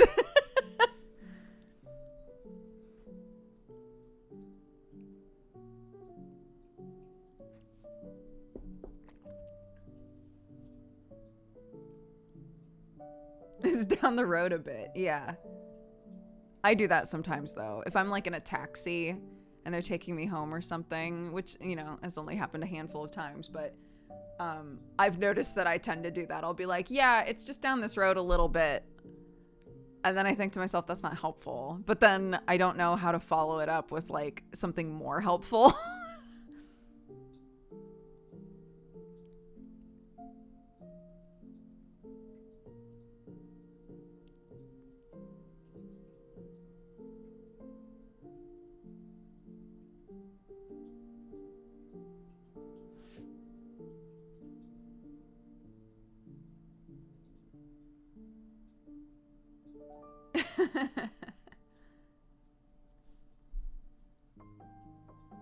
It stressed me out when I lived there. No one was like, turn north.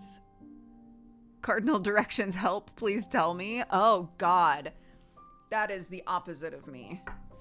I have known a few people in my life who are like, I need cardinal directions. That helps me a lot. Holy shit, does that not help me whatsoever. I have no idea which direction is north at any given moment. If I'm driving, I definitely have no idea which direction is north. Some people do. Some people do. I do not.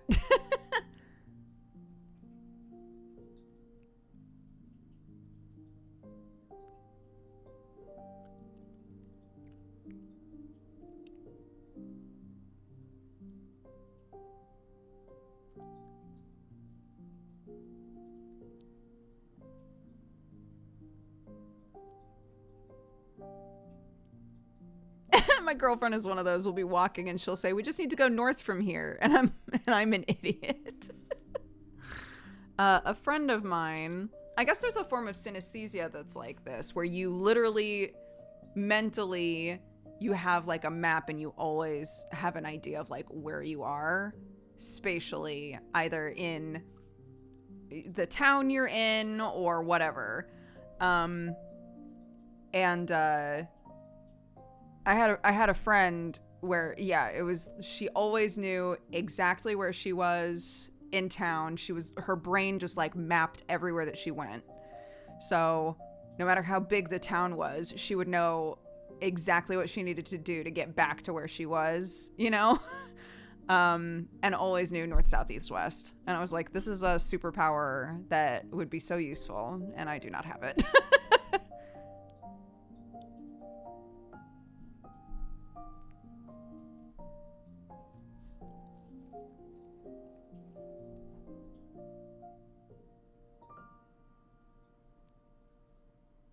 Once I've been somewhere one time, it's downloaded in my brain. Yeah, it's that sort of a thing.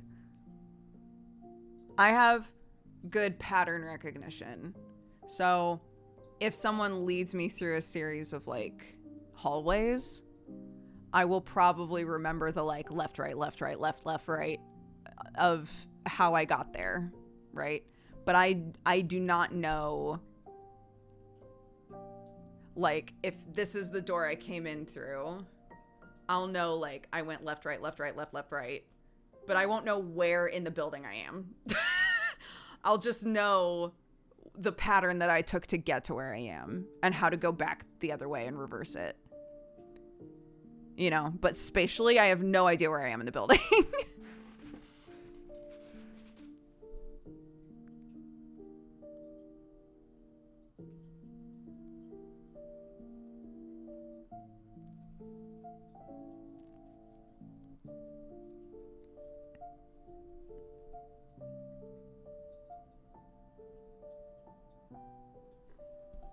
Yeah, brains are fun. Everybody's brain is so different.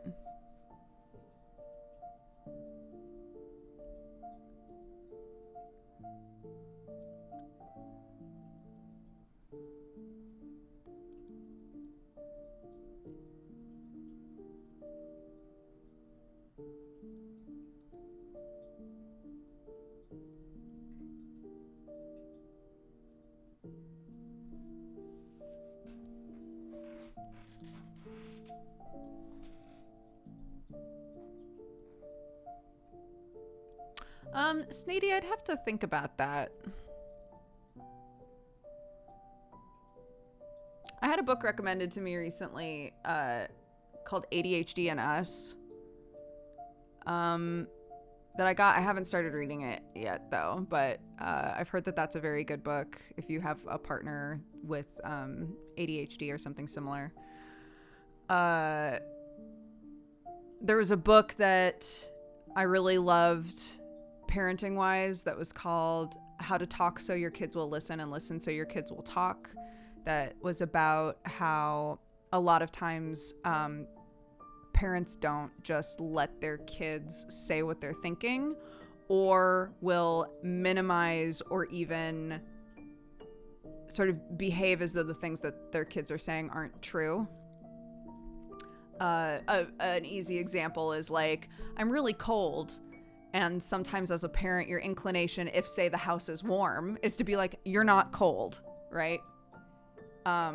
Versus like trying to figure out if they're trying to say something different, or, you know, sometimes as parents, we step on top of what a kid is trying to say, or we interject what we think about a situation before we've allowed our kid to work through the situation openly with us on their own, if that makes sense. So it's a lot of that sort of thing. It's a lot of just like, you know, try to make sure that you're really listening.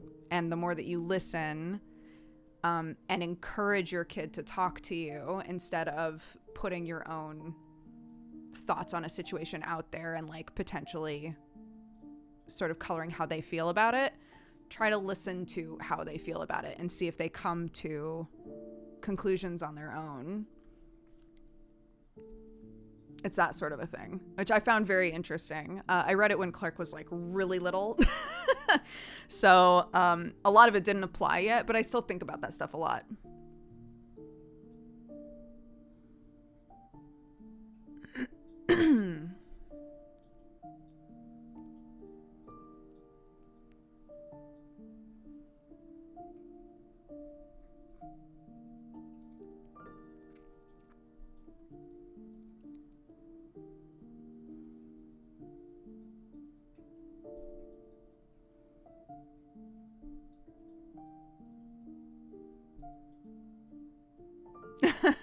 Well, it's a hard habit to break, I think, for a parent, because there's a stage with kids where it's helpful to ask a lot of questions and sort of encourage fixes, right?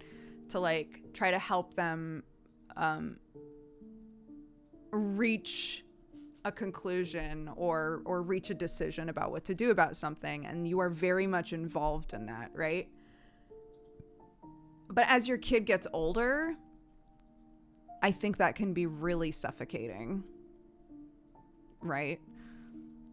I think it can feel very much like, please just let me figure this out by myself. Like, I don't need, you know, I don't need you to try and like pick through everything that I'm thinking or help me like come to a decision about a thing. I'm just, you know, I'm an adult now. I can work through it, right? I very fortunately don't really have situations like that with my parents. But when I was in college, I have such a vivid memory. Shout out to my mom if she's watching. So patient with me. I remember so vividly when I was in college, my mom kept asking me questions about like how school was going, how my homework was, what I was doing, like all of these things, because she was curious and she missed me, you know. And I felt very like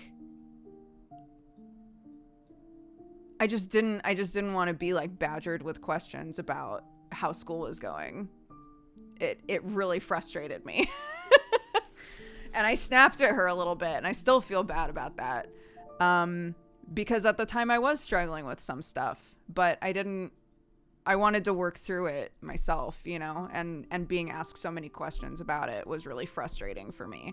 And I think as people get older, it's really natural for them to want to like learn to do some of that stuff on their own, fix things on their own, you know? And sometimes this parental inclination to be like, well, let's figure this out together. Both people wind up maybe getting their feelings hurt, right? Because one person is thinking, can't you trust me to like be an adult and figure this out myself? And the other person is thinking, you know, I know that you're an adult. I just want to be part of your life. I want to help if I can, right? So I think a lot of miscommunication can happen that way.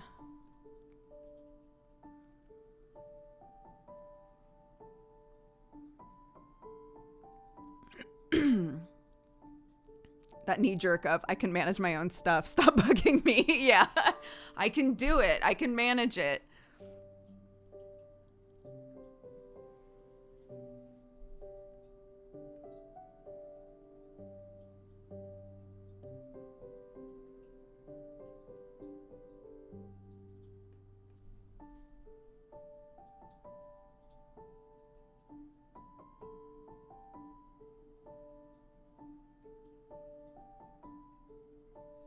Yeah, that's also true. I think it's really valuable for partners to have a clarifying question. If one person is complaining about a thing, sometimes it's really helpful for the other person to be like, do you want me to help you fix this, or do you just want me to listen right now? You know, and people talk about that a lot, that they find that really helpful to just be like, what's my role? You're telling me about this thing. What's my role right now? Am I a supportive partner that's just going to listen? Or am I like your partner in crime? Am I fixing this with you? You know? Because those are very different approaches to take when absorbing information.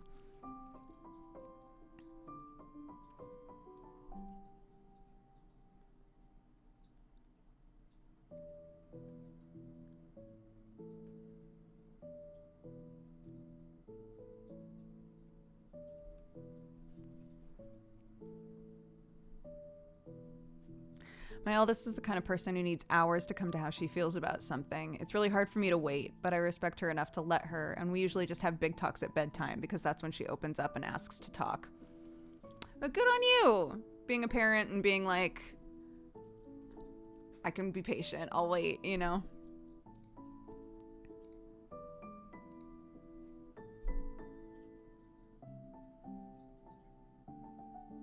As adults, we want to be treated more like a peer. Yeah. And I mean, it totally depends, right?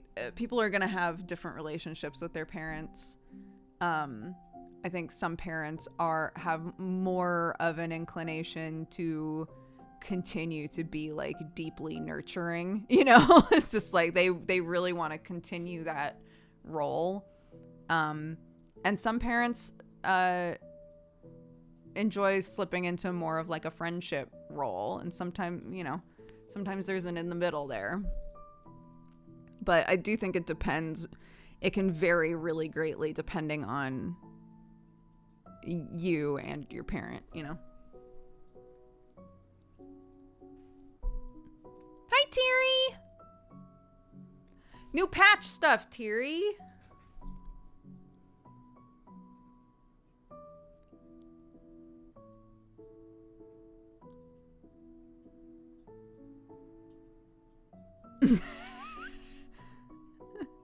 Teary blah blah blah blah blah is still like one of my favorite emotes. It's so funny to me.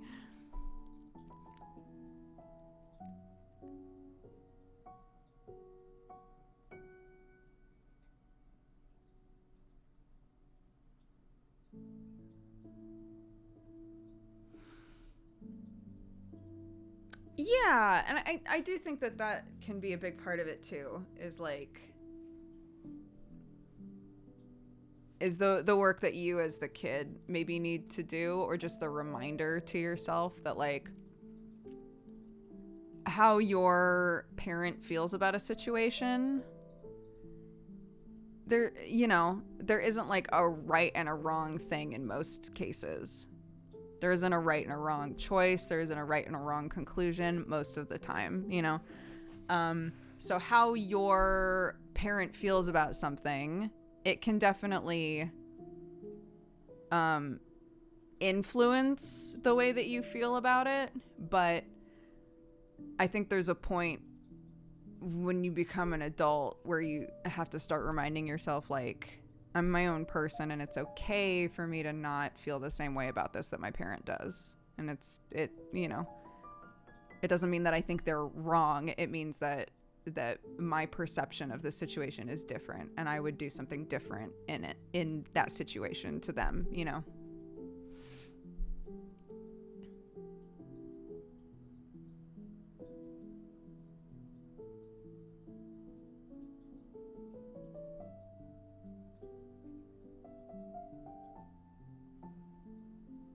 It's like for a very like for an example that is not very deep at all. We've talked before about how my dad hates my tattoos.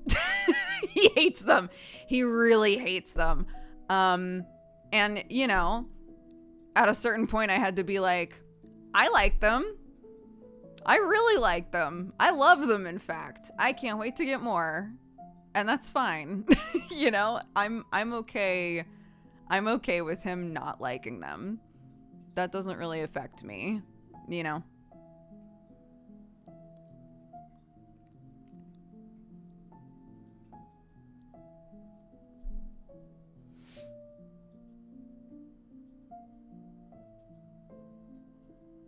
How can he hate tattoos that good?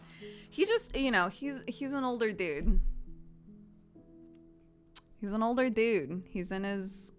Oh gosh, they're coming up on their late 70s now, I guess. Yeah, he just doesn't like tattoos. In general, he doesn't like tattoos. He has very old-fashioned sensibilities about them. You know, it's not something that he's gonna like stop talking to me over or bring up all the time or anything like that. He sees them when I'm around him. He sees them all the time. I don't hide them. You know, he's just like accepted that they're there. And I know that it's not my job to like manage how he feels about my tattoos, right? He feels a way about them that is totally different to how I feel about them. And we both move on with our lives.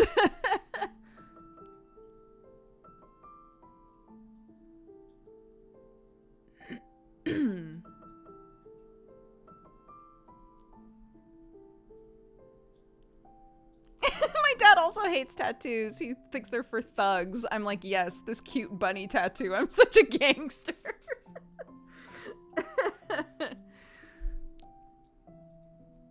It is. I think especially tattoos and like bright colorful hair, right? All of those sorts of things, I think generationally have taken such a huge shift. It's just really hard, I think, for people my dad's age to see them as art, you know? And that's fine.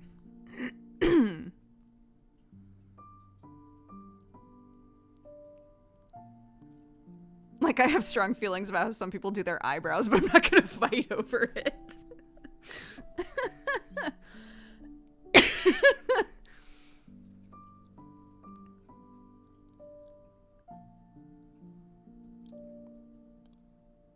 Yeah.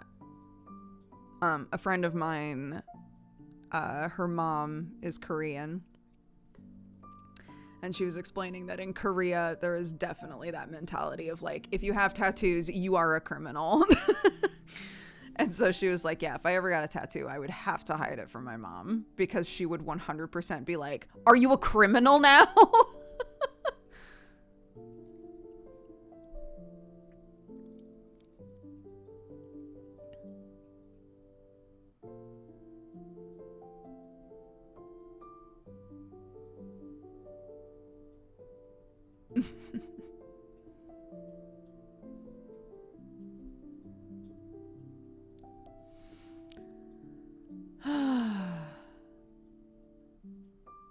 Anyhow, we don't have to talk about parent stuff anymore.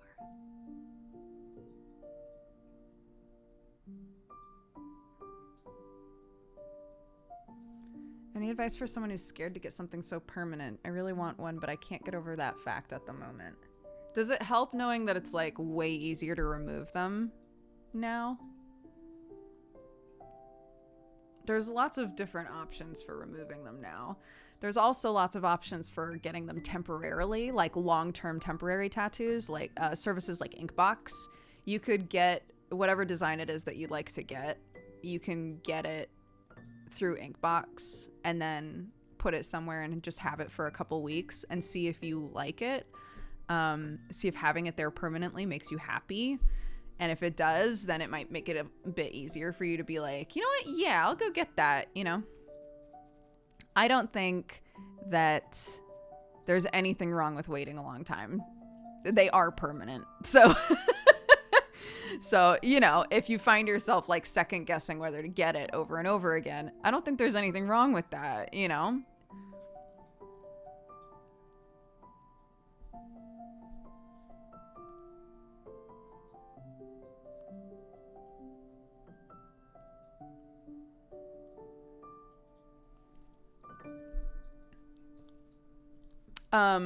Our friend Nick, who is a tattoo artist, did say, what is ephemeral or ethereal? I can't remember what it's called. There's like a temporary tattoo option that still uses the needle.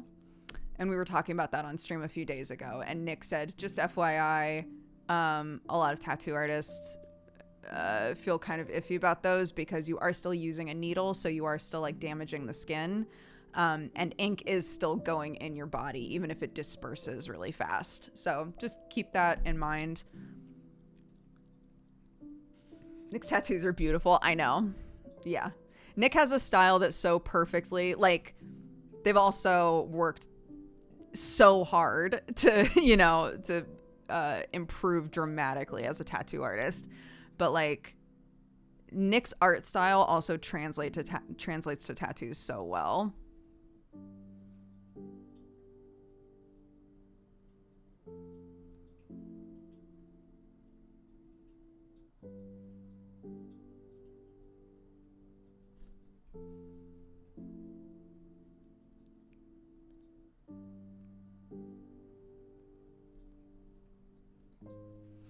Yeah, and also, again, because there are options like Inkbox and stuff like that, for people that are like, I just don't want something permanent on me, it's nice that there are a lot of like high quality, semi-permanent tattoo options. If somebody's like, it would be fun to just have this for like a hot minute, you know?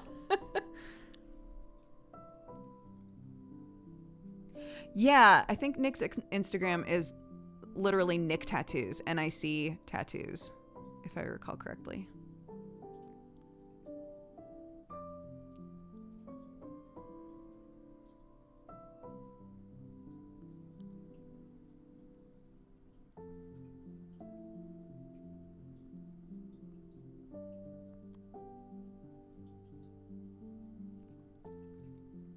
Yeah, the only tattoo that I ever got without thinking about it for a really long time was this one, and it's basically faded. So there's no evidence of any of the tattoo that I've ever gotten that were like, you know, a split-second decision.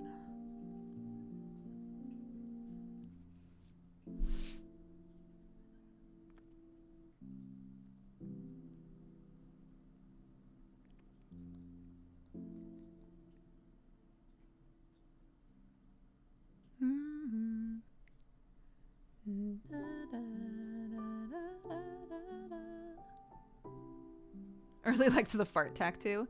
Me too. Remember when I had fart on my neck for a while? That was really good. Inkbox is special. It's good. It was a USB tattoo. I was in a gosh, this is so ancient. I was in a calendar called the Women of Geekdom calendar. It was that long ago that name seemed like a good idea. And we all had such a blast. Everybody who was in the calendar, everybody who worked on the calendar, we had so much fun. And we all just sort of like riled each other up. Like, what if we all just like got a tattoo? So we did. So we all got a tiny USB on us and white. And I'm sure some of them have completely faded.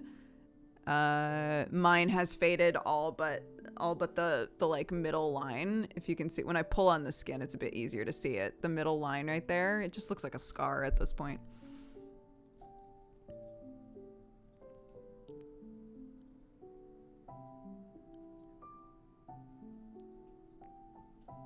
But yeah, it was very cute. We had a lot of fun.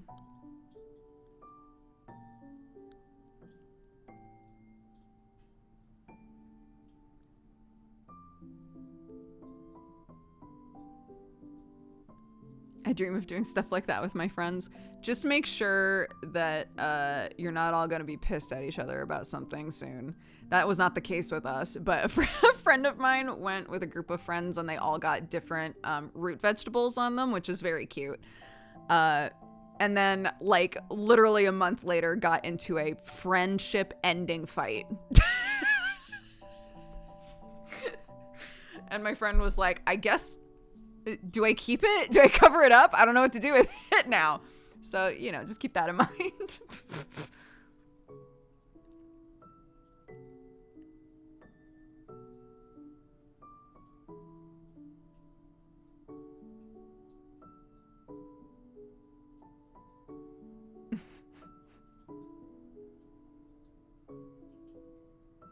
That's why I probably would never get friendship or relationship tattoos. Yeah, I think the most that I would do is like... There are, you know, people like Jeannie that have been in my life for years. Like, you know, so long. I cannot imagine a situation where Jeannie and I weren't friends, you know? And Jeannie and I have talked before about getting like dumb little puzzle pieces on our bodies and stuff like that. Kristen too. But I feel like getting something that is symbolic of like Clark, I could see happening.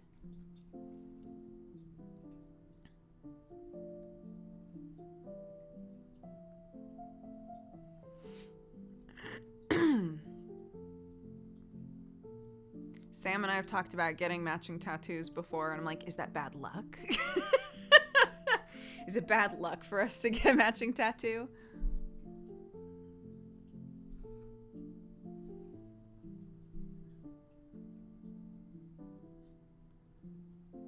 Little baby pea bandit, I know. Look at her. Look at her. My sweet girl. Mwah. Have you seen Kraken's tattoo? I didn't know Kraken had a tattoo. No, I haven't seen it.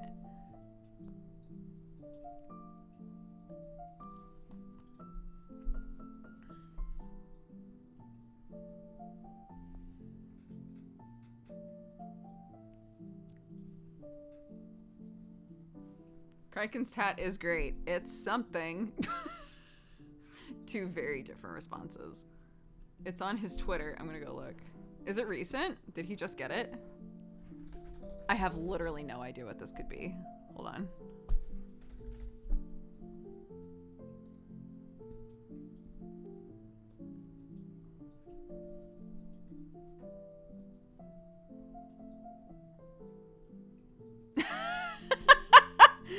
Wait, that's very good.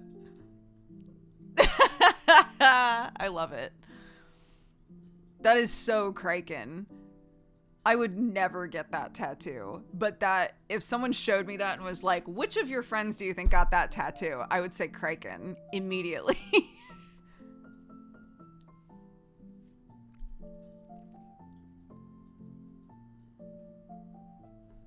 It's, yeah, hold on. You could also just go to his Twitter. I didn't have to scroll very long. But sure, I'll show it to you.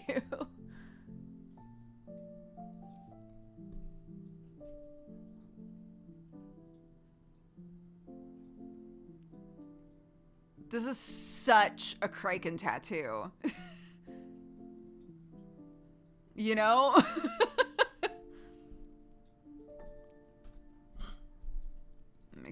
Make me laugh.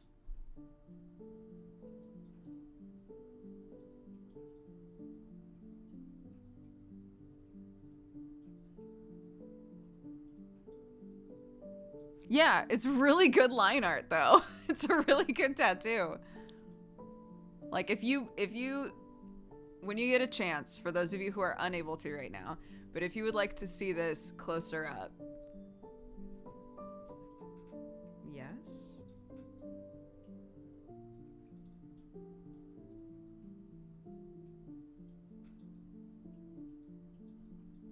What?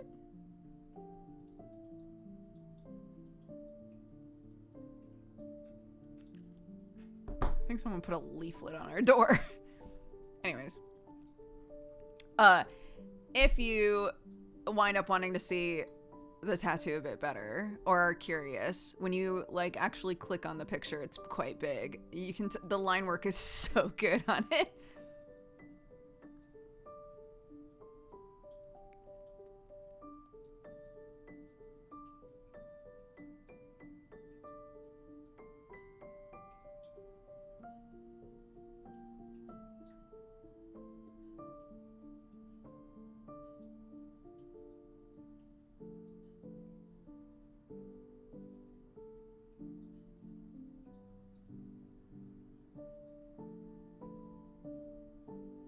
Yeah, this might be like kind of a sad thing to say, but when I talk about tattoos, I actually think about TB a lot because he and I talked about tattoos quite a bit when he was alive.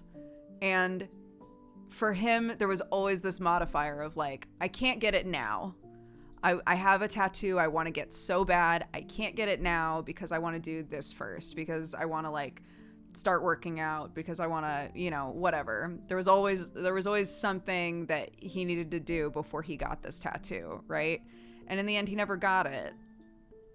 And I think about that sometimes. And I don't think that, you know, not to like promote impulsive behavior, but I do think that sometimes there are things that we really want to do that we think would make us happy, and we come up with like reasons why we shouldn't do it yet, you know, or like something else we have to do first. And I wish I think to myself sometimes, like, I wish that he had gotten that tattoo. I think it would have made him happy. You know?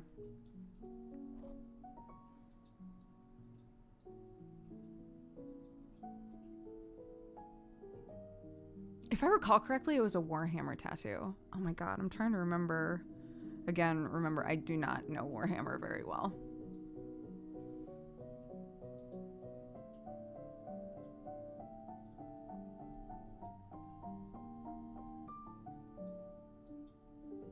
But yeah. Shout out to John. Love you, dude. Miss you. You played one game, you're an expert. Yeah, for the Emperor. Or whatever. Yeah, I know. Yeah, I went a little bit late, but that's okay.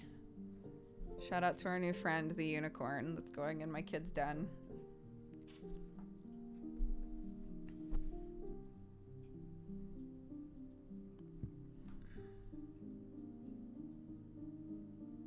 For the Emperor dab is iconic. I feel like I have to do it every time. Every time I say for the Emperor, I have to dab.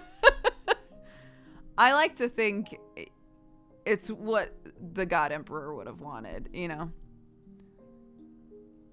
I like to think that every time I do it, he thinks, wish more people dabbed. Wish more people dabbed when they talked about me. That would be nice.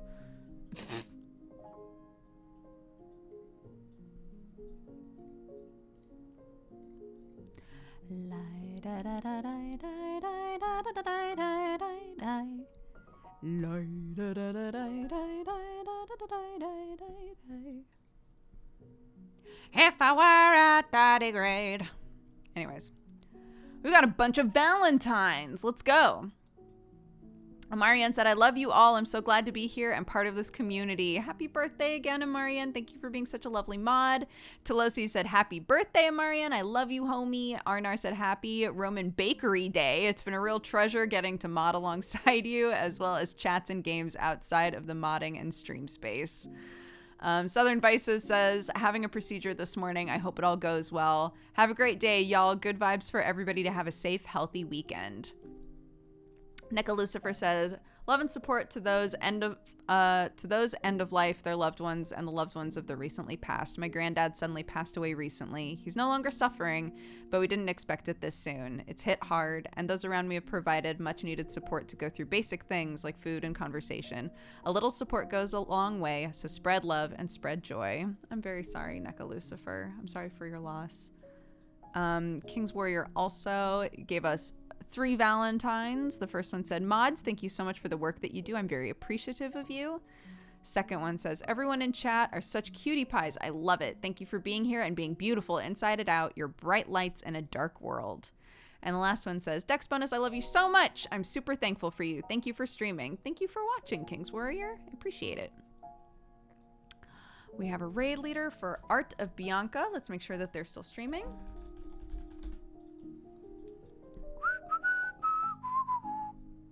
Yep. Physical art. Physical drawing.